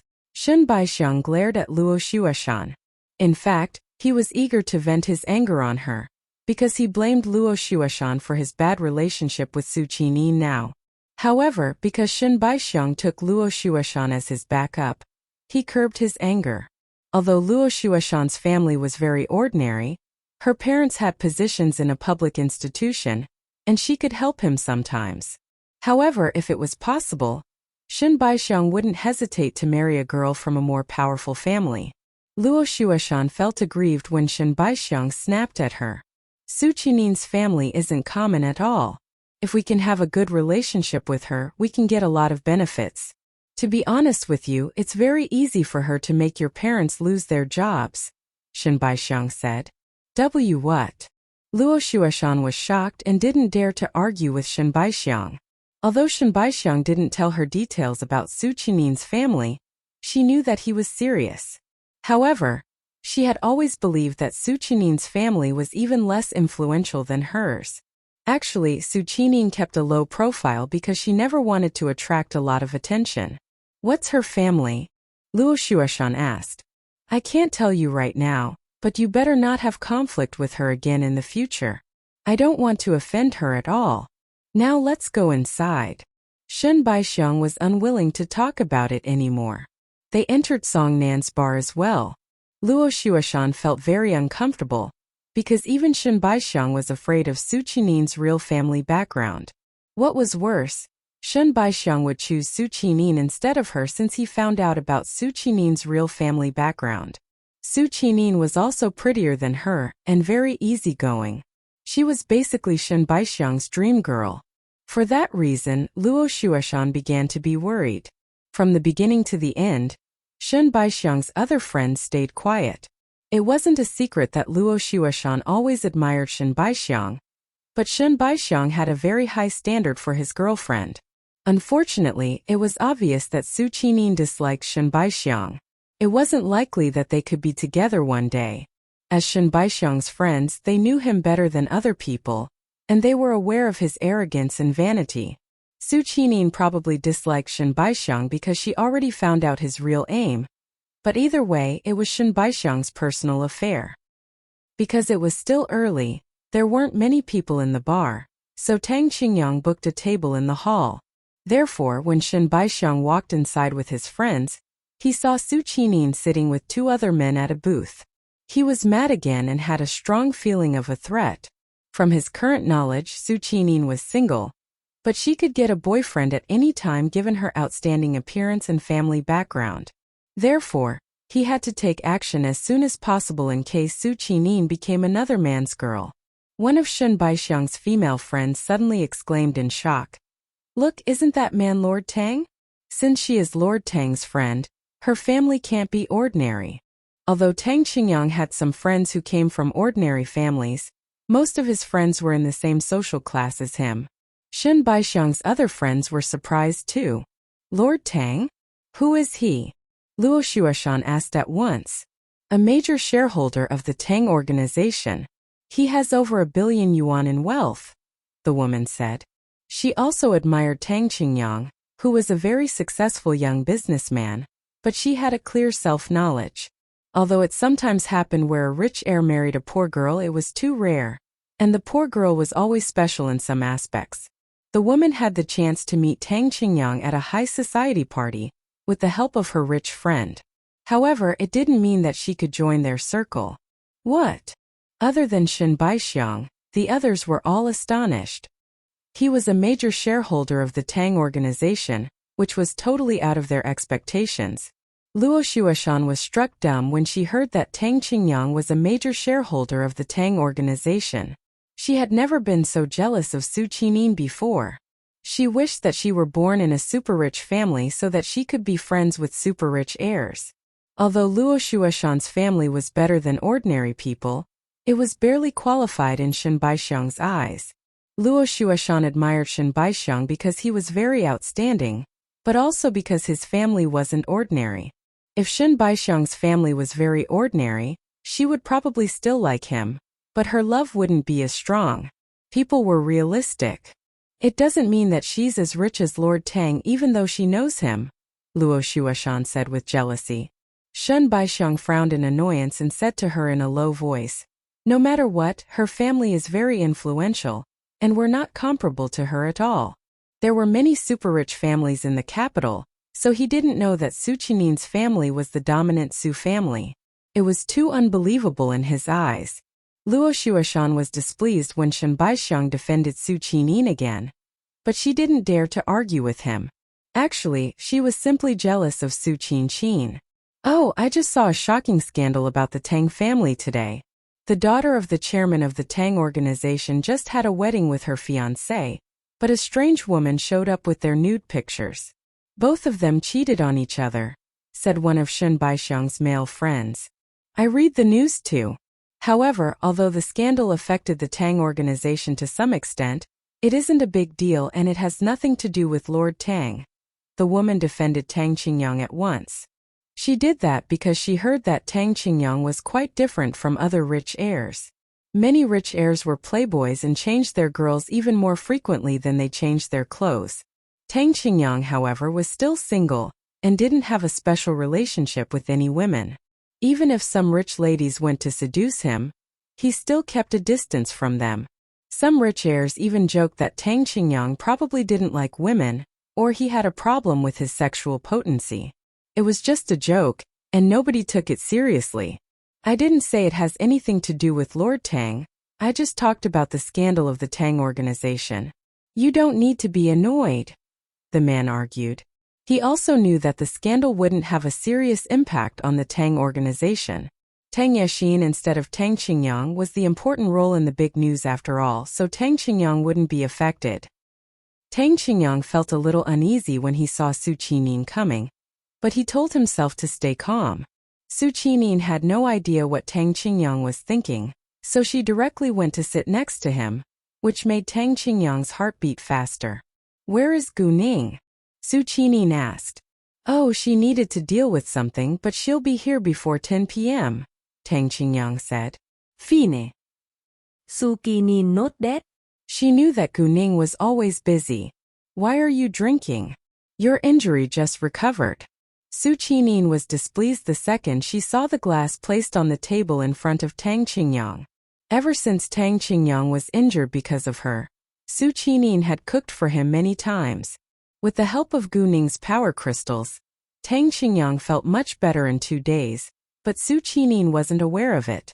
She still kept cooking for him, and Tang Qingyang gradually got used to it. Su Qinin was very good at cooking, so Tang Qingyang started to enjoy it when she came and shared a meal with him. Su Qinin was willing to take care of Tang Qingyang as well. At the same time, Tang Qingyang noticed that he had special feelings towards Su Qinin now. When he was alone, his mind sometimes wandered and he couldn't help thinking of Su Qinin. Zhang Ruiqin noticed his unusual behavior and asked him whether he fell in love with Su Qinin now. It was a difficult question for Tang Qingyang to answer, because he wasn't very sure of his feelings. He didn't know whether he simply felt touched because Su Qinin took good care of him, or if he was really in love with her. Therefore, he wasn't able to answer that question. Besides, Tang Qingyang thought that there was a gap in the social status between him and Su Qinin, and he also planned to take revenge in the near future. Because of that, he instinctively rejected romance. However, he couldn't stop missing Su Qinin. Su Qinin felt relaxed when she was hanging out with Tang Qingyang, so she enjoyed seeing him more often. She also had a good impression of Tang Qingyang, but it wasn't enough for her to fall in love with him. All in all, both of them preferred to let nature take its course. Zhang Ruiqin was aware of it too, so he didn't do anything inappropriate to set them up. I'm already fine and I'm quite happy today, so I want to have some drinks. Tang Qingyang enjoyed having someone who cared about him. He had many friends who also cared about him, but Su Qinin was different in his eyes. Is it about the Tang family? Su Qinin asked. She read the big news about the Tang family today as well. Although Su Qinin wasn't clear about Tang Qingyang's grudges against the Tang family, she knew that he hated the Tang family, and that Tang Bingsun always acted against Tang Qingyang. Su Qinin was displeased about it, so she also felt happy when the Tang family was in trouble. Yeah. Tang Qingjing note that. Will it affect you or the Tang organization? Su Qinin asked again with concern. After all, Tang Qingyang was a major shareholder of the Tang organization. It's fine. Not a big deal, I can handle it well, Tang Qingyang said. Great. Su Qinin was relieved. Since you're in a good mood today, let's have a toast. Su Qinin raised her glass and clinked Tang Qingyang's glass. After that, they swallowed their drinks. Before Su Qinyin came, Tang Qingyang had already drunk a lot, but he was willing to listen to her after she came and told him to drink less. Jiang Ruiqin was amused by the scene and hoped that they could get together as soon as possible. Shen Baixiang kept glancing at Su Qinyin, which annoyed Luo Xueshan, making her lose interest in the gathering. However, she couldn't say anything about it in case Shen Baixiang was mad at her. They all drank in an upset atmosphere and felt bored. Shen Baixiang and Luo Xueshan were in a bad mood, so their friends left them behind and began to play games by themselves. At 9:30 p.m., Gu Ning came and walked to Tang Qingyang. Luo Xueshan noticed Gu Ning the second she showed up in the bar and was quite shocked. She recognized Gu Ning because she had read a lot of news about her on the internet. To be specific, she was one of Gu Ning's fans. Gu Ning had a lot of great achievements at a very young age, and she also had a bright future ahead. She also wished that she could be as successful as Gu Ning. However, it turned out that Su Qinyin and Gu Ning were friends in real life, which made Luo Xueshan even more jealous of Su Qinyin now. Because of Su Qinyin, Luo Xueshan changed her impression of Gu Ning. She let her jealousy totally get the better of her. However, Gu Ning definitely didn't care about her opinions. Ning, did you hear about what happened to the Tang family today? Su Qinyin asked Gu Ning when she sat down. Sure. Gu Ning smiled. It wasn't a secret that she and Tang Yixin were enemies. Su Qinyin didn't understand Gu Ning's smile, but Tang Qingyang did, because it was just a part of Gu Ning's revenge. Tang Yixin and Qi Ziyue are gross, Su Qinyin said with a frown. There are all kinds of fish in the sea, Gu Ning said and shrugged. Shortly after Gu Ning seated herself by the table, she sensed an unkind gaze on them. She gave a simple glance and figured out who it was. Although Gu Ning didn't know whether Su Qinyin was aware of Shen Baixiang's presence, she had no intention to mention it in case Su Qinyin became unhappy. Shen Baixiang came with his friends today after all, so it could be a coincidence. Gu Ning didn't bother to pay more attention to Shen Baixiang, and they began to enjoy drinks and games. When Su Qinyin lost the game, Tang Qingyang proposed to drink for her, but Su Qinyin rejected it and said that he should be more careful about his injury. Although Su Qinyin turned him down, he wasn't disappointed at all. From their interaction, Gu Ning saw the chemistry between them, but seeing as neither of them wanted to make it public now, Gu Ning smiled and said nothing. A while later, Gu Ning went to the ladies' room with Su Qinyin and asked her whether she saw Shen Baixiang in the bar. Su Qinyin didn't know that Shen Baixiang was also in the bar, but she told Gu Ning about what had happened outside the bar. Qi Ziyue suffered the torture caused by the drugs for nearly an hour, then became quiet. Chen Yunlin also woke up about an hour later. The moment she got her consciousness back, she remembered the person in black and stood up in fear at once. Because Gu Ning already removed the ropes from Chen Yunlin's body, she was able to move freely now. She checked her surroundings and found that she was still in her study, which meant that the person's target wasn't her. If she wasn't the target, it must be Qi Ziyue. Chen Yunlin was scared and ran to the master bedroom anxiously. She was stunned once she saw the situation in the master bedroom. In the master bedroom, everything was broken and scattered around, while Qi Ziyue was lying on the ground without clear vital signs. Chen Yunlin panicked and trembled in fear. Chen Yunlin instinctively wanted to run away, but she didn't. However, she didn't dare to move closer either. After hesitating for a while, she still walked to Qi Ziyue. Her heart was pounding fast, and her body was shaking. When she moved near, she saw bruises, abrasions, and cuts all around Qi Ziyue's body. Chen Yunlin was frightened, because she didn't know whether Qi Ziyue was still alive. She did everything she could to calm herself down and reached her finger out to test his breath.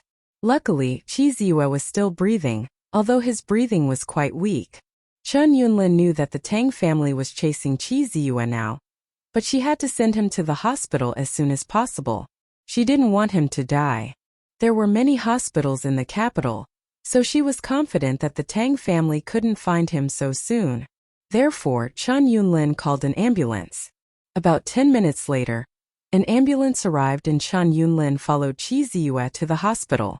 The doctor examined Chi Ziyue, but he didn't tell Chen Yunlin the result right away.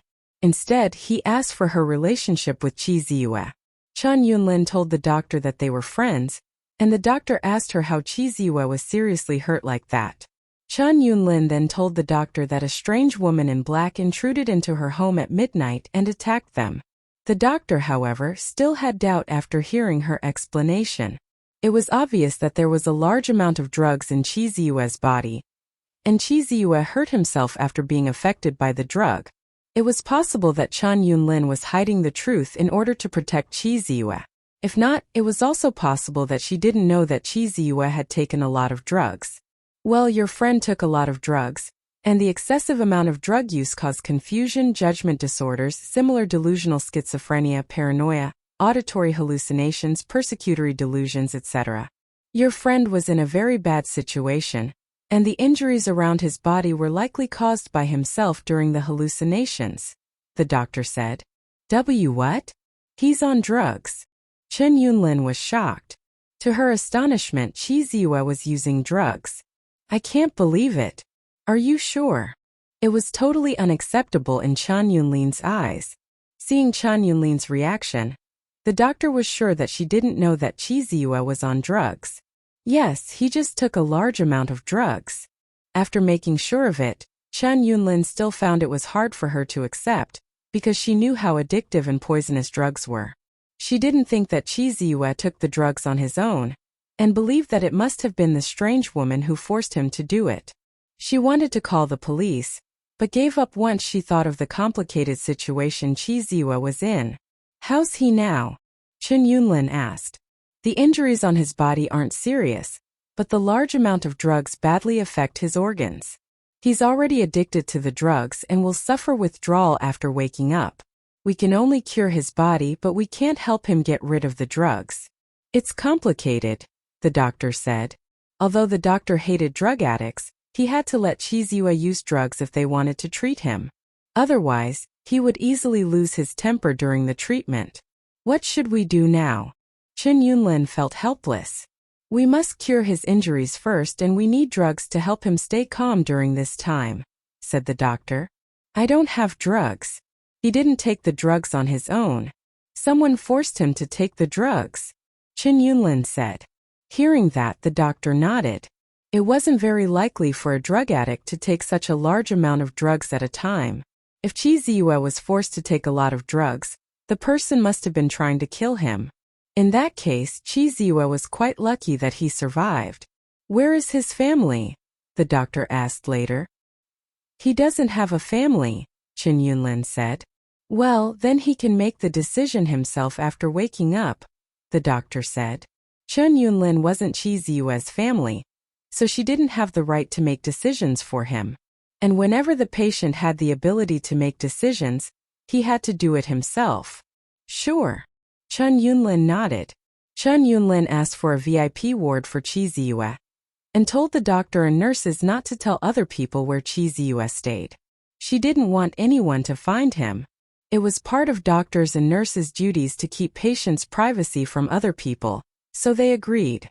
However, if the police came, nobody could stop them.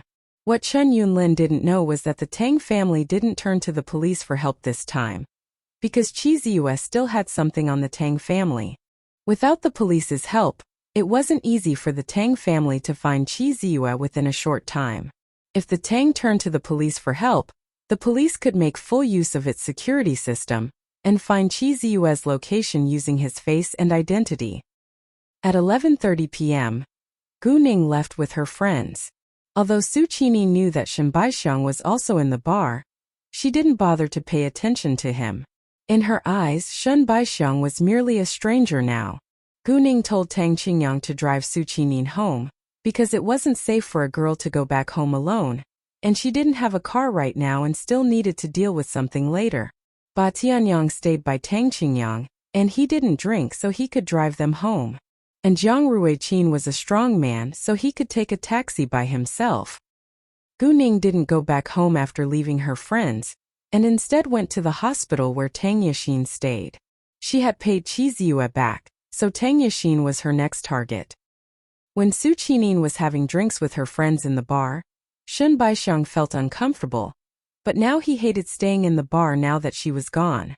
Therefore, Shun Baixiang excused himself and left earlier than his friends. Shun Baixiang had already paid the bill before the drinks and snacks were placed on the table, so it was fine if he left now. And since Shun Baixiang didn't want to stay, his friends didn't stop him. Luo Shuashan, however, chased after Shun Baixiang. Let them go, and we can enjoy ourselves. The moment Shun Baixiang and Luo Shuashan were gone, their friends began to talk about them. I think Shun Baixiang admires Miss Su, but Miss Su doesn't like him at all. Shun Baixiang has always wanted to marry a rich girl, but he's a little shameless given his attitude towards Miss Su now. He rejected her before precisely because he thought that her family is ordinary.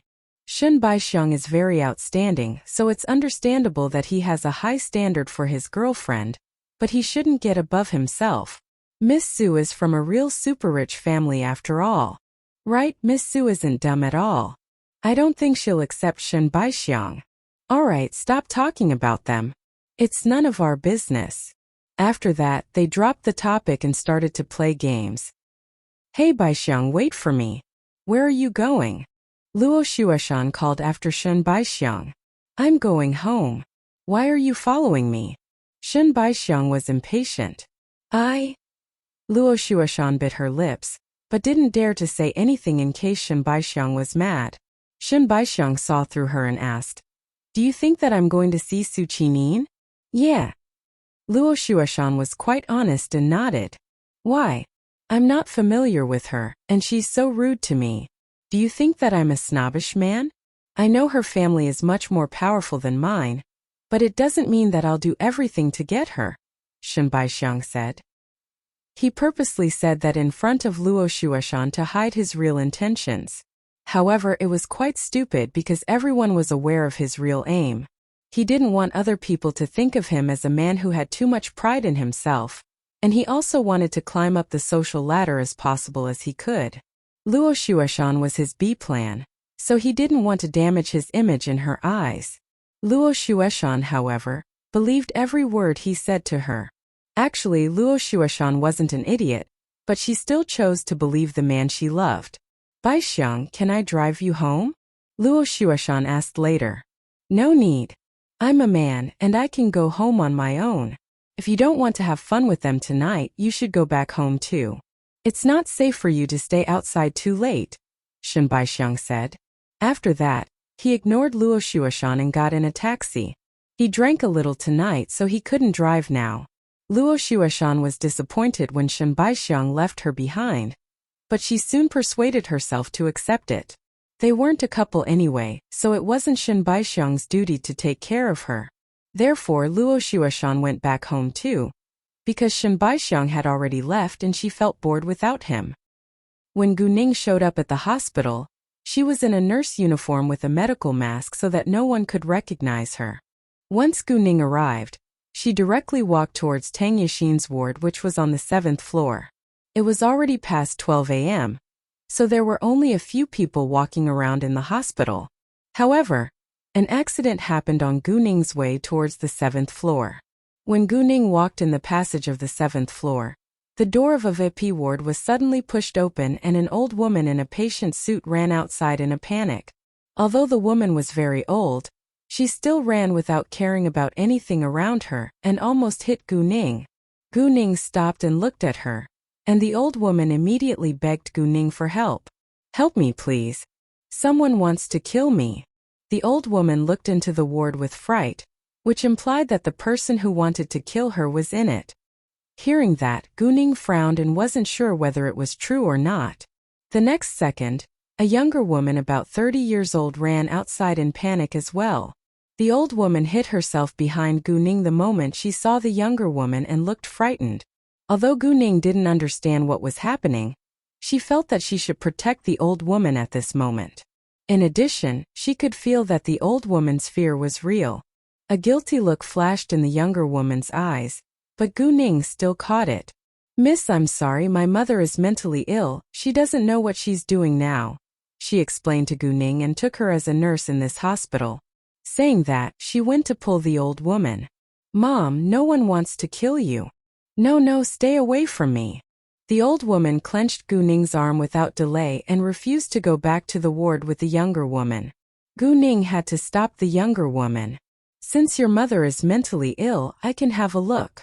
She sensed that something was abnormal between the old woman and the younger woman. It's fine. My mother will be fine after resting for a while in the ward, the younger woman said. She was unwilling to let Gu Ning be involved in it. If Gu Ning was involved, she was afraid that the old woman would say something that she shouldn't say. I'm a nurse and it's part of my job to take care of the patients. We can go to the ward together, Gu Ning said. She was sure that the younger woman wasn't a good person. The younger woman couldn't reject it now because it would raise suspicion. What she didn't know was that Gu Ning wasn't a nurse at all. Fine. The younger woman agreed in the end. She had bad luck today. Let's go inside together now, Gu Ning gently said to the old woman. No. The old woman quickly shook her head. If Gu Ning left later, she would still be in danger. Relax, I'll stay by your side, Gu Ning said to comfort her. The old woman was struck dumb for a second, then chose to believe Gu Ning. Afterwards, the three of them walked into the ward and the younger woman closed the door at once. However, the moment the younger woman did that, Gu Ning hit the back of her neck, knocking her unconscious. What? The old woman was scared by Gu Ning's sudden movement. At the same time, she felt relieved when the younger woman passed out. Ma'am, I believe you, so I just knocked her unconscious. Can you trust me to? Gu Ning asked the old woman in a serious tone. Sure. The old woman nodded.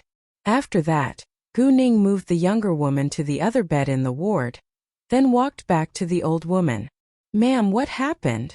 The old woman was more trustworthy in Gu Ning's eyes, so she wanted to hear the truth from her mouth. However, if this old woman had done something unacceptable before, Gu Ning wouldn't help her. The younger woman called this old woman her mother, so the younger woman could be this old woman's daughter or daughter-in-law. They were close family members, so something terrible must have happened. The old woman burst into tears all of a sudden.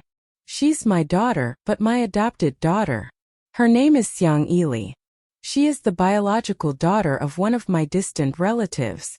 Her parents passed away in a car accident when she was 10, and she had nowhere to go. My family was richer and I didn't have any children, so I adopted her and raised her up as my own kid. About 10 years ago, my husband died of cancer, and I had to manage my family's business alone. My brother-in-law's family helps me sometimes, but I'm suffering from kidney failure now and I need to step down from my position. I plan to give my brother-in-law my shares and let him take over my family business, while my adopted daughter can have 10% shares. My adopted daughter, however, is unwilling to accept it. She believes that she should take over my family's business. She wants to murder me before I settle the will, but she doesn't know that my will is already settled, and she won't get the wealth that doesn't belong to her even if I'm dead. During these years, my brother-in-law's family has never hesitated to help me. They're diligent and kind, and never ask for anything they don't deserve. My adopted daughter, however, isn't grateful at all. She behaved like a good girl in front of us before she got married, but we were astonished and mad that she got pregnant before marrying. We couldn't accept it. Actually, if her husband is a good man with potential, we would wish them all the best. However, her husband is merely a gangster and she has had several abortions because of him. If she has another abortion, she could become infertile. We were left no choice but to hold a wedding for them. I gave them a house and a car along with 500,000 yuan, and I hoped that they could live a happy life afterwards. They listened to me at the beginning, but soon they became lazy and rude.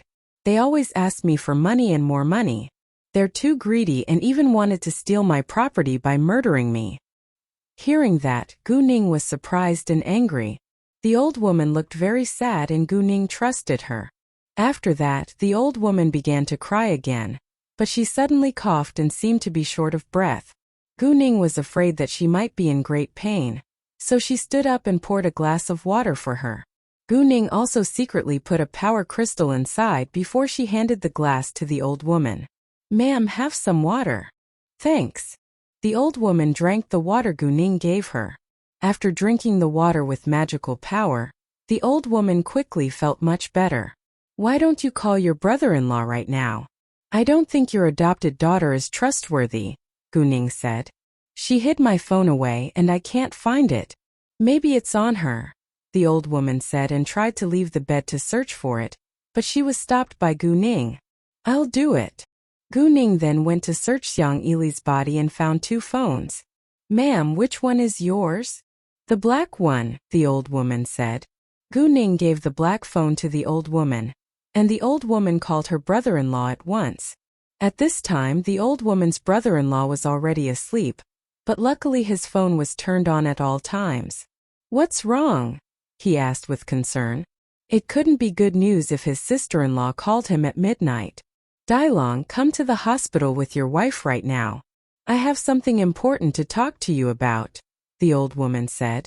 Xiang Dailong was worried. What happened? You'll know later, the old woman said. Fine, we're on our way, Xiang Dailong said and hung up the call. Before the old woman's brother-in-law came, Gu Ning couldn't leave, so she patiently stayed in the ward. Anyway, she had enough time to deal with Tang Yixin. About 10 minutes later, Xiang Dailong and his wife arrived. Their home wasn't far from the hospital, and there was little traffic on the road that late at night, so they arrived very fast. Xiang Dailong was in his late 30s and was still very young, while his wife was only 35 this year. They thought that the old woman was in great danger, so they came in a hurry, but they felt relieved once they saw that she was fine. What happened? Since it's your family affair, I think I should leave now, Gu Ning said with a smile and excused herself. Thank you so much, miss. The old woman thanked Gu Ning again. From the beginning to the end, the old woman believed that Gu Ning was only a nurse working in the hospital. You're welcome, Gu Ning said and left. She didn't go to Tang Yixin's ward, but directly walked out of the building. If she entered Tang Yixin's ward right after she left the old woman's ward, the old woman might get involved in trouble because of her. She didn't want the old woman to be punished because of what she would do to Tang Yixin. Although the old woman interrupted her plan tonight, she didn't blame her. Instead, she felt satisfied that she had helped another innocent person out. Xiang Dailong frowned in annoyance when he saw Xiang Yili lying on another bed with her eyes closed. What's Yili doing here? Shouldn't she take care of you? Xiang Dailong asked. He also had a bad impression of Xiang Yili after knowing about her bad deeds. However, she was a member of their family, so he couldn't do anything about it. She was knocked unconscious by the young nurse just now, the old woman said, then told them everything. Xiang Dailong and his wife were furious after knowing what had happened. In fact, they never had the idea to steal their sister-in-law's property. It was their family's business after all, so they were unwilling to let Xiang Yili take over. Most importantly, Xiang Yili wasn't skilled at running a business, and she would ruin their family business within a short time. Therefore, no matter what, they had to stop her from taking over their family business. Besides, given what Xiang Yili had done to the old woman, their mother and daughter relationship came to an end, so the old woman decided to take back the 10% shares which used to belong to Xiang Yili. When Gu Ning showed up in the hospital again, she was in all black once more. It wasn't a very special look, so she didn't attract much attention from other people. Many people wore masks, especially medical masks in a hospital, and everyone was busy dealing with his or her own things. No accidents happened this time, and Gu Ning successfully reached Tang Yixin's ward. She used her jade eyes to see inside of the ward before she entered, so she saw that Ji Yijing was staying with Tang Yixin in the room. At this time, both of them were fast asleep. Tang Yixin woke up shortly after she was admitted to the hospital, but unfortunately she was diagnosed with a sexually transmitted disease. STDs spread through sexual intercourse, and mainly affected the genitals, so because Tang Yixin had a sexual relationship with different men, it wasn't strange that she was infected. STDs were infectious, but Chizua wasn't infected, so Tang Yixin might have just gotten infected a short while ago. Kay hadn't investigated it, so Gu Ning wasn't aware of it. The door of the ward wasn't locked, which was for the doctor's convenience.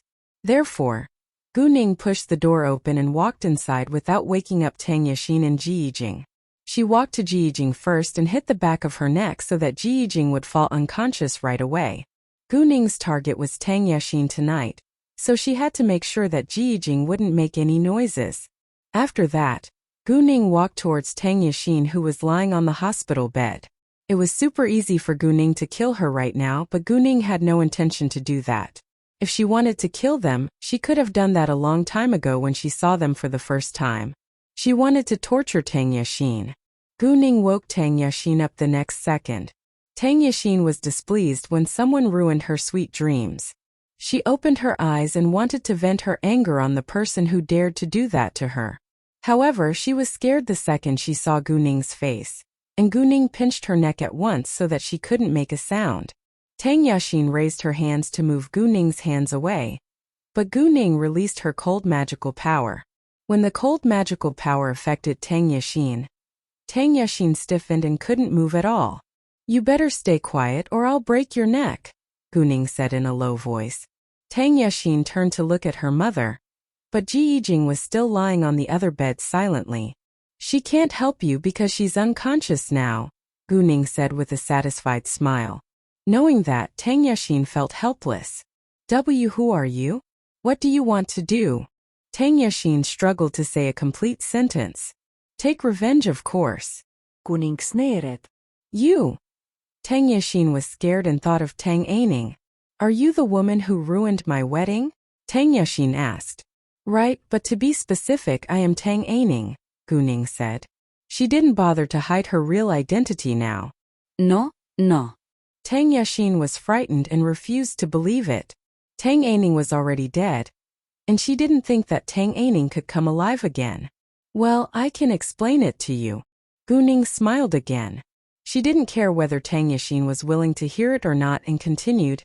"On 6th August last year, Chizua invited me to have fun on the ocean, which was part of your scheme."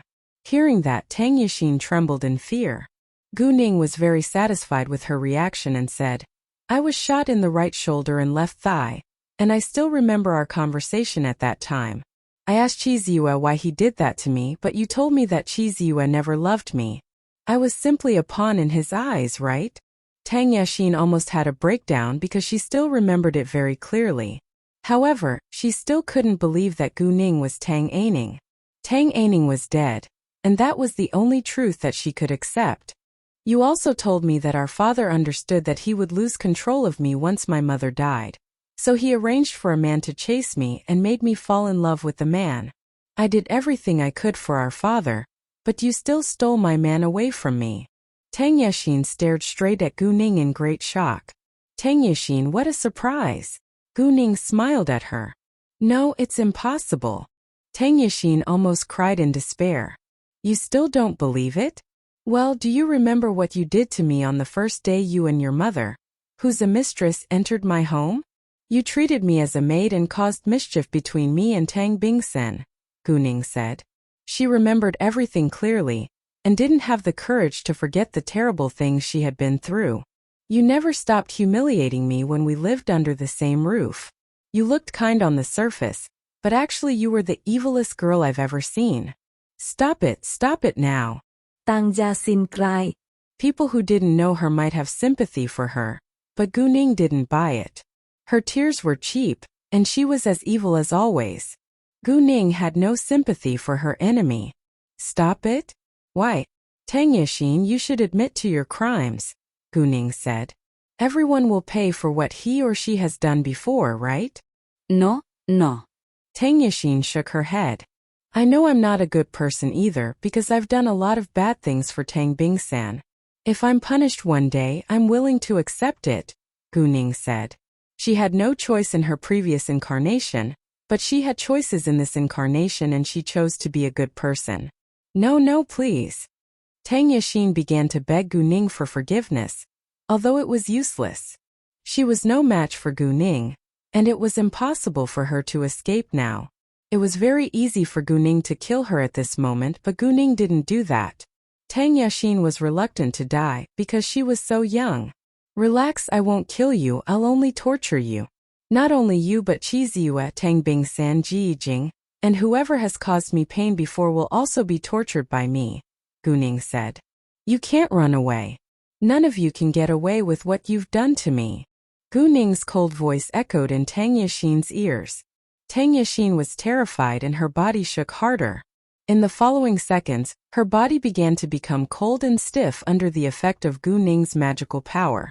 Although Gu Ning had no intention to directly ruin her body, she could easily damage her body.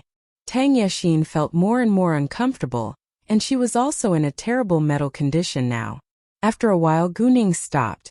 Hang on there, Tang Yixin.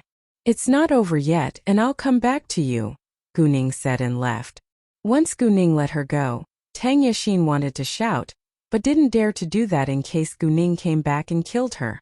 She was completely under the control of the fear that Gu Ning caused her. Tang Yixin didn't dare to ring the bell calling for a nurse until Gu Ning was gone for a long time.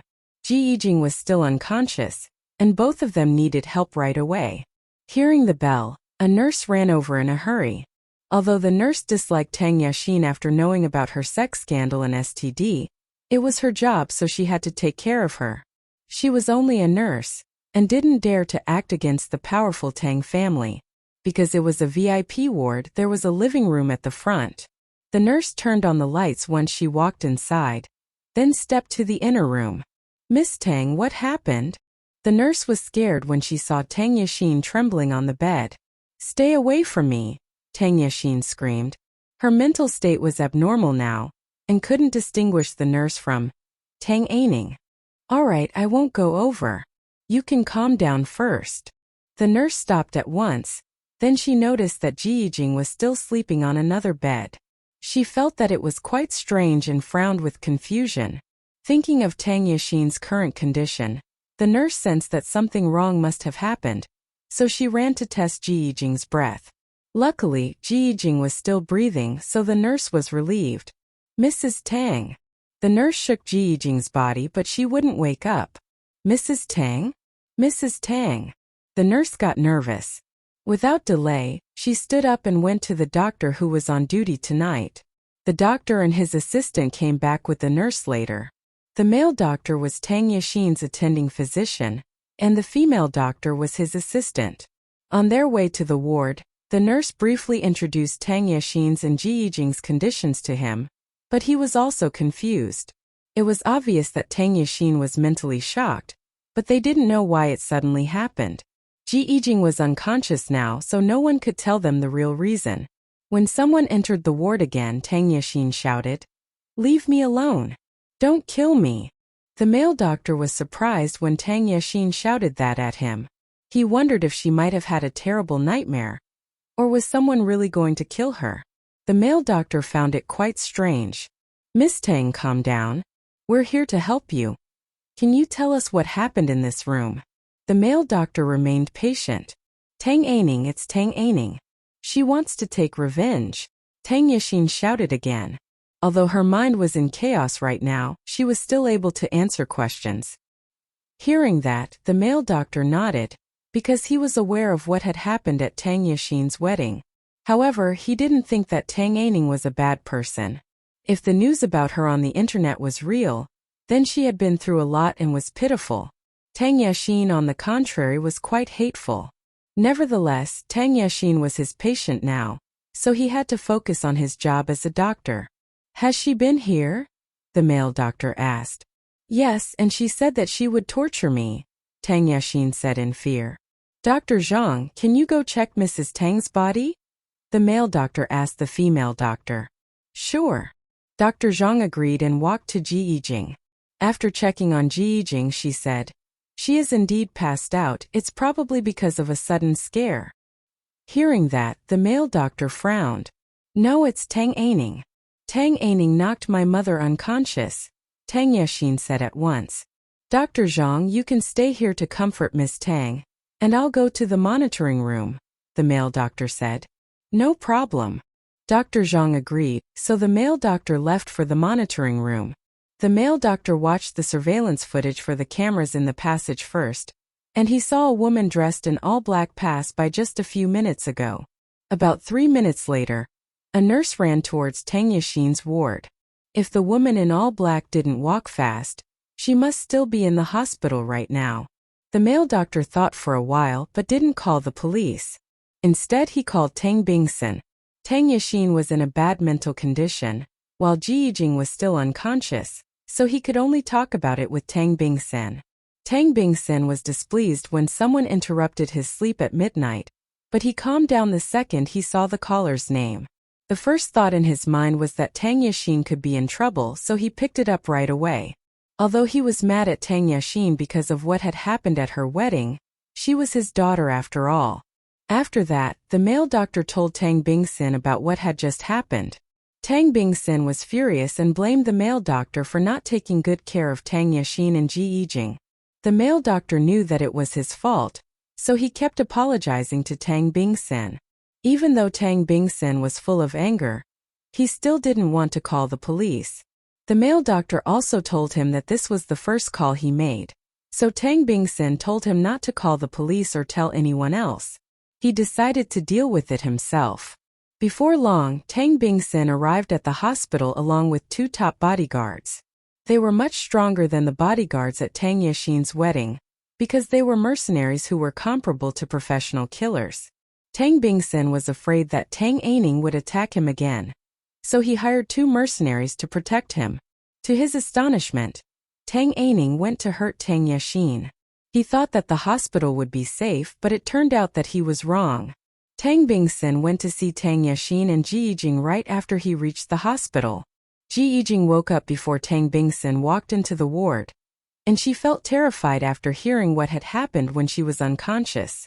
Tang Aining was a formidable enemy, making it impossible for them to stay calm at this moment. Ji Yijing comforted Tang Yashin for a long while before she finally relaxed a little. Tang Yashin told Tang Bingsen what Tang Aining had done to her, but her voice still trembled in fear when she mentioned the name. Although Tang Bingsen still didn't believe that the woman was Tang Aining, he found that there was no other explanation. After all, only Tang Aining knew all of his dirty secrets. If the woman was really Tang Aining, he was very anxious that she might have evidence of his crimes in her hands. Tang Bingsen had already hired professional killers to chase and kill Tang Aining, but he hadn't heard any good news yet. He hoped that he could hear the news that the task was fulfilled as soon as possible so that he could sleep at night. Tang Bingsen didn't stay in the hospital for a long time, because there was nothing he could do. He told one of his mercenaries to stay and protect his wife and daughter. He would arrange for 2 bodyguards to come over later. At this time, Gu Ning was back in her home. She went back to Century City, and it was already 2:30 p.m. when she finally went to bed. Before she slept, she took out a pair of earphones and put them into her ears. She left a bug under Tang Yashin's bed when she was talking with her in the hospital, so she was able to secretly listen to Tang Yashin's conversation with other people. The bug could also record the conversation, so Gu Ning was listening to the recording. Afterwards, she learned that Tang Bingsen arranged a mercenary and 2 bodyguards to protect Tang Yashin. Given Gu Ning's ability, a mercenary was no match for her. In addition, Gu Ning already told Tang Yashin that she would see her again, which meant she wasn't worried about what Tang Yashin would do. If she was able to hurt Tang Yashin when there were skilled men protecting her, Tang Yashin would be even more shocked and scared. That night, Tang Bingsen, Tang Yashin, and Ji Yijing didn't sleep at all, because they felt that they were in great danger. Although they had strong bodyguards by their sides, they didn't have confidence that they could protect them well. Besides, Tang Bingsen was still worried that Tang Aining could have something important on him, which could ruin his life. Gu Ning, on the other hand, had a good sleep and still got up early the next morning, then went outside to run.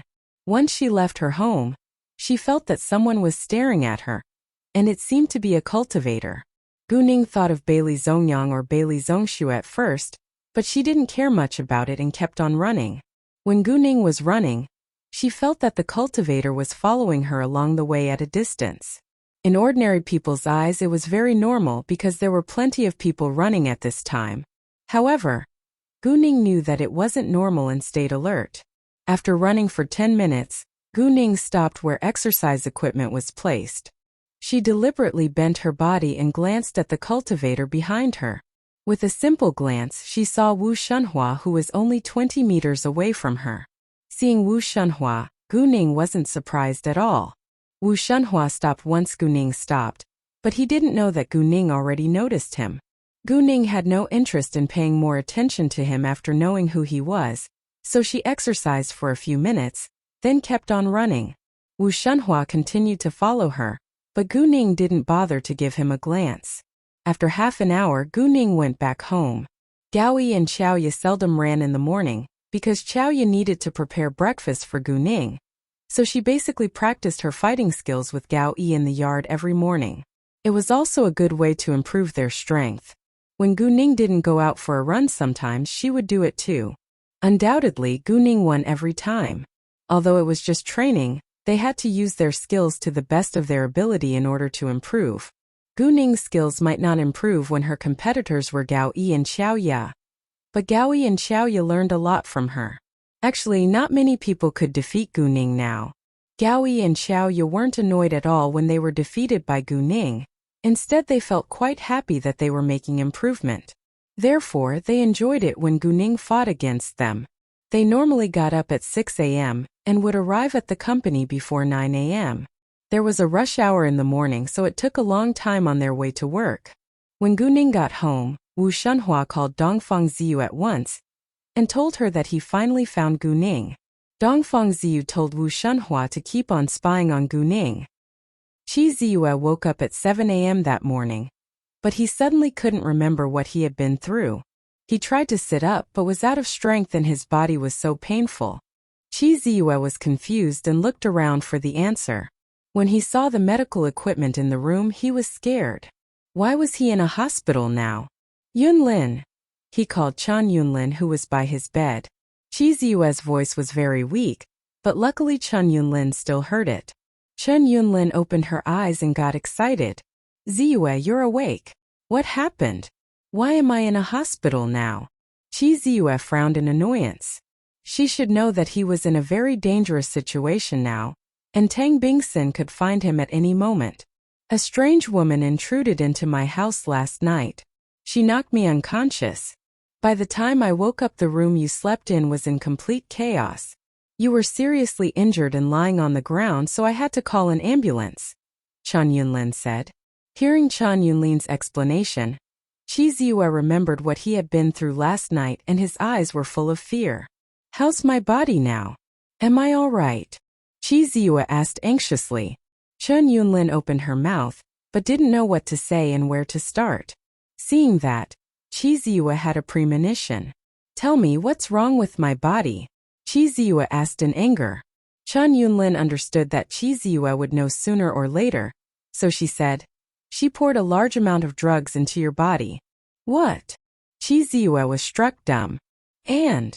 Qi Ziyue asked. The injuries on your body weren't caused by the woman, it was caused by the hallucinations caused by the drug. The doctor said that you're already addicted to drugs now, and it's not appropriate for you to get rid of it right away, because your injuries must be cured first, Chen Yunlin said with worry. She hated drug addicts, but Qi Ziyue was innocent and was forced to take drugs. In that case, she didn't hate him at all and had sympathy for him. Qi Ziyue remained silent and pressed his lips. He knew how hard and painful it was to get rid of drug addictions. One of his friends was addicted to drugs before and tried to get rid of it later. Although his friend succeeded in the end, his friend honestly told him that it was a great torture and he never wanted to suffer it again. Every time he suffered withdrawal, he would rather die right away. Only people who weren't deeply addicted to drugs and had strong determination could successfully get rid of drug addictions. Therefore, drugs were really harmful. Qi Ziyue's addiction to drugs wasn't very serious, and he could recover. However, it would still be very hard.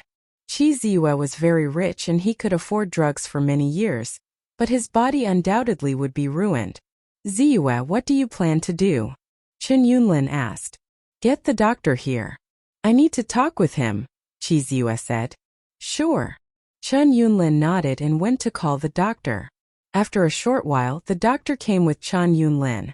The doctor thought that it was safer for Chiziyue to cure his injuries before he got rid of drugs, but it was illegal to take drugs, so it was still up to Chiziyue.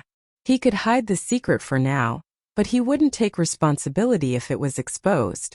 As a result, Chiziyue chose to cure his injuries first. However, he had to figure out a way to get drugs. Guning finished eating breakfast, then went to her company while Wu Shunhua secretly followed her. He followed her all the way to her destination. Wu Shunhua stopped his car outside the Shengning organization. Then Dong Fengziyu got in and sat next to him. "That car is Gu Ning's," Wu Shunhua said. It was very normal for Gu Ning, who was the founder of a large business group, to own several cars. "I sneaked into their factory last night, and I found that there is magical power in every one of their medicines, but I just couldn't find the source of the magical power," Dong Fengziyu said with a frown. She felt disappointed when she failed to find the source. Actually, Gu Ning had already told Ning Changkai to hide the power crystals well, so Dong Fengziyu couldn't find them. Dong Fengziyu didn't have Gu Ning's jade eyes, so it was difficult for her to find them within a short time. In addition, power crystals were stored in porcelain bottles, which could stop the magical power from spreading out. "What should we do now?" Wu Shunhua asked. They had been following Gu Ning for days, but found nothing useful. After a second, Wu Shunhua added, "The Kung Fu competition will be held in half a year, and the patriarch said that you must win the championship to get the magical pill." The Kung Fu competition was held by Tiandamen every 3 years in the cultivation world, and the champion could get a magical pill, which was something that every cultivator wanted.